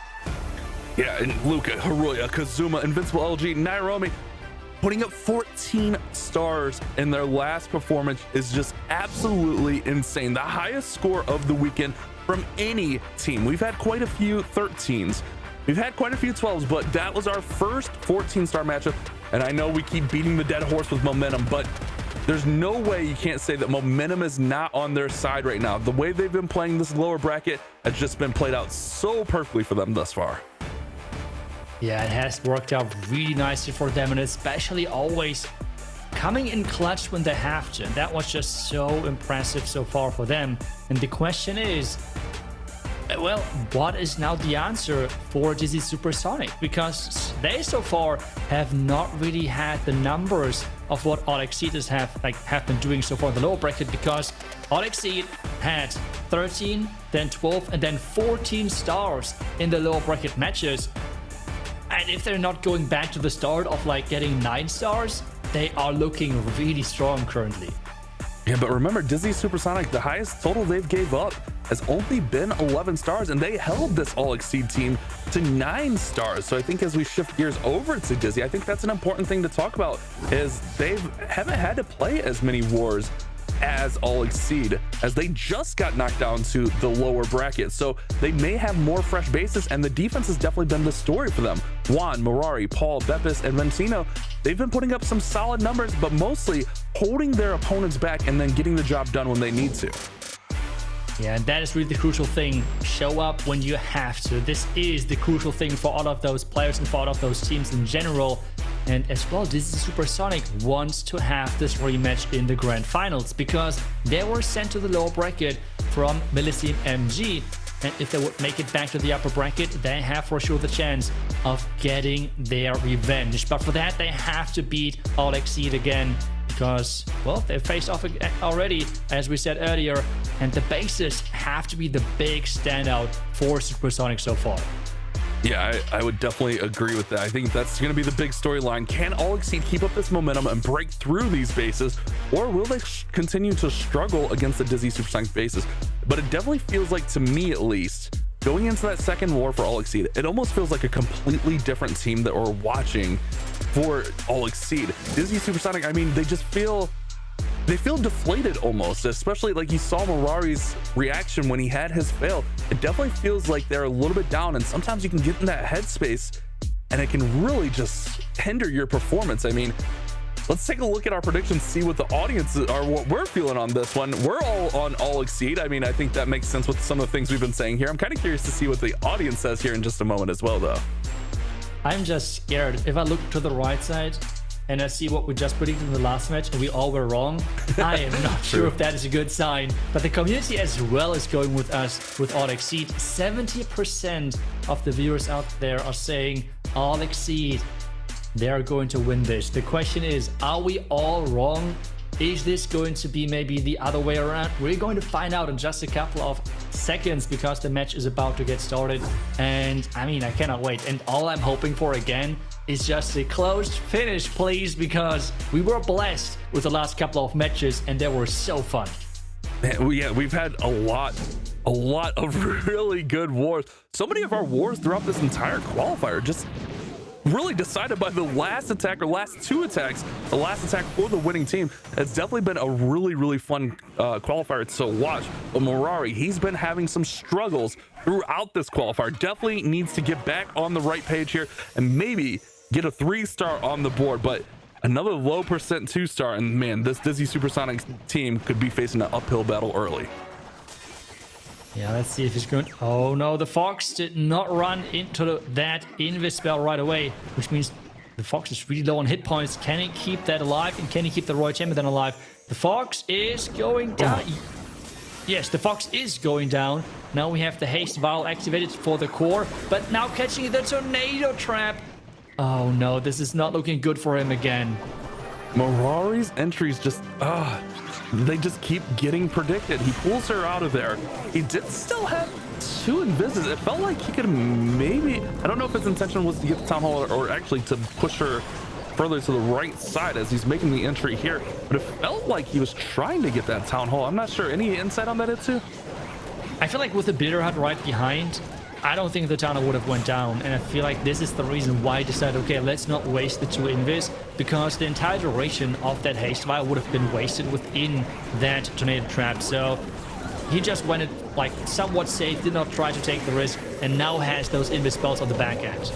Makes a lot of sense, but he's got to get this Town Hall dealt with. Queen is dealing with those Ice Golems, which will freeze and stall her up, but meanwhile, the Warden is protecting everyone with that beautiful Eternal Tome.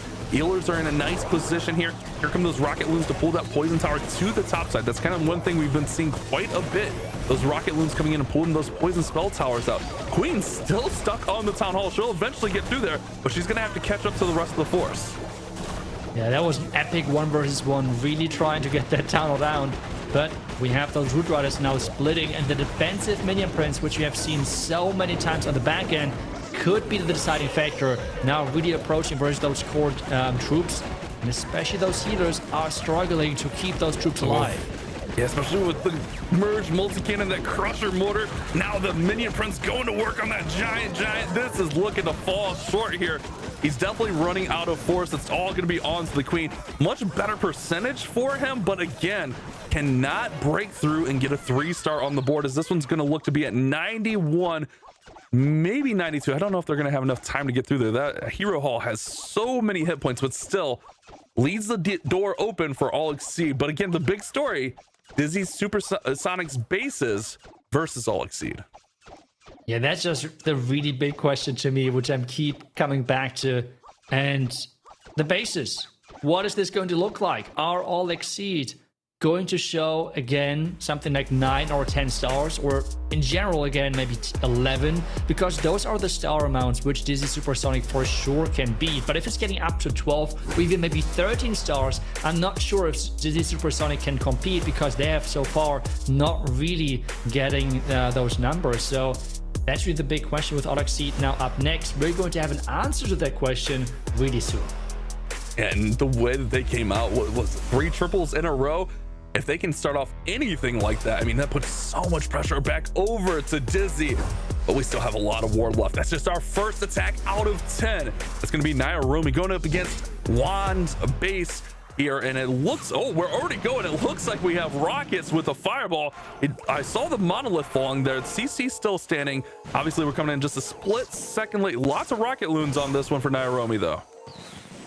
Yeah, a lot of rocket loons. We see one of those currently used legend bases, like actually used quite a bit legend bases, which is this core town hall base, with then surrounded by a ring of defenses, and then the two flanking alongside are stacked with rage tower compartments. This setup can really be a big struggle for Root Rider attacks, because there's just so much damage, and the overgrowth spells have to be kind of overlapped in a weird way. So it is not a great base to face currently in Legends if you are a Root Rider player and if you're attacking the base for the first time.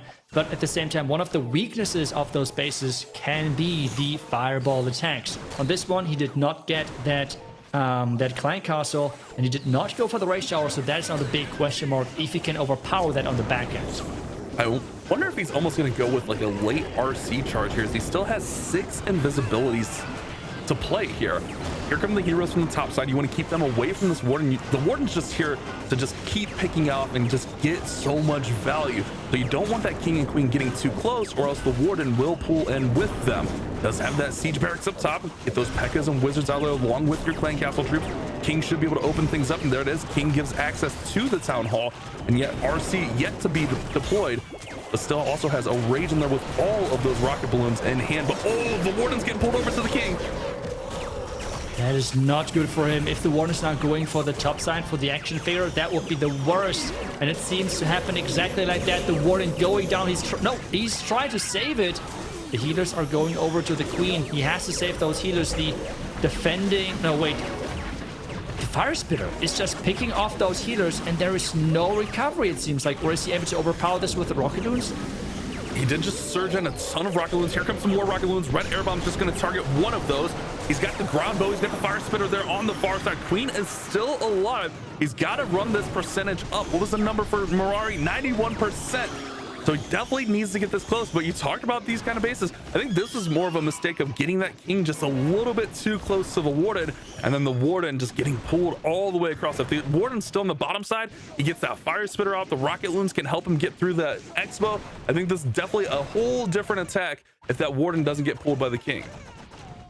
Yeah, that would be for sure a different story, because the warden could have collected all of those defense from the bottom side. The healers would have stayed alive because he would have stayed in the back of that fire spitter, and really that falling short for him in the end. Unfortunate. Alexi, though, struggling again versus the bases of Dizzy Supersonic. This is exactly what we have seen in the first match already as well, and it might repeat again. Yeah, that base is so tough. Those two back-end compartments, the rage compartments, not to mention the king, the crusher mortar, and the minion prince just waiting for you there. It's like kind of pick your poison. Where do you want to go in on a base like that? Vincenzo will be up next. Remember, he had that 98% time fail. There was 2 98% time fails for Dizzy Supersonic, or else they would be in that upper bracket, or in the grand final rather, waiting. And he's going to go again with the fireball into rocket loons, which has been so good for him. Yeah, and he's going to try to get that fireball into that core. The question is he going to go for the monolith, which means he has to invest then in another invis spell, or is he going to go with just that defending multi-inferno tower, which means the second multi-inferno tower would not go down? That to me right now is the big question mark, but we will find out in just a second. We will have to take down the multi-mortar on the far right side, I would assume, to really save some invis spells, or is he going to just use the spells on there? I'm not sure if it's really worth it to not take those out, but he has plenty of invis spells in this army composition. 5 invisibilities with the 2 earthquakes. We'll see if he sends that fireball to the middle, and it looks like he's setting up for that monolith, and there he goes. Fireball lands, should be able to quake it and get all that center compartment taken out. There it goes. Center compartment is down, and now he's just going to continue along this path. Like you mentioned it too, where does he use the rest of this attack? Obviously the warden, he's got that range. You don't really want to distract him from that. But where do the king and queen come in and play a part in this attack? He might have to lure the warden back to the far right side. Getting the town hall is for sure not the plan for the town hall, for the warden. It feels like that warden should go to the far right side. So He's trying to really push the Warden there with using some wizards. The gold mine is going down, so the Warden, is he going to the fire spirit? That is the big question right now, because the heroes are coming in from the left side. And the gold storage is going down as well, which is super crucial, because this means indeed the Warden is staying on the track for the far right side. And with the rage, he should be safe for quite some time. Yeah, he's got a clear path over there. Meanwhile, the King and Queen are on the top side. They're doing a great job. King's going to go ahead and open things up. Keep an eye on that multi-gear tower. He's going to go ahead and bring in a couple rocket balloons as those boogers were distracting, and it's going to fall right here. Okay, nice. Rocket balloon crash damage gets it. Warden's under a little bit of pressure there, but he's maintaining pretty well. Oh, a good freeze. Beautiful freeze to keep that Warden alive, but man, there's still so much in this last compartment I'm worried about. I'm feeling like he could support the troops and everything a little bit better. For example, now the bomb tower on the bottom side, so he's getting into the expo as quickly as possible. That might be an option, but right now saving those rocket loons. The time's ticking as well. 35 seconds only left and still 15 rocket loons. Not sure what he's waiting for at this point. Yeah, he's got to get going here. I mean, here they come. It's a barrage of rocket balloons. He should be able to just kind of overwhelm this compartment, especially with his RC and the Queen in there. Looking really good. Time's fine, 20 seconds. Should be able to get through all these remaining buildings. The rocket balloons are going to go ahead and spread out, and there's the sigh of relief. It's going to be a 3-star, and especially for Vincenzo after that 98% time fail earlier. That's got to definitely be a relieving attack. Beautifully well done. But man, that has so much going on at any given time. Oh my, I mean, just looking at his face and see the stress dropping from him, I know exactly how that feels, doing 24 one-in-charge rocket loon attacks every single day. I can relate, and I'm doing them in the normal game without the stress of hard mode. So it is stressful for sure, keeping that Warden alive, but he did a great job of doing exactly that, and especially with the minion prince, the timing of the head, those little things, he did that flawlessly, making sure that in the end he's claiming the first 3-star of the match. Now All Exceed are under pressure for sure. They need to somehow crack the code for the Dizzy Supersonic bases, and their approach seems to be Root Riders again. Invincible LG is going to be our next attacker. Had a 3-star with the Root Riders in that last war in that 14-star performance. Let's see if he can get it done again. Remember, even with a 3-star, they will still trail by 4% after those first couple of misses in this war, but you don't really want to fall too much further behind. So this is a very important attack and a very important 3-star if he can get it. Yeah, trying to really push in towards that bottom side, keeping that Royal Temple alive, and so far has not caught any traps on that Fox. Is he going to recall right after the front tower is going down? Yes, triggering the Giga Bomb and then recalling. Really smart choice there. Now we have the Lock Launcher going all the way. We have the Queen with the Root Rider starting from the far left side, but this opening looks really nice. He's not... He is catching the Poison Tower, right? Like, really perfect placement of the Lock Launcher. Yeah, split those defenses like right down the middle. Poison Tower did throw there, but I mean, I don't think you could have placed a better log launcher. It's going to get spun around and it's going to get open, but it gets the ricochet cannon down as well. It's just not going to get access to that Town Hall compartment, but that's where those Root Riders are going to come in handy. They'll be able to continue to walk forward and open those walls towards that Town Hall. When the Yeti Mites are going to take down the Crusher Mortar, which is great for him as well. Overgrowth, so everything is coming back, but the Root Riders are having different plans, which means now the army is completely split. Some healers are coming back to the main push to the top side, but a lot of Root Riders at that bottom compartment, which means that power is going to miss out on the top side. So can he push all the way around back? Because he has 3 hero abilities left at this point, which is really good for him. Yeah, it's looking really, really strong. It's all about these defenses waking up and how he manages. Still has King, Queen, RC ability. There goes the RC ability. It looks like she has haste foul, so she should be able to surge through that ricochet cannon. She's going to go ahead and get down the Inferno as well, also drawing out the Poison Tower. That's a big pickup. That way it's not going to be there to distract the King and Queen, or rather slow down the King and Queen. Doesn't really distract too much there.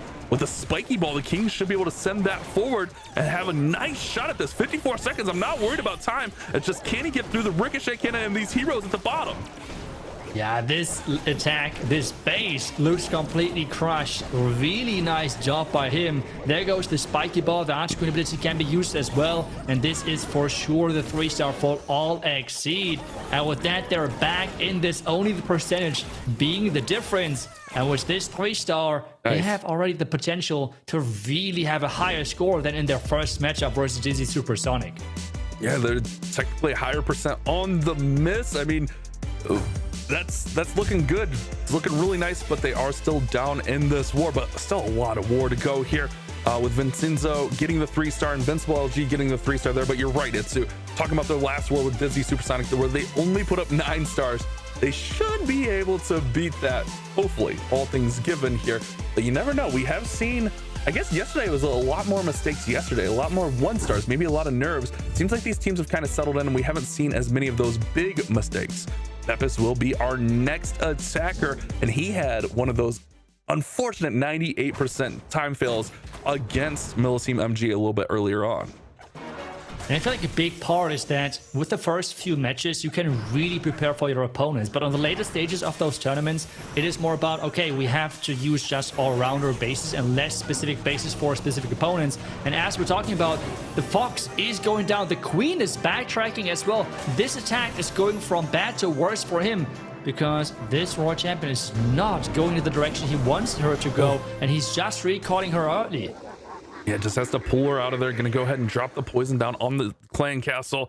There is a furnace in there, so he'll be able to deal with that. But also, time is ticking. I know he's just kind of letting that poison work. Nice Quake to take out the monolith there. The RC didn't get it down, but a Quake will. But at the same time, you don't want too much time to tick away, as he had that 98% time fill on his last attack. It's really interesting that we see the same approach here versus this base as we have seen earlier, where the lock launcher was designed to take down that fire spitter with the poison tower and as well the Rico cannon. So this time around he's going for the troop thrower, mixing things up, because he felt like with the ground expo over there, he's not going to make the siege machine work. And now he is relying on his push to get all the way through the town hall and then towards the bottom side. On the last one, I think it was a fail, if I remember correctly. Let's see if he can make it better, even though he had to switch up the plan. Getting everything tightened back up here. I was a little bit worried that things might split there, but they all followed around the overgrowth the way that he was hoping for. If they would have split there, man, this attack would have been in a lot of trouble. He does have those Yetis out in front here, and he's continuing to work with those heroes, but I'm not seeing a ton of roots in the mix. I see one down there on the bottom by the king. I think all the roots may be down now. Yeah, I don't see any Root Riders either. It's like a few giants in the middle from the troop thrower, but that's pretty much it. But he still has right now two hero abilities anymore, as he's using the Royal Champion Rocket Spear ability. But with that King and the Queen ability on the back end, he can still deal a lot of damage to this base. Yeah, but it's that big question. Can you get through the Minion Prince and the Defending King, who are always awaiting you? Here comes some rocket balloons to take down the Inferno. Minion Prince is stepping up and dealing out tons of damage. He takes down the RC. His King is going to go down as well really quickly here. The Queen did go to ability. Giant Giants there. Spiky Ball shoots through some of that damage. Those buildings, the scatter shot, the multi-gear tower, they're low. Queen's working through there. Can he get this job done? Beppis is so close to a 3-star, but so far at the same time. Oh no, the defending heroes are coming in. They're defending, but Sneezy taking down the building. Their heroes do not have to go down as long as the Wizard Tower is going down. No chance. The Wizard Tower. No chance. No, the Wizard Tower. Sneezy. No, Sneezy. No, what? Sneezy, no. Oh no. Oh no. This was so close, but so far. It's a 99% 2-star. How many 99s and 98s can we have in one tournament? I mean, the last time on this base it was at 97. I remember the multi-Inferno Tower, the multi-gear tower, and as well one of the scatter shots were staying alive in the last attack, which we had earlier for All Exceed. So this base now defended on a 97 and a 99% in this tournament. I mean, built to time fail, or at least built to be close. Either way, it is a defense, and that is what matters for All Exceed in this position. Yeah, I mean, a defense is a defense. Now they can look to move forward on stars with a triple. Anything less than that, and they're going to be trailing in this war. Man, what a heartbreaker for Disney Supersonic. I mean, the last 2 wars, that's their 3rd time fail in 2 wars. Arroyo will be our next attacker. Did have that 3-star. I mean, it's easy to say that. All Exceed had 4 3-stars in the last war, but he's going to go back with the roots. Does have the heal spell in there for additional support. Let's see if Arroyo can propel his team into the lead. There's going to be a Warden charge, or actually just a quick Fireball. There we go. Fireball is in, getting the Earthquakes in as well. I was about to say, but wait a second. is that... No, it's a different ring-style legend base with 2 rage towers. This time again, not really right next to each other, but instead on opposite sides. Let's see how he is going to handle this. This time around, no rocket loons, but instead root riders as follow-up, and those healers, they should better switch quickly because their warden is full hit points. Switch! Yeah, they need to get over there. Come on, healers! The roots are taking so much damage. One root rider goes down. Another is very, very low. He does negate the damage from the town hall with the overgrowth and that fire spider that would have been shooting him. Tornado trap spinning. He's got the poison down on the furnace. But man, those roots have sustained so much damage, and now the healers are taking damage. Oh, that one scatter shot, and this now means that if the town is going to wake up and only shooting once close to the healers, they are not going to have a great time whatsoever. He has a heal spell. He should use that soon. Come on, use that heal, please. The healers are going down. Healers. He's got the heal in. He's got the heal in. It's in there. He's got the healers healing back up now. Man, the timing on that was definitely sketchy. Queen is continuing to work. Here comes that overgrowth. He's going to get the town hall under control. Still has king ability. Still has queen ability. One invis, a few super barbarians. Got to get through this enemy queen. There goes his queen's ability to pop out that giant from the action figure. It all comes down to this last compartment. Why is there always a minion prince and king in the way, Itsu? Yeah, always the minion prince on the back end as well, the king. It seems to be somehow planned from the base builder. Well, let's see if it's going to be enough to defend this base, because we have the action figure giant around that corner, but as well the spiky ball ability. All those defense in the core are low, but I don't think that this king is going to save the day, and those legend style bases really seem to not find any success here for Alexis to take them out, because they keep defending. He's trying now to find a good spot for his spiky ball ability, but there it goes, picking up some more defense and dealing some more damage, but a 3-star is out of reach for sure. And whether he liked it or not, that spiky ball was forced from the defenses. It is going to be a very respectable percent, but it's not going to be the 99% that we just saw from Bepis. So it looks like Dizzy Supersonic, after 3 attacks, will be up pretty well on percent as we see this one continue to work. It looks like that wizard should get through the storage here, so it should finish at 94%. He's going to send it all in here and try to get that other storage, and he will get that down. So 95%, very, very respectable. Man, so close, but so far on so many of these attacks. But now Dizzy Supersonic are up by 8% going into the 4th attack.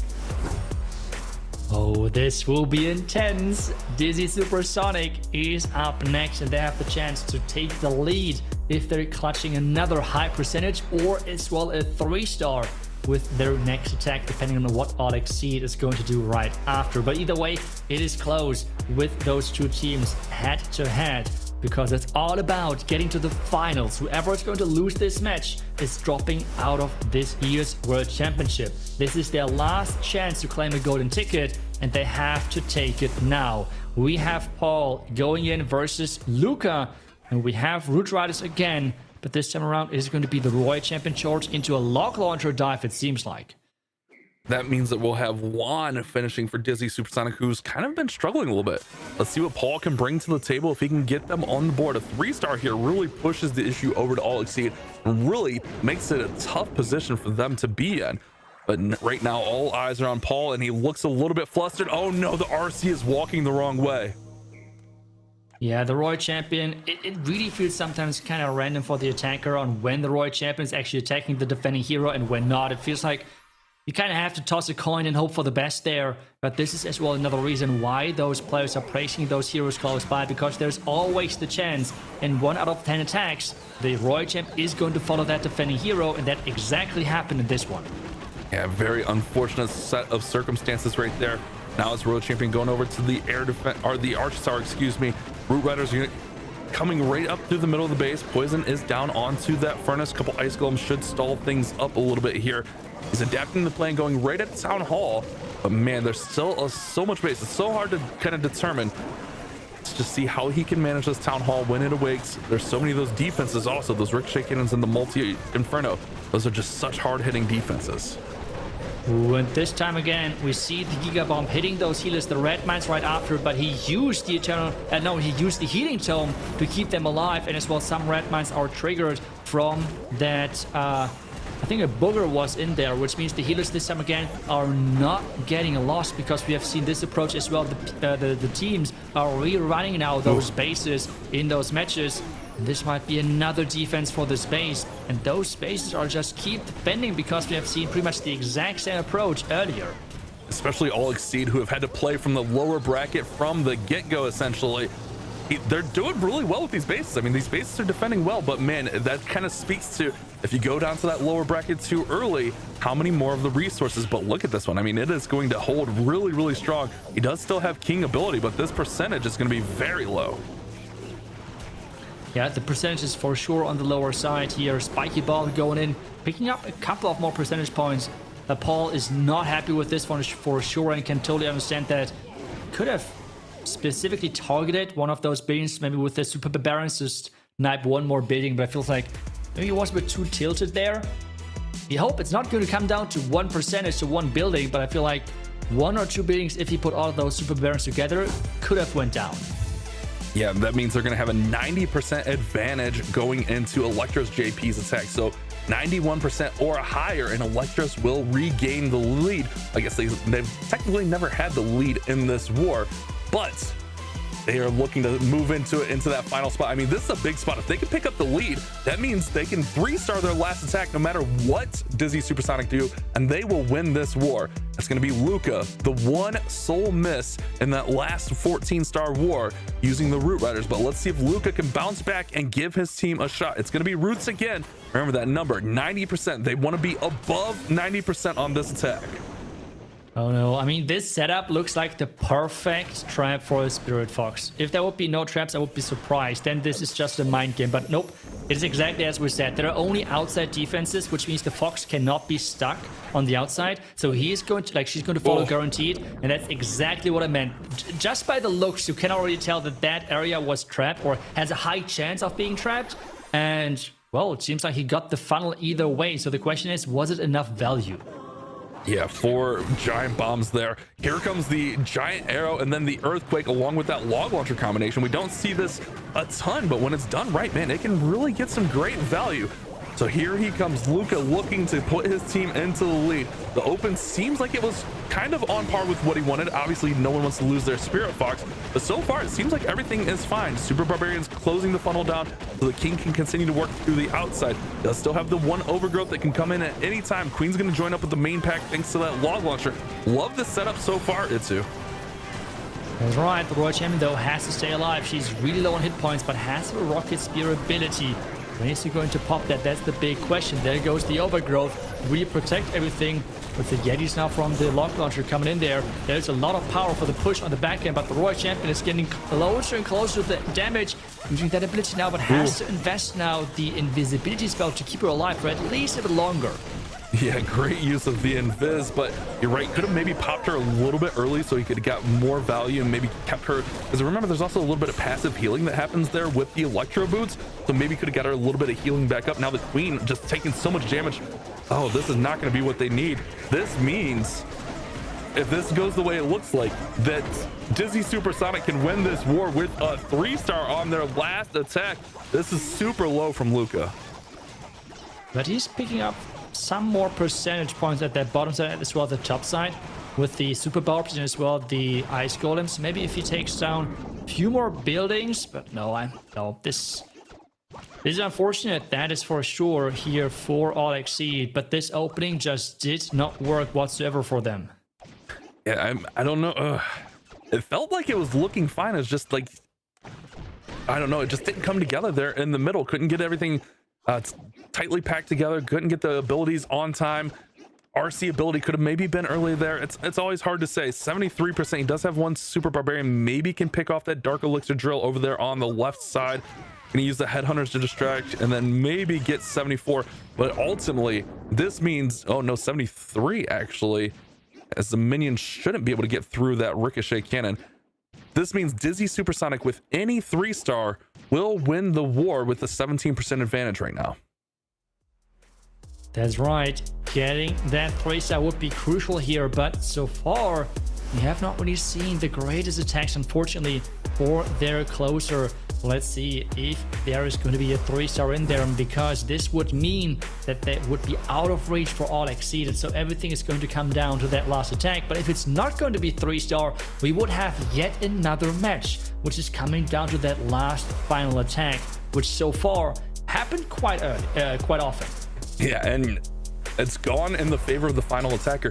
Juan, unfortunately, in his 3 attacks so far, has failed to get above a 90%. And he needs, well, he doesn't need a 3-star here, technically.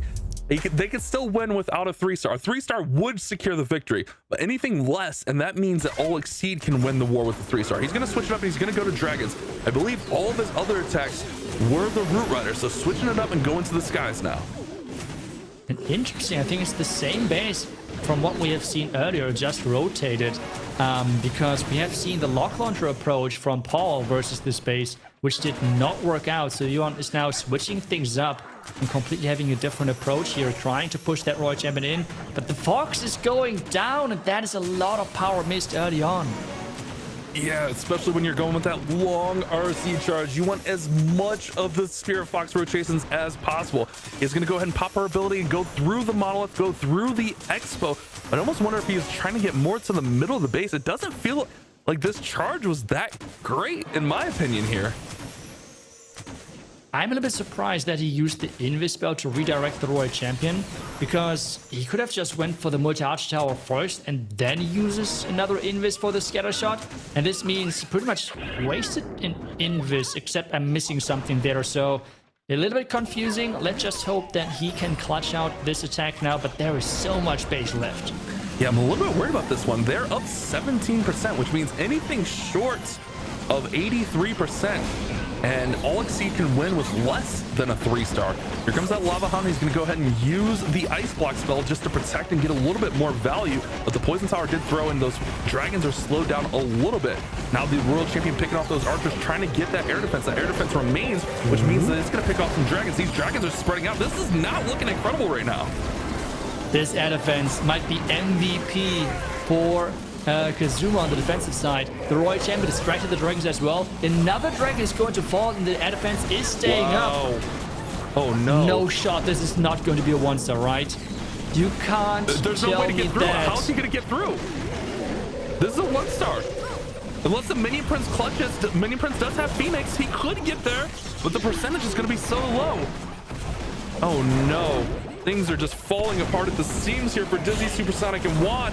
Juan's struggles continue. Minion Prince needs to come alive. He can solo the Town Hall, but he switches to the... Oh no, the Inferno. He's not going to have enough force here to get this Town Hall done unless Phoenix can withstand the blows of the Town Hall. He does have the Fire Spirits, but no, Itsu. It is an unfortunate 1-star, and that means All Exceed. All they need is a 2-star. Any 2-star wins this war. What a heartbreaker for Juan. Oh no, the Royal Champion charge just... I feel like there were too many invisibility spells not really needed for the investment to sometimes redirect the Royal Champion. But in the end as well, this one air defense on the far right side staying up really has cost him a lot of those Dragons. But I think even with that air defense going down, the plan would have not worked. There was so much on the back end still left with another Poison Tower to push through and such. So it did not work whatsoever. And this means now All Exceed are in the prime position to really get their revenge, to make the underdog story happen and push all the way through the lower bracket into the finals. On those style bases, it almost feels sometimes better just to go right through the Town Hall with the RC, especially on that long RC charge, and then try to just keep her in the middle to get towards those multis. I know he wanted to deal with that multi at the top really early, but I feel like that could have been, I mean, obviously, who knows? We will never know, but it feels like that could have been a more safer approach, but also like just a better approach to set up the Dragons on that one. Just an unfortunate play, and then with the RC not getting what he needed, it ends up being a very risky play. Now Kazuma, any 2-star wins the war, and All Exceed make the unthinkable lower bracket run back to the grand finals to face off against Milliceme MG. And he's going in with the 7 Invis Royal Champion charge here. Using the Invis early, the Fox is following, but taking a couple of shots here. we have this compartment overall, I feel like set up really nicely for having a lot of traps in here because there were no outs. Okay, there are no giant bombs in here, which means they're most likely located around the top compartment. But for now, this means that he's getting the value needed, using the invis to redirect towards the fire spitter, and getting the value I assume he wants because there's another invis now getting it. Oh, keeping the Royal Chap alive. He barely got her out of there. Barely got her out of there. Is he going away? Just get the town hall. Just get the town hall, Kazuma. Don't take the risk. Just go right at the town hall. He's trying to push the king in. Okay. Fair enough.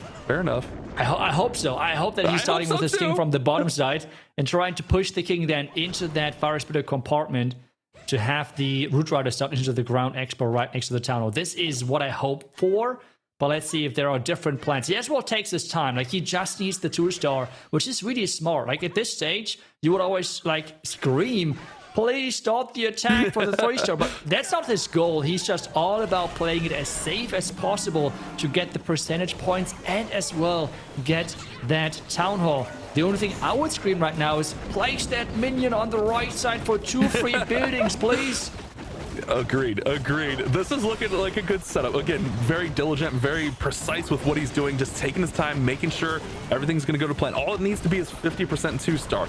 It doesn't need to be an 80, 90. It doesn't need to be a high attack. Any 2-star wins them this war.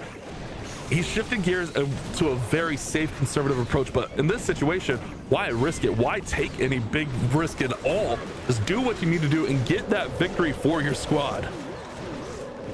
Get the victory indeed, and there's 5 more buildings going down. 4, 3, 2, 1. Where's the next building? Come on. I mean, at this point, we all know it's going to be the 50%. And this means All Exceed winning in the lower bracket finals versus DC Supersonic. And they are clutching this match. Yes, we all know time is low, but the 3-star was never the goal. It was all about securing the safest possible 2-star to get them back into the upper bracket, kinda into the grand finals versus MMG. Wow, what a performance, and that just goes to show the persistence here from All Exceed. What an incredible matchup for them. A little bit of a lucky break there, to be honest, with Juan's 1-star. You're never expecting a 1-star in the 5th and final position, but it falls their way, and they make the plans and make adjustments accordingly to get the 2-star and get that victory, which means they will go ahead and move back up to face Milliceme MG. Remember, they've been in the lower bracket since the 2nd matchup, so they've made the complete lower bracket run now. But, I mean, there is one thing now which I'm a little bit scared about, because they have now claimed 9 stars, they have now claimed 11, 12, 13, and 14 stars. I am not sure if we're going to see 10 or 15 stars now in the finals from them, because 10 wouldn't be the best. Yeah, that's kind of interesting there. I mean, somewhere in between. I get what you're saying. I'm picking up what you're putting down. But man, at this point, they've definitely got to be feeling good about their chances. But the only down thing for them, they don't have too much time to celebrate and rejoice. They got to get ready and get the preparations going for the next matchup as soon as possible. Man, what a heartbreaker for Juan. Just a really struggling tournament for him. Very uncharacteristic of him, as we'll go ahead and take a look at the updated tournament bracket here after the victory from All Exceed. You'll see them moving up to the grand finals, but that, remember, that means they have to beat Milliceme MG twice, 2 times to win this golden ticket. Milliceme just needs any victory to win the golden ticket. Yeah, and I mean, just this road for All Exceed, I still cannot get over it. They really could possibly make the craziest underdog and as well lower bracket run ever. I mean, dropping down the lower bracket with 9 stars to then get 13 as well, then 12, 14 stars and 11 stars. I mean, that is a crazy one for sure. But as you said, Milliceme have looked really strong, not just on offense, but as well on defense. But if we take a look at the trend here, by the way, I'm just saying, we see 13, 12, 11. I mean, we all know what number is coming next. So this might be a really close finals. It's just saying we're gonna have a 10-10 grand finals if we follow the trends. I mean, at this point, all Exceed, they are getting low on bases for sure. Milliceme MG should have some bases at the ready, but let's take a look at the MVP for that matchup. Will it be Invincible with the 1-3-star? Yes, it is. Oh my goodness, Juan. I feel like that's a toxic MVP vote, to be honest. Some part of the community just want to see the world burn. I mean, that is...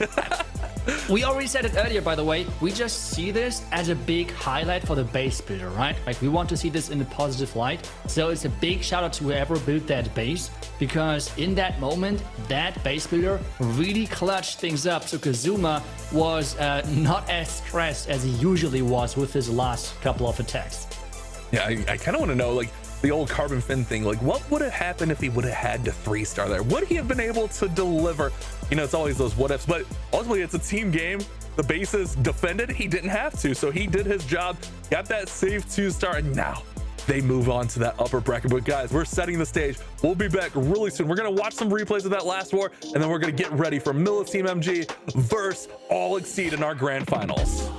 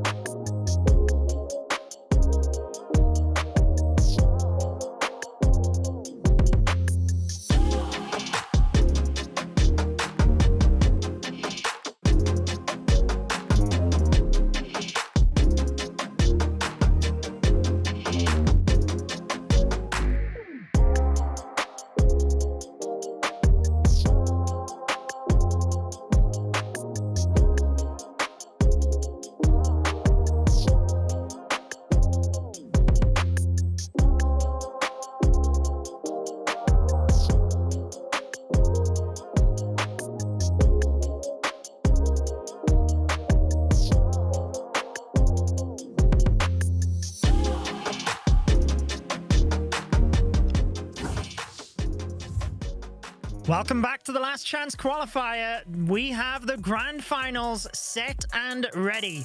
Milliceme MG versus All Exceed. And we've had a complete caster switch. It's myself and Carbon Fin. How did you find that last matchup?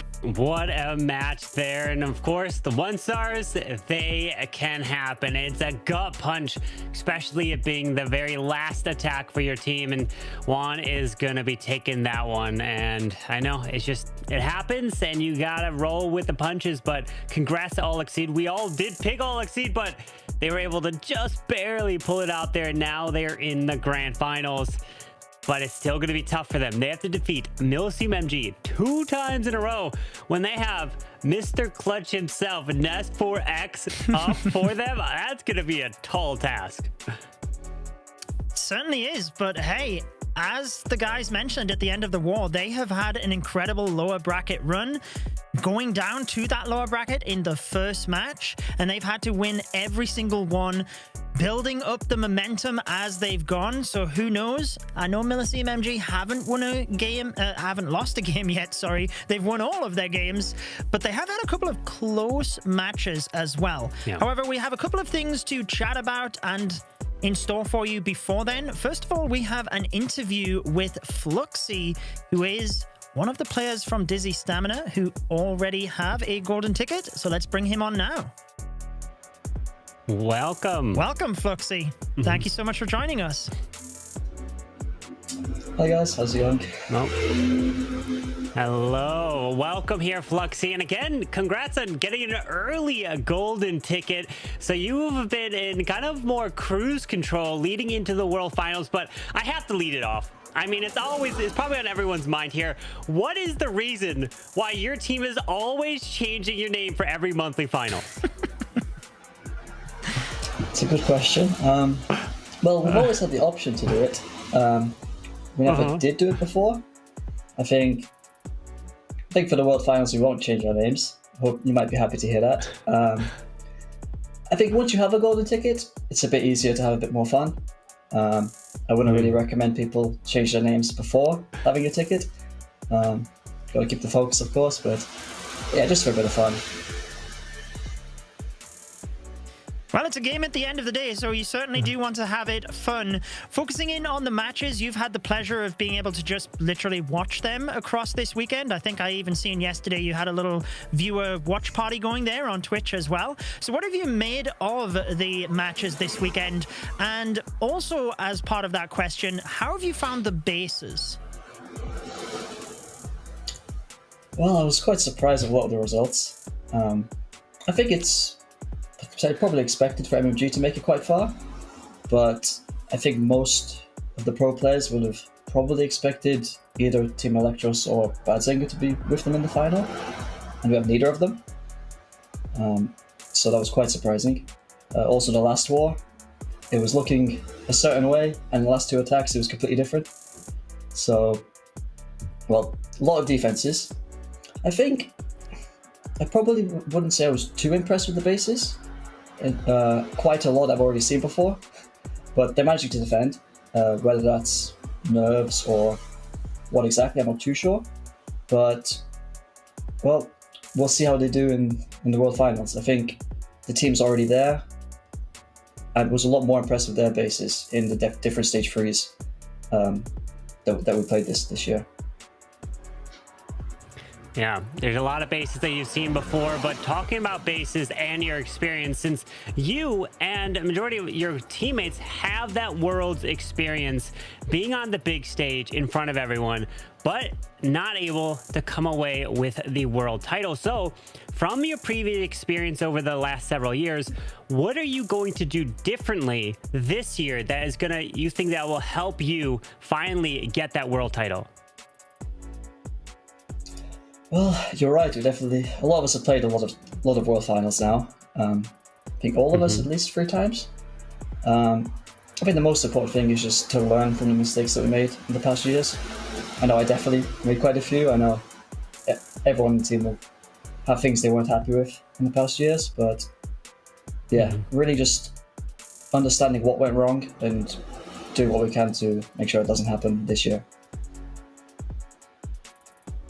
I'm sure you guys are obviously putting in a lot of preparation work, but I guess there's one thing that's been explained at the moment and hinted towards coming in the next update is the Springtrap rework. So do you have any early thoughts given the blog post that was shared about the Springtrap? How do you feel it's going to impact the meta moving into, the finals that you're obviously going to be preparing heavily for?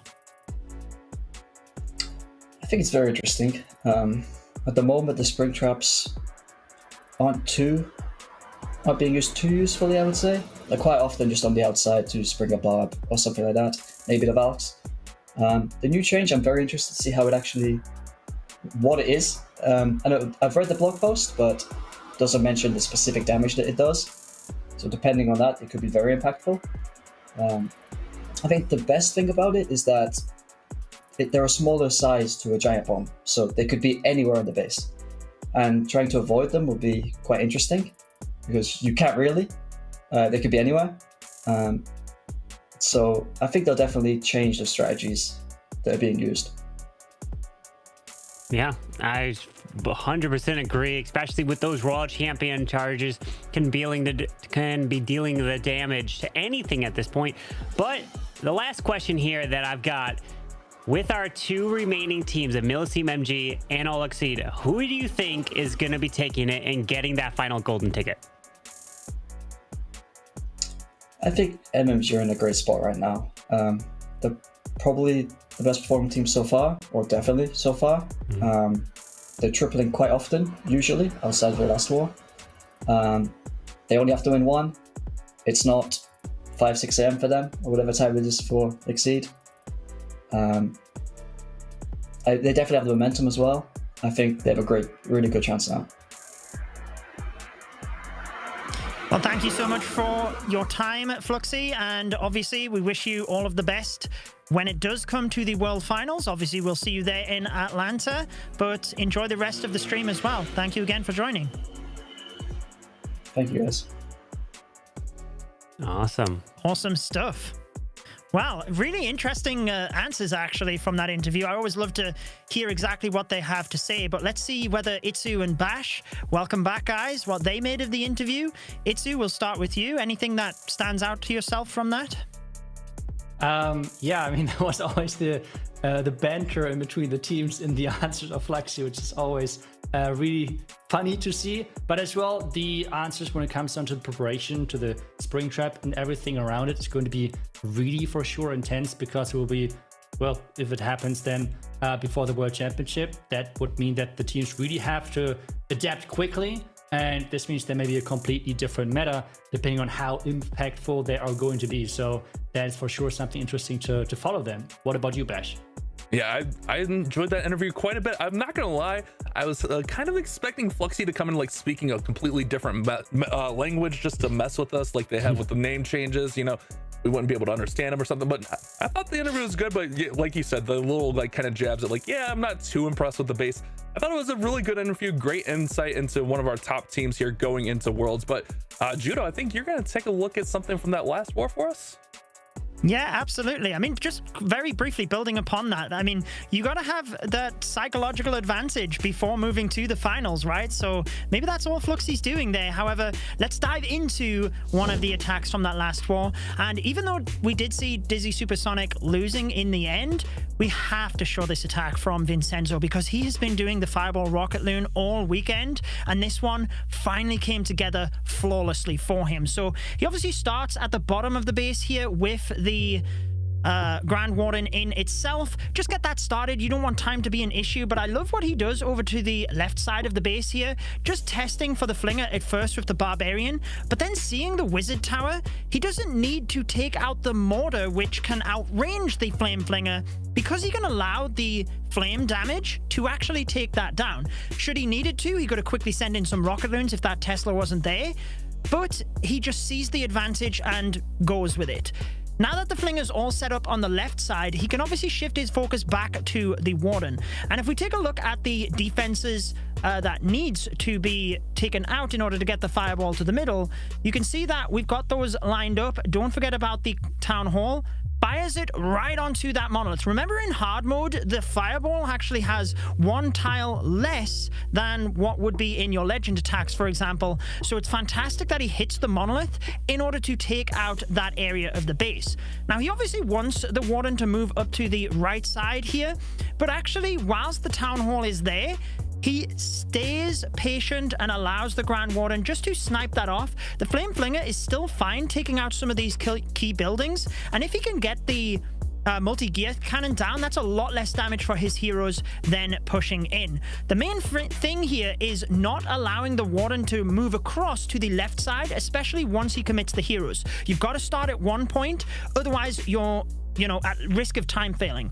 The gold storage goes down. Had it not, he could have easily sent some Rocket Loons across to the Mortar. He would have needed 4 just to pull the Warden in this direction. But you might have heard mid-broadcast as well, Itsu talking about this, because he hasn't had to use many of the Rocket Loons at this stage. You can use them to adapt, such as what he does to the left side of the base here.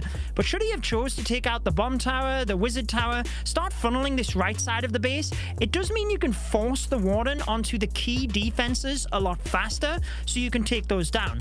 Granted, you've got to be able to multitask to keep him alive, hence why we see a lot of the spells in this location for the Grand Warden, but the hero is just continuing to move around the top side here.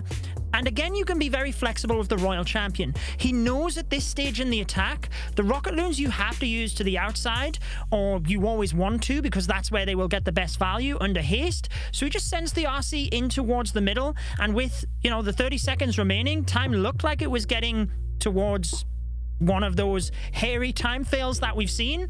But with that amount of Rocket Loons left over, minions then spread in behind. He gets that 3-star with the sigh of relief. And obviously, I did just want to break that one down because it is different.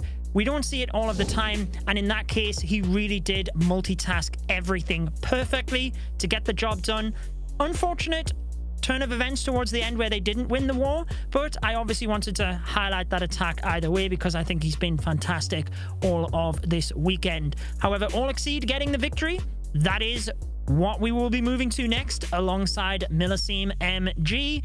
Certainly we heard from the interview with Fluxy that he feels Milliceme is in a good spot. I know in terms of predictions, I picked Milliceme MG as well, even though I should have stuck with All Exceed all of the way through. However, I'm interested to see what you guys have picked as well. I'm trying to have a sneaky look at the predictions here. Itsu, we'll start with yourself.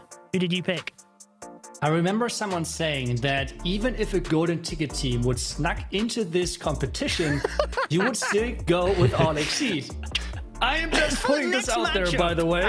Exposing someone here. Pressing the... But no, yeah, I mean, I'm going with All Exceed as well. I'm completely there on Fluxy's side that the time zone is just really fitting for them. They have burned so far not many of their bases, and I feel like we're going to see a lot of bases again getting run by All Exceed. They have done this now multiple times where bases were defending back to back, but at some point this might not work anymore, especially with MMG then having the chance of watching those matches. So this is a bit risky as we're moving forward, and this is why I feel like MMG is having the big advantage coming into this final match. Yeah, I have to agree as well. I'm taking MMG solely because they've got Nest4X, who's 3 for 3 in the clutch situations where he has to get the 3-star. Not just, you know what, get a 3-star, high percent 2, you guys are safe. No, he has to triple to win, and he did it 3 out of 3 times to get him here to the grand finals.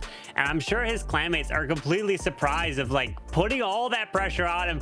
And he also has the reactions of just being confident and knowing that he could do it. And since he's on Milliceme MG, that's why I am taking him. Plus, they have the benefit of coming from the upper bracket, Bash. Don't sleep on my guy Kazuma. When he needs it, he steps up and does the same thing. Okay. I mean, someone had to show All Exceed love there. I'm not gonna lie, my heart was telling me MMG, but I mean, ultimately, it's All Exceed has got so much momentum on their side. I just gotta stick with them just because they're so much fun right now, Judo. Yeah, absolutely. And in your defense, Bash, this is for the next matchup, not the overall. I think maybe that would change your mind should they have to win twice. But in terms of the audience prediction, definitely pretty close as well for this next matchup. Milliceme at 60%, All Exceed on 40%. I just feel like personally, All Exceed were on such a high moving into that last matchup. That's why I picked them. But equally, I wasn't actually that impressed with the win there over Dizzy Supersonic. They were able to get that revenge over what happened in the first matchup. But I feel like looking at their attacks versus what MMG have done as a whole, I can't really bet against MMG right now. So we're just about ready to get into those matches, or into that match. Itsu, before yourself and Bash go, is there anything you want to say prior to this? I mean, right now, it's just again here to mention the event website, because you can get your predictions in as well, and for sure make sure that you're getting that MVP voting in at the end, because we have 2 of the most clutch players in this match at the end of this one. So make sure that you're visiting the event.supercell.com/clashofclans website to get as well some nice rewards with interacting with the stream. But I think we should get ready with our next match, and I believe that is Judo as well going with this one, right? It is, yes. Myself and Carbon Finn. So let's take it away. Milliceme MG and All Exceed. We've hyped it up. We've been name dropping them moving into this matchup, but this is it. Last chance qualifier. This could be the final match. If Milliceme MG win, they get the golden ticket. All Exceed do, then it resets and they have to face again. What a war we have on our hands. Milliceme MG has been clutching it up each and every war. They haven't had a easy walk of the park, just taking a victory. No. Each one of their victories have come by the final attack. Nest4X has been delivering when they need it most, and it's been so impressive. And you know, they probably don't want to have it come down to the wire again in the grand finals. But I mean, if they have to, they'll rely on Mr. Clutch, Nest4X, who's been doing it. And of course, we will assume he's going to be the final attacker for them yet again. I would assume that, especially given that last war, it seemed like they really gave him the time to plan against the base there. And, you know, different teams have different ways. Do you allow someone to that is so confident on the 3-star to pick that base that they want?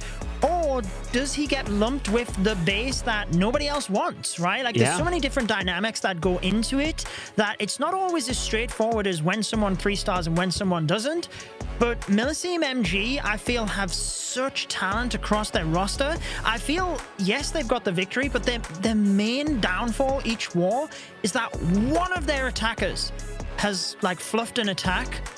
However, should they just have one war where they hold it together, I think they'll be good here. However, All Exceed, Carbon. Yeah.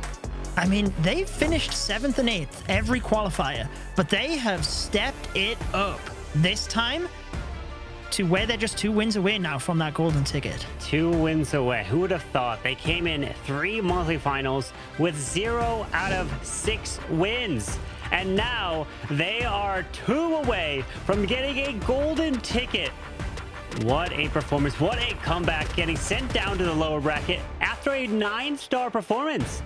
And then they got the revenge against the team that held them to 9 to knock them out. And now they're in the grand finals trying to force a bracket reset. The chance is there, but they don't have much time to plan. And that's something that you have to think about. Ness4X, he is attacking last. Usually, that's what he's been doing. But you have to get all of your pick orders in before the start of the first attack. That's something a lot of people don't realize when it comes down to the productions and things like this. Production needs to know who's going to be attacking in what order. So once you select your base, it's locked in. It's not like you're going to be switching the bases at the last second. And they need to know which one is hitting who to have it all ready to go. So that is something that is a little bit different than when you're in a normal war outside of something that's like this that is live stream. So it adds a little bit of extra pressure. But here we go. The grand finals are underway, and Nairomi is in for All Exceed, and it is going to be the Dragons. It is. Going with a Stone Slammer there at first, trying to drop the Yetis closer to that compartment, but unfortunately with the Crusher Mortar and the 2 defending heroes, he did manage to get the Crusher Mortar. I was going to say he literally got 0 value, but certainly I'm not sure that was a big enough commitment. I didn't see the defense on the outside, but presuming it was just like a mortar or something. Yeah, well, he does continue this RC in towards the Spitter, takes it out. She goes backwards to the Tesla, now into the enemy queen. He has to force these early and extra invises. There is no recall, and the RC's, oh my goodness, the RC is backwards, and the queen's ability is forced here. Oh dear, the defending queen there, obviously constantly pulling the royal champion, and whilst it obviously is a bit unfortunate, the queen is standing there, and you know you're running into the risk when she is not inside the invisibility spell that your royal champion would turn to her. So you definitely need to have that foresight of that. However, you were mentioning with the plans, right? Like, yes, you need the attacks locked in. Nairomi has to attack now, though. Like, the other guys, yes, they've got the bases locked in, but now they can still go through, how do I actually attack it? Whereas Nairomi, he doesn't get as much time. So that's where things like that might not be considered.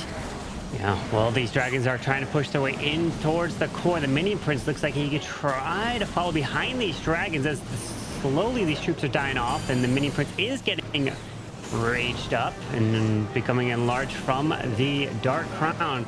But with that poison onto the furnace that has come out of the Clan Castle, I don't think there's any more CC like Ice Combs coming out, because there is nothing that is ground that will lure him unless he drops somehow that wizard and walks in range. But he should be working on the Clan Castle next, so he should be fine. But he needs to get towards this air defense on the backside with the defensive minion prince and a Giga Bomb awaiting him.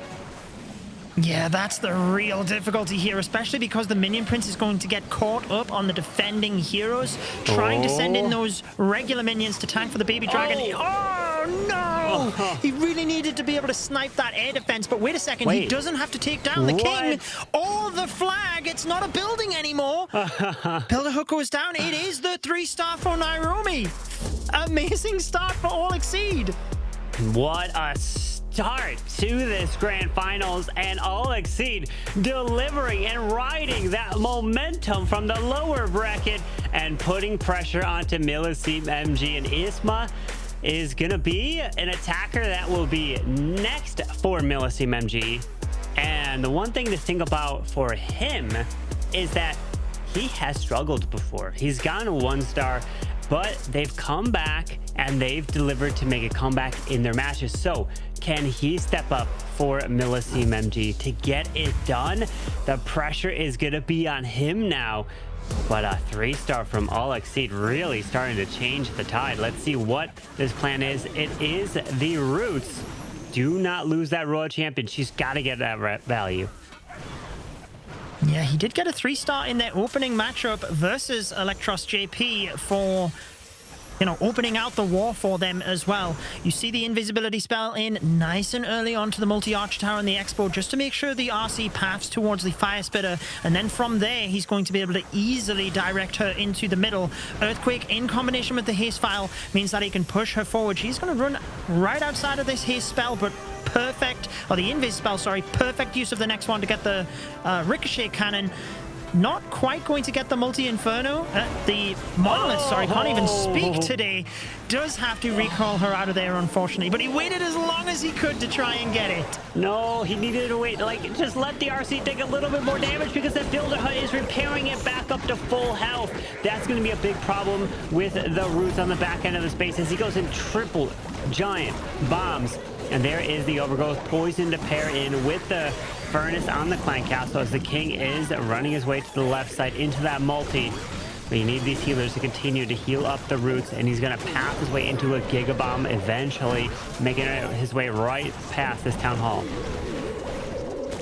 Troop thrower throwing those troops forward. There you see a couple of red air bombs popping out towards the healers. He has used the Warden ability, but the healers are right on their last legs as the Town Hall fires onto them. Can the Warden get them topped back up? However, now that the abilities wore off, they're right into a couple of the air mines, and they're going down fast here, Carbon. Yeah, they have gone down, unfortunately, now, and the Monolith remains on the backside, going to be picking this off. The Queen goes down. Does have one Rocket Loon, but all the Roots have decided to run around the top side with that King now. A couple of up to pat their way into the defensive Queen, the scatter shot, but the Monolith is going to be a big pain, and a full Tesla farm awaits him. Yeah, there's just no way he has enough to get through this backside compartment. 2 expos defending minion prints. The multi-inferno, in particular in hard mode, shreds through troops. But he's barely got any left over. This is major advantage to All Exceed after the first round of attacks. However, this is certainly better than Isma than we've seen in their victory versus Zowat Stoer, where, as you mentioned, he got that unfortunate 1-star, and the rest of the team basically smashed it for Millicim MG, so they still got the victory. So, all that considered, yes, they are down, but there's a lot of attacks left to go. Plenty of attacks to go, but All Exceed with their first attack started off with a 3-star here in the grand finals. And if you're just joining us wondering, all right, well, who wins this gets a golden ticket? Not so fast. All Exceed must win this match and win their next match in the grand finals, force that bracket reset so that then they can get a golden ticket, and that golden ticket is going to give them a pass to the world finals to compete on the big stage out in DreamHack Atlanta to face off against all the other teams, the 7 other teams that have a golden tickets, trying to get that grand prize, which is first place, $300,000. That is so much money, and even just winning this, you get $18,000 for first place here. But then you guarantee yourself an incredible amount of prize money just coming in last place if you were to finish in last in the World Finals. Absolutely. So they will be... I mean, obviously, you mentioned before, the experience being at the World Finals is one thing, but they don't half step up their prize money as well following these matches. Roya is diving the Royal Champion in here to pretty good success there, just getting a quick, cheap funnel on this one, not trying to get too far. Lovely use of the skeleton spell outside of the range of any splash to distract the minion prince and monolith, while the log launcher can move through and snipe that off. Yeah, nice use of the Skelly. Air Skellies pop up as well. Headhunters to try to remove the defensive minion Prince. But down went that monolith. Bloom's trying to get out in front of the healers to protect him. The log launcher is still going. He's about to open up for the Yetis to go secure the town hall. And Ice Golem is actually getting out in front over there. So, ooh, he got slowed down. The Ice Golem can freeze up the town hall, which will be very helpful as he needs to continue these routes through the right side. Still has another 2 overgrowths to use. Yeah, that defending minion Prince was a bigger annoyance than he anticipated, because we all know it's dangerous, but he even sent in his final headhunter, still didn't get it down, and that meant his Yetis went down as well. And just looking at this, his recovery options are essentially the RC Rocket Spear. That was his only option to get the Town Hall. Gets that done. Royal Champion does move ahead now, though, so he's got to be careful. She's going to go down fast unless, yeah, good reactions with that Invis spell, but that was the final one. All spells are done now. With a freeze, overgrowth to the backside, trying to continue his way through, keeping his troops alive, so he wants the healers to heal him back up. As he needs a path into that multi, nothing is going there just yet. Queen has her ability. King's got the spiky ball with a super barb and a wizard to the top side archer tower. We have a poison spell with a defensive Queen on the backside, and even that Giga Bomb waits for him. Yeah, popping that Queen ability just to try and take down some of these defenses whilst he still has some tanking, but with the poison tower as well, ready to slow things down for the defending Queen to then just pop them off. He is going to fall short here. Now, looking at percentage, it is higher than the miss we just seen from Isma of Milliceme MG. So even if Milliceme get the 3-star, All Exceed will retain the percentage advantage. However, obviously, you know, pulling things back on stars, the percentage can be climbed up across the wall. It's actually going to be 96, 97% here to finish off. So very, very high percentage, all things considered. Very close there. The Queen's going to go down. Sneezy moves out in front, but he won't have the time to finish this off either way. 97%, 2-star for Heroia. And now Milliceme MG up next to answer. And the man who just got attacked, Mr. C, defended, and he's going to have to answer for Milliceme MG. He's going to be up next. He's been really good throughout the previous qualifiers, making it to monthly finals, and now he has to deliver to tie this one up on stars. Like you said, they would still be down on percent even if he triples against Luca. Well, the triple is what he needs to get first, because you would always rather have the 3 stars on the board. Forget about percentage. The 3 stars is what you want. A couple of rocket loons there, initially sniping off the defense just to allow the Royal Champion that bit of an easier ride into the base. Once we've got that invis spell, just redirecting very nicely up towards the fire spitter. Gotta be careful after this as to where she goes, because I think she's going to go down to the... No, he does actually manage to redirect her to the poison tower. I thought she had a chance of going to that builder hut there, gotta be honest. I believe the Queen's going to come down at 6 o'clock with a giant arrow. Maybe. Wait for it. Queen. Ice. There you go. Giant arrow. Log launcher combination down south. Yeah, there you go. So he's going to pair in the log launcher, giant arrow, earthquake to help remove this crusher mortar super quick. Down. This is going to go. Skeleton spell to provide the distraction. Minion Prince will need to get taken out by the Queen, but the log launcher is also slowly moving into the Giga Bomb. But notice the logs are also going to snipe the monolith. Yeah, beautiful job there. At first, I was thinking he probably could have had a better angle on the giant arrow, but to be honest, it's worked out really well. I don't think he would have got the clan castle either way. So the Yetis are in prime position just to take out those buildings on the inside, keep the Queen across towards the Root Riders, because whilst obviously the defensive pathing is the main thing... Oh, I say that, she walks right into the middle of the base. I thought she was going to say with the Root Riders, because obviously the defensive pathing is what you're concentrating on with the Royal Champion, but you still need to assure that you have enough damage behind those troops. But the one thing I really like with this attack is that the Ice Golems on the defending CC never went to the Root Riders. So this Warden can use his ability and the Roots won't get slowed down. One of the worst things that can happen is when you use a Warden ability and then you get hit by the Ice Golems on defense, defense, and you're really just stuck, and you can't move, and you're not utilizing the Warden ability to the best of its effect. As the King is still making his way to the top side, the Town Hall will go down to the Royal Champion, and I'm liking this as he's still moving through.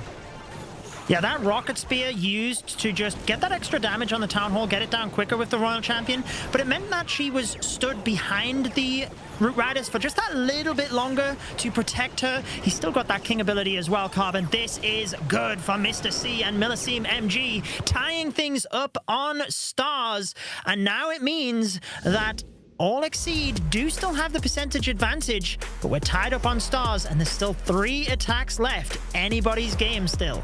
Mr. C has just upgraded his name to Mr. 3-star, getting it done for Milliseem MG and answering the call what they need, tying up this war against All Exceed. And now All Exceed are looking to put pressure right back onto them. Granted, they've got the percentage lead, but All Exceed's got to win 2 wars in a row in order to get that golden ticket. It's just so close for both these teams. They feel like it's within grasp. They just got to reach out and grab that golden ticket. Absolutely. I was just about to say, it feels like Invincible LG always goes mid-war for All Exceed. He tends to be their third attacker. Whilst he didn't have the best of performance yesterday, he has been stacking up the 3 stars today. So he really obviously needs to keep the pressure on here and make sure that All Exceed don't lose that early advantage that they had. Does get stalled up a little bit there with the Tesla and things, just making sure that maybe he has to use an extra invis. He's gone into the Giga Bomb and also the other damage around it, so just keep an eye on the Royal Champion getting sprung up there. Has to react well with that invisibility spell, make sure he doesn't miss the timing since he's lost the Fox. Yeah. But there we go, keeping her alive at the moment. And yeah, she goes to the Expo. I'm not sure whether that's actually what he wanted. Wow, that was a lot of damage onto the RC. There was so many giant bombs plus a giga bomb in that section. But here goes that log launcher to reach over, grab the ground expo. Not in line with the multi, but it will go for the walls, and the log launcher did take a few shots, which means it won't last as long pushing through this base to open up the walls to the town hall, but it doesn't really need them open as the roots can path their way there eventually. He does have 2 overgrowths though. Yeah, and his log launcher also missed the multi and the fire spitter with those logs just by a fraction as well. He'll obviously be able to pick those up pretty quick, but in the meantime, what it means is the multi was burning onto all of those troops and the extra damage. You never know how that can impact things moving through the attack. The Royal Champion also going off astray here because he meant to pick up that monolith with the opening RC dive, I believe. So she's going to go down pretty quick, meaning he's got a lot less force moving through the base. Does clip that fire spitter so he can take down the town hall and mitigate a bit of damage, but he's got a long way to go here, Carbon. Yeah, moving his way through the bottom side of the base into the wizard tower, continuing around with no more spells to help assist him. It's up to these healers that need to stay alive. Can the Sneezy trigger the traps with the boogers as the Queen's got her ability? A couple super barbs. We have a tassel that popped to the top side, but the defensive minion prince also awaits him at the very top of this base.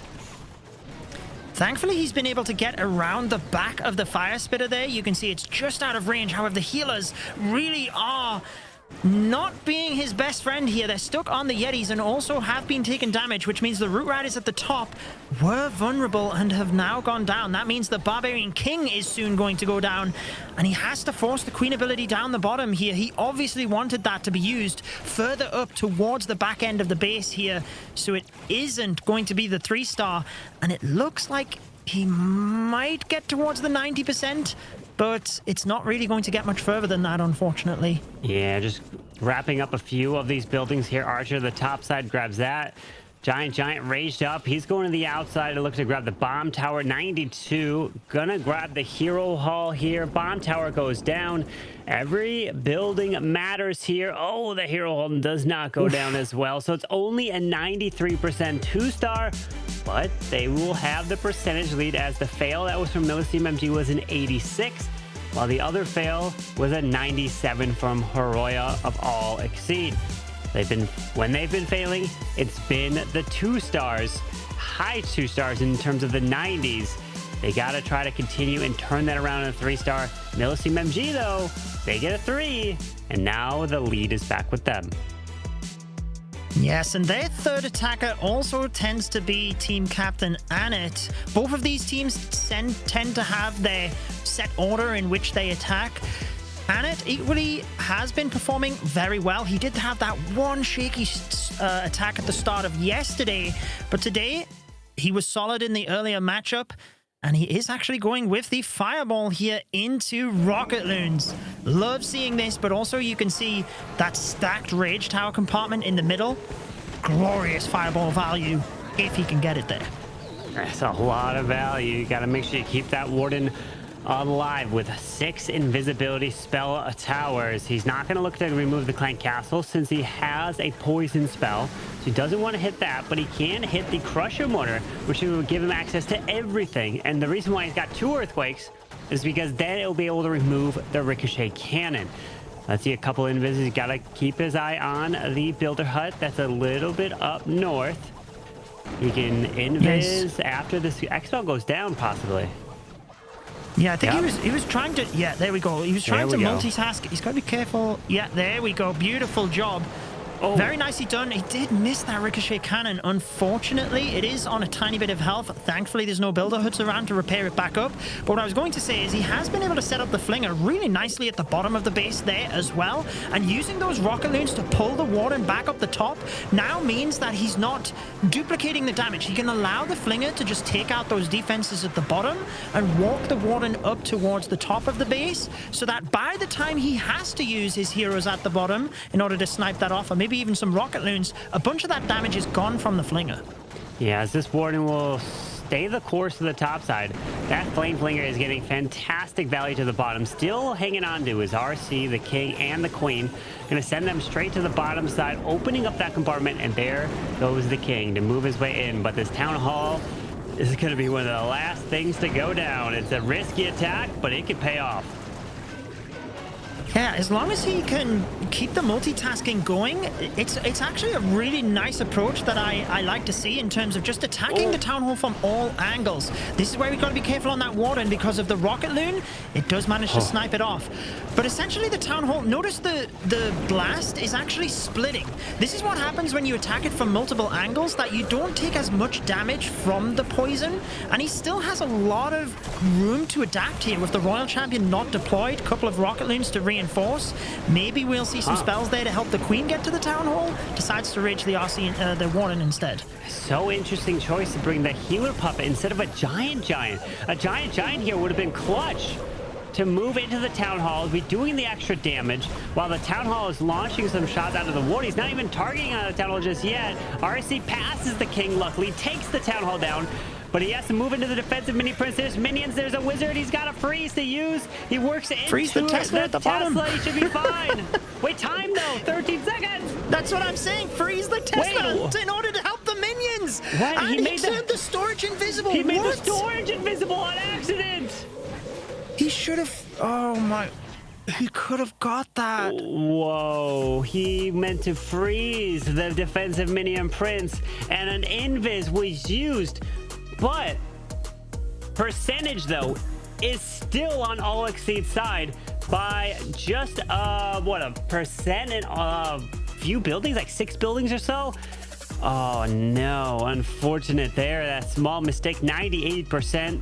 But it's a close war, though. Yeah, 6% is going to be the advantage for All Exceed. I guess the silver lining for him there is the Hero Hall at the top was still left standing, so even if he hadn't have made that blunder at the bottom and got the elixir storage, it would have then been a 99%. But either way, that's the thing with the Rocket Loon attack. You always have to make sure it does get close on time. He did a great job multitasking and making sure that he actually, you know, didn't have a major mistake or anything, but it really feels like a couple of tiny little tweaks and he could have got it. Either way, moving on, All Exceed do have that slight advantage. Interesting to dive the RC straight in towards the Town Hall there. Beautiful invis spell catching that entire compartment. Yeah, Town Hall's going down without it firing a shot onto that Royal Champion. Great job as the RC continues her way to sneak into the Poison Spell Tower. We'll be removing it, and then the Scatter Shot is going to go down with another 2 invises And as long as he pulled this RC back, it looks like he can also keep the Spirit Fox alive as well. Yeah, I thought he was going to be a tad quicker. I mean, he kept the Spirit Fox alive, but like waited until the bombs actually dealt damage to the Spirit Fox. So thankfully she did have enough health, but like you said, managed to keep it alive. You see the balloons, and I always like to see as well, and you notice with the balloons, they're split just that little bit. He doesn't just plonk them all in one spot, because we see a lot of the red air mines towards the outside of the base, and if you pop all of your cocoa loons in one space, you can lose them all, whereas just spacing them out that tiny bit means if the red air bomb form was there, you'd only lose one of your cocoa loons. Yeah, you don't want to lose all of them. You need them to move slowly through the base. But what he also has is the troop launcher, launching loons out in front of these healers. And that's a very nice thing to be able to do to help protect. But a troop launcher actually gets to launch all the way across to the king now, which you don't want. You want it to be launching with the root so it can move and protect the healers. Yeah, it's always funny to see those barrels just blasting across the side of the base. It's not been the end of the world to get a little bit extra force towards that far side compartment, but with everything splitting in the middle of the base, this is looking a little bit drastic. The RC is about to go down. There's nothing he can do towards the center of the base. He's got the queen ability, but let's be honest, this attack is not going to get much further, Carbon. So whilst All Exceed did have a 6% lead after that last round of attacks, I feel like that is going to be a lot less, shall we say, after this one. How far can he push it? 100% it's going to be less. This is a low percent in terms of the standards of the pros here in a grand finals. In the 70s, can try to get a little bit more with the super barbs to the edge of the base, but we're taking a look at a sneak peek at Millicene MG, seeing the reaction of this defense. They've got to be happy, and you can see as spectators, there's 4 of them watching here. So we have at least some of them watching this attack, knowing what they're going to have to get and what they could do to take the lead. Well, a 78% attack was that final amount. Definitely not what All Exceed need moving into this last part. They do have Kazuma as their last attacker, and he has been pulling out 3 stars left, right, and center. But what it does mean is we have equally a clutch attacker at the end for Millicene MG, but they also have Addy, who tends to attack next, and he now has a big chance to put MMG in the lead. MMG just need a chance when it comes to the final attack, because, you know, if it comes down to the last attack and you have Nes4X, he has been succeeding 3 for 3 when they need him most. And if he failed any one of his attacks, they would have lost their war and get sent to the lower bracket. But it wasn't the case. They were able to win their matches. What is it? Oh, no. I thought he missed the fireball there, but I think that's exactly what he wanted. Yeah. He's got a poison, as I so he saw the wasn't going for fireball CC. going off towards the... No, I thought he was going centrally in that compartment. But as I saw the fireball going off to the side, I thought it was going a bit further off than it did. However, like you said, he got what he wanted there, and look to the bottom of the base. We see trying to snipe that Expo. Probably going to... Yeah. I think he probably could have only sent in 1 more rocket loon, but you always want to play it safe. Get that Expo down just to set up the flinger. Yeah, with that Expo being gone to the bottom side at 6 and that mortar down there, now the flame flinger is perfectly safe to stay out for the rest of this attack, to just move from defense to defense. And this Grand Warden's going to take his time to the top side. You got to keep your eye on him. You cannot lose the Warden. If he goes down, the attack goes down. You can invest your invis, you can invest your rages for that Warden charge. Has to use that freeze under the Headhunter that is there, which essentially forced the freeze, which is good for the defense. So let's see as the king is moving his way through with the queen to the far opposite side of this town hall. This is where he's got to be careful and keep an eye on things as well, especially with the fire spitter. You see it just kind of focusing around there towards the warden, and there's a lot of damage here on the right hand side momentarily for the heroes as well.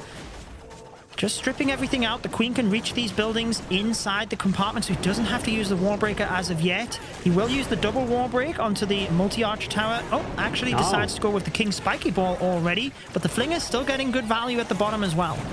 Yeah, the king did die off, but he is providing a little bit of tank. And as we got Rockaloons and an Ice Golem coming out of the defensive CC, he's already used that poison, so this is going to be a little annoying for the queen. But luckily, she's out of range of the scatter shot, so that's going to be good. Pulls the poison with a Rockaloon to the bottom side. But Judo, we got 50 seconds left in this attack. He's got to get moving. The Warden is raged up. He's getting hit. Pops that queen ability, moving to the bottom. We have a rage that was used out of the queen to really get through that section. But the RC, where's she going to come from? The far right side, maybe to help snipe the town hall? Wait, where is she? To the left. I think he's going to send her from 6. Oh, yeah. She's there actually reinforcing the heroes over there just to make sure that she can power through. He's got so many invis spells to try and keep these heroes alive. With 25 seconds, I know time looks like it's getting close, Invis but this looks good. Invis the king. Yeah, Don't go exactly. for the king. Invis the king for the headhunters. Yeah. Headhunters will slow him down. If you invis the king, they won't go for him. There you go. Finally, you invis the king. But 10 seconds and he swags 2 invis spells and still gets it done. Adi, well done. Getting a 3-star from Milliseam MG. Now they take the lead by a star. And they're up by percent. So, Judo, right now, it doesn't matter what All Exceed does in their final attack. If Milliseam MG triple their last one, they win anyways. And guess who they have last attacking for them? The greatest MVP of all time, maybe? Well, yeah, they do have that extra star. They do have 16%. But I'm just so impressed with some of those Fireball Rocket Loon attacks. I mean, that's what I use myself right now as well. But I literally don't touch hard mode. I do not play hard mode. So seeing the way that they're able to actually make it work in this scenario as well is so impressive, because if you use the Fireball Rocket Loon attack, you know how stressful it is multitasking, and you know how fast your troops can go down as well if you make a mistake. So I'm just so impressed. But look at this, Carbon. RC already getting targeted. Spirit Fox just about alive here. Can he get what he wants? Because he's still got multiple invis spells. Looks like he should get that Town Hall after all. He does get the Town Hall, but they... Oh, wait a second. RC is not going to the core. She's staying to the edge. Oh, he's missed her with the recall! He's missed the RC! Ladies and gentlemen, you see MMG realizing this, and you know, once you lose an RC and you do not get that spell to be utilized, I think he might have pulled the Spear Fox back, so I guess he could redeploy it, and then he does that anyways now, and that is a tough thing to try to pull through, and there's no way after that he could pull away and try to get 3 stars. I feel like that's almost rubbing salt in their wounds, Carbon. He did pull the Spirit Fox back. At least, come on. Well, yeah, I mean, it's going to be very tricky. Oh, rip. It's sitting out there. I mean, Kazuma just had to get that 2-star in the last war. He did what he needed to do, but obviously when you have a mistake early like that in hard mode, it's so tricky. You see even the Root Riders pretty much faded in the center there. Healers are keeping them alive, but he's literally got the snakes behind in order to take damage. In order to deal the damage, sorry. Queen is off to the right side by herself, and you see MMG celebrating as well, because they know they are in touching distance of that golden ticket now.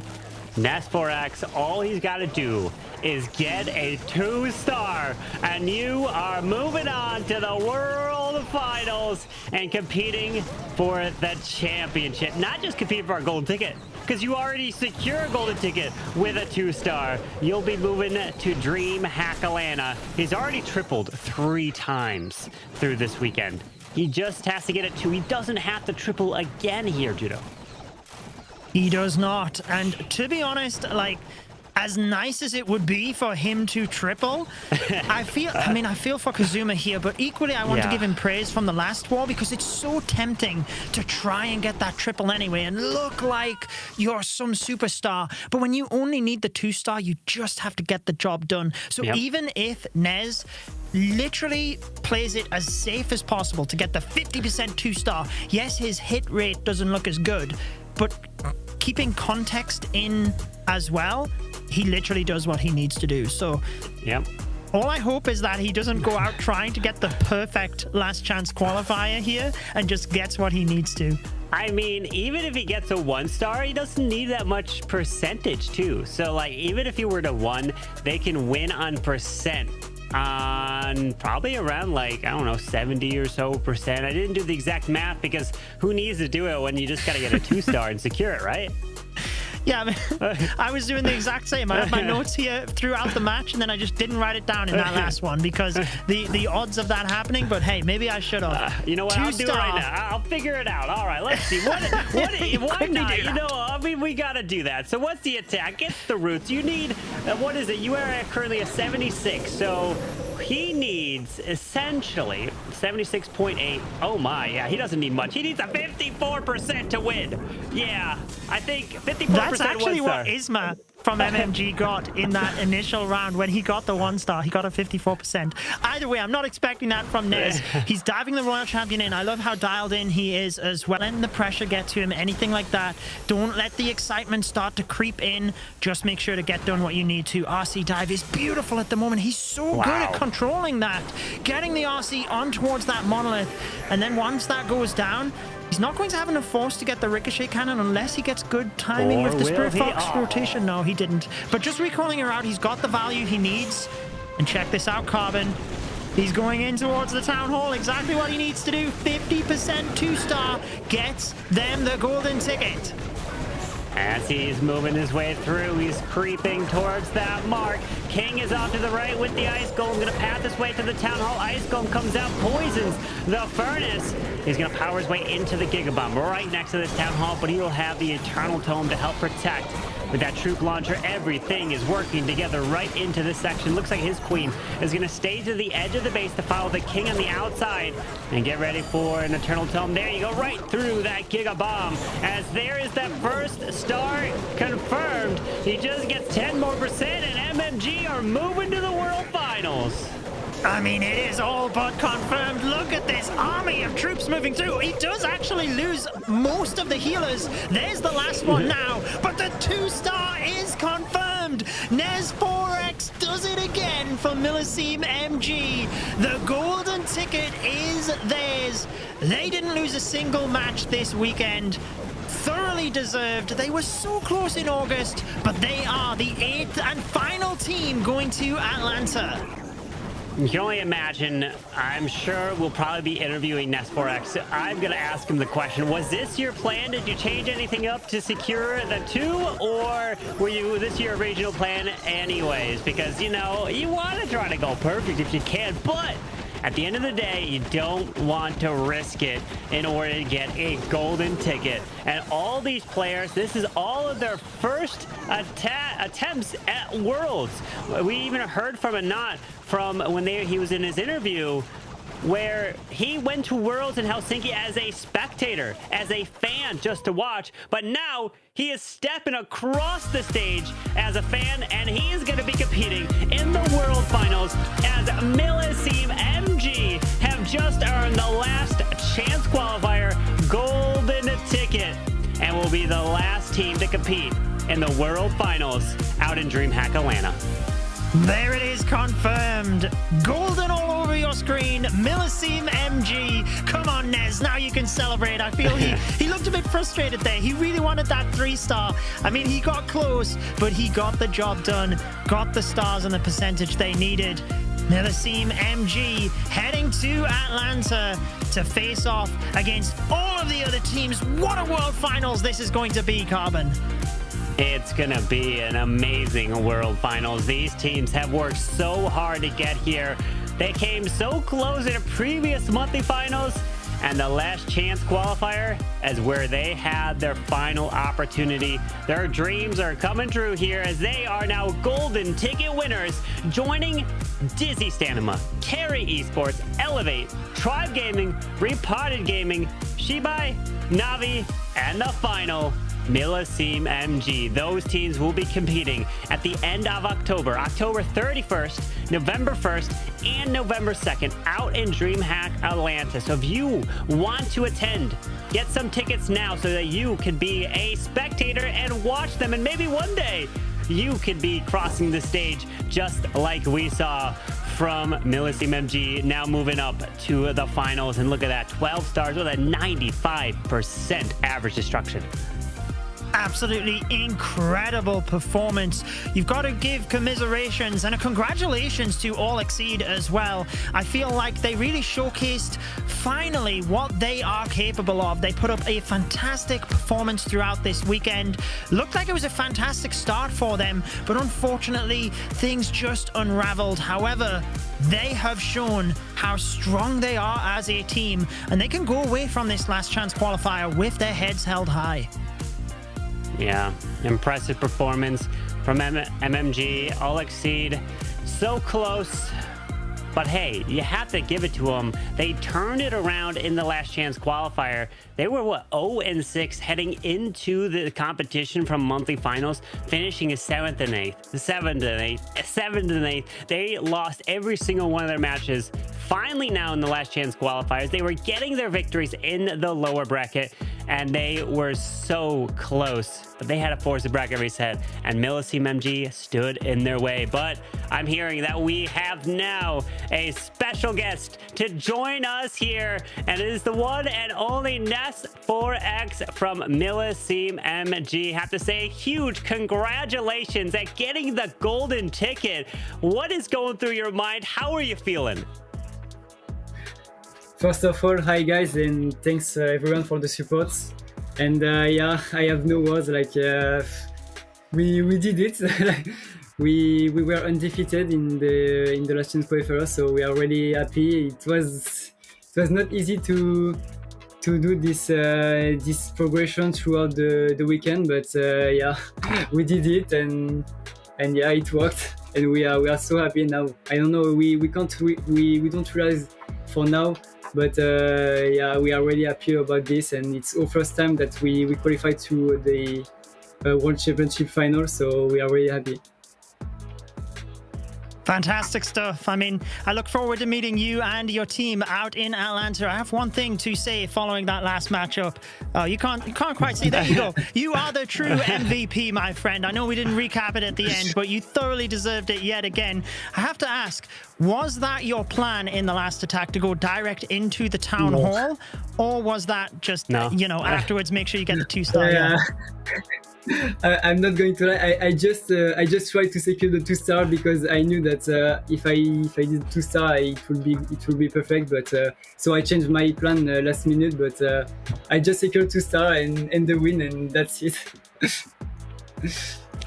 I mean, you secured the MVP. Either way, even before coming in with your final attack, it was such an impressive performance from Team MG and from you. And this is now going to be your first time ever competing on the big stage, you and the rest of your teammates. What are you most excited about going to be able to compete out in DreamHack Atlanta?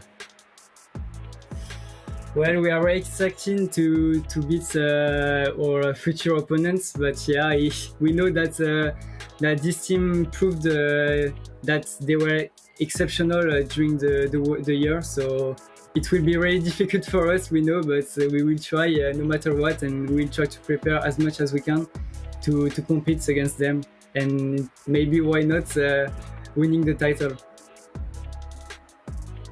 Hey, I love the confidence, and you're on a momentum builder. We seen at the very start of the stream how you had been stepping up in your position throughout this year. Obviously, the August qualifier, you came so close. How did you guys bounce back following such an upsetting defeat where you were so close to the golden ticket to then come and put on such an amazing performance this weekend? Well, after we lost against RPG, so Synchronic, we were pretty upset, but we knew that RPG would be, no matter what, a crazy opponent to beat, because every time that we faced them during the year, we lost all of matches, so we knew that it could be difficult. But after we tried to prepare more bases, and we knew that we would not have a team which has the golden ticket, so it will be maybe easier than the monthly final to beat them. So we just try to take our opportunity to win the tournament, and it works. It worked indeed. We have one final question for you. And my question is, we've noticed this last several months that you guys have really stepped up as a team for Millicim MG. So what did you guys do differently in these last few months than you were doing earlier this year? Did you put in a lot more hours of practice? Did you were able to help get additional base builders to help you? What was the difference maker that finally allowed you guys to get that golden ticket? Well, before this year started, the Eternal 17, we were not a famous player and we did not have a crazy level in offense. But yeah, throughout the year, we tried to play more and more, and I think the hard work paid off. So that's the key. Well, thank you so much, Nez. Obviously, we wish you the very best of luck moving into the World Finals. Real quick, any shout-outs, any thanks that you want to give before you sign out here? Well, I want to shout out every person who has been in our side, supporting us throughout the weekend or even the year overall. Thank you to the builders, because without them we couldn't have been there today. And thanks you again, guys, for the support. And that's it. Well, again, yeah, congratulations of getting that golden ticket. We'll be seeing you out in DreamHack Atlanta. So celebrate this now with your clanmates and then get prepared for the rest of your opponents. So we'll say goodbye to Nesporex here today. We'll see you very soon in the World Finals. Let's go ahead and welcome back Itsu and Bash here to the desk and break down this grand finals and the performance that Millicim MG just put on. We'll start with you, Itsu. What was your thoughts on the golden ticket team now confirmed for Atlanta? To be honest, I'm just excited to see like a newcomer. I feel like over all of the different years in Clash Esports, we typically see the same names always showing up within the top 8 at the end of the year. And this time around with Millicim, we have some fresh blood in there as well, which I'm really excited about, and see then how they can compete versus the other golden ticket teams. And this for me is, with how they performed today and over the last as well month, I think that's going to be really promising. What about you, Bash?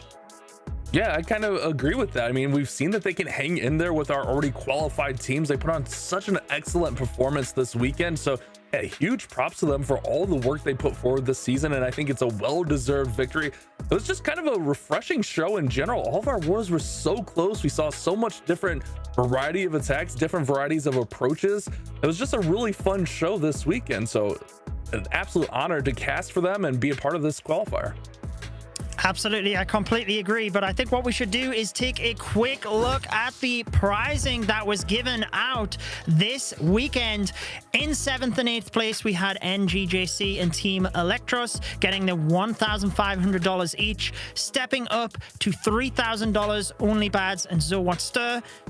4th place was Electros JP with $5,000. Dizzy Supersonic there in 3rd with $8,000. All Exceed, what a performance from them. $10,000. And Millicim MG getting that golden ticket and $18,000 there as well, Itsu.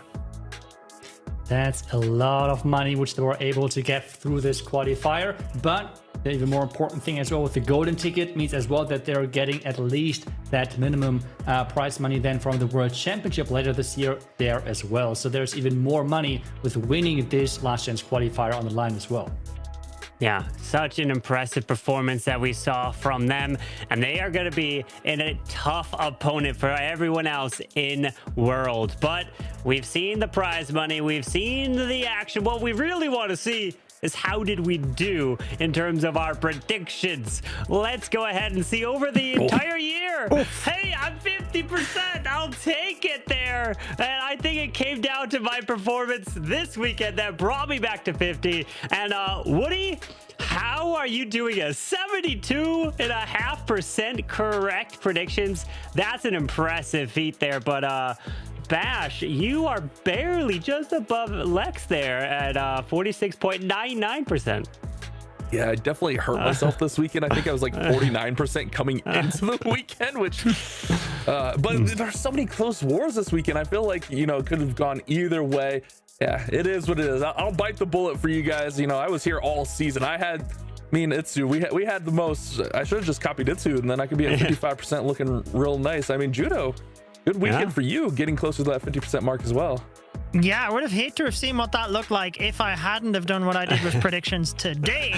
But hey, not even a 50% hit rate. I should have just closed my eyes and picked one of them, I guess. I might have done better, but it's always good fun to have the predictions with you. I know we have a little bit of banter with it as well, and that's always a good thing to see. But we've been gearing up to the World Finals. One event that we mentioned at the start of the stream that is happening before then is the Clash Combo. This will be 4 content creators teaming up with pro players and members of the Town Hall Cup teams, the ones that won earlier on in the season. This is going to be October the 4th. All of the information is on your screen. There is a $7,500 prize pool, and you will be able to see more information on the Clash of Clans Twitter page, the esports, which is COC Esports. Be sure to tune into that, and I look forward to seeing more information about that in the next couple of weeks.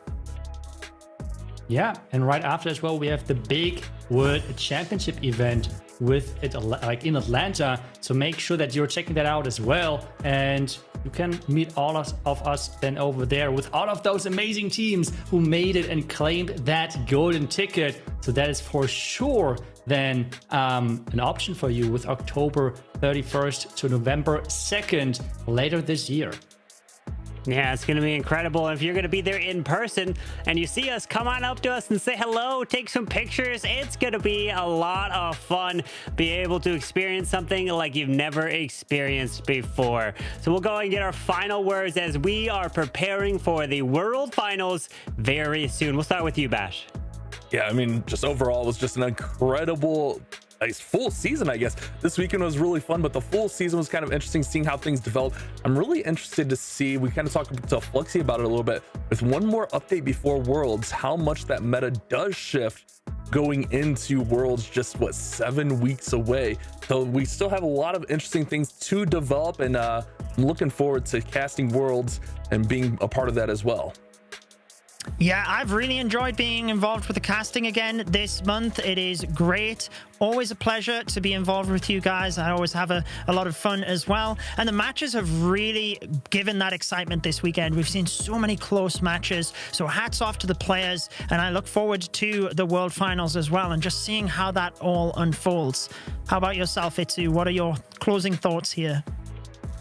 I mean, I fully agree. Just seeing how everything is going to unfold, how the teams are adapting, how we are adapting our prediction skills, right? Like we're getting those push-up prediction thing in, like waking up at 1 a.m. in the middle and you have to get that prediction right away.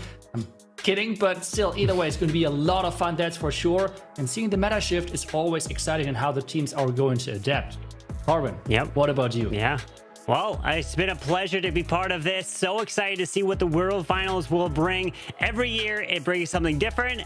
And will we be crowning a repeat champion? Or will it be a brand new champion yet again, since no one's ever won 2 World Championships, at least in a row or even ever. So some history will be made this year. Cannot wait for it. So make sure you guys are tuning in to the stream for the Clash of Clans World Championship Finals out in DreamHack Atlanta, October 31st, November 1st, and November 2nd. So until then, hopefully you guys have a great rest of your day and weekend, and we will see you then. Till then, Clash on.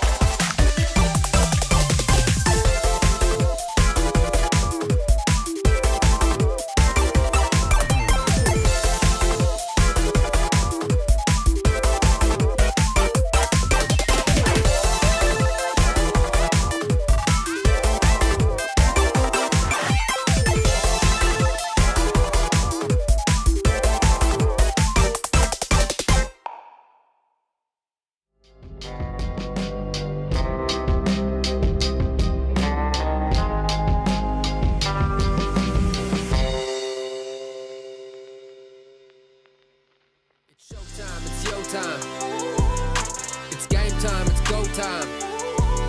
You got one shot at a gold mine. It's showtime, it's yo time. It's game time, it's go time. You got one shot at a gold mine. It's showtime.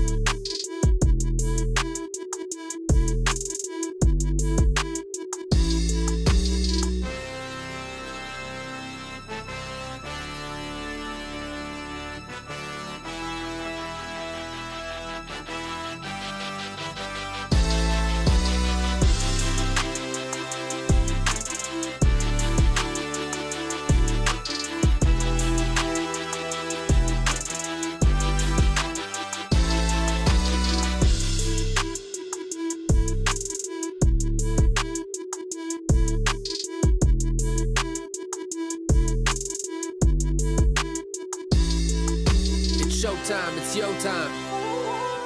It's game time, it's go time.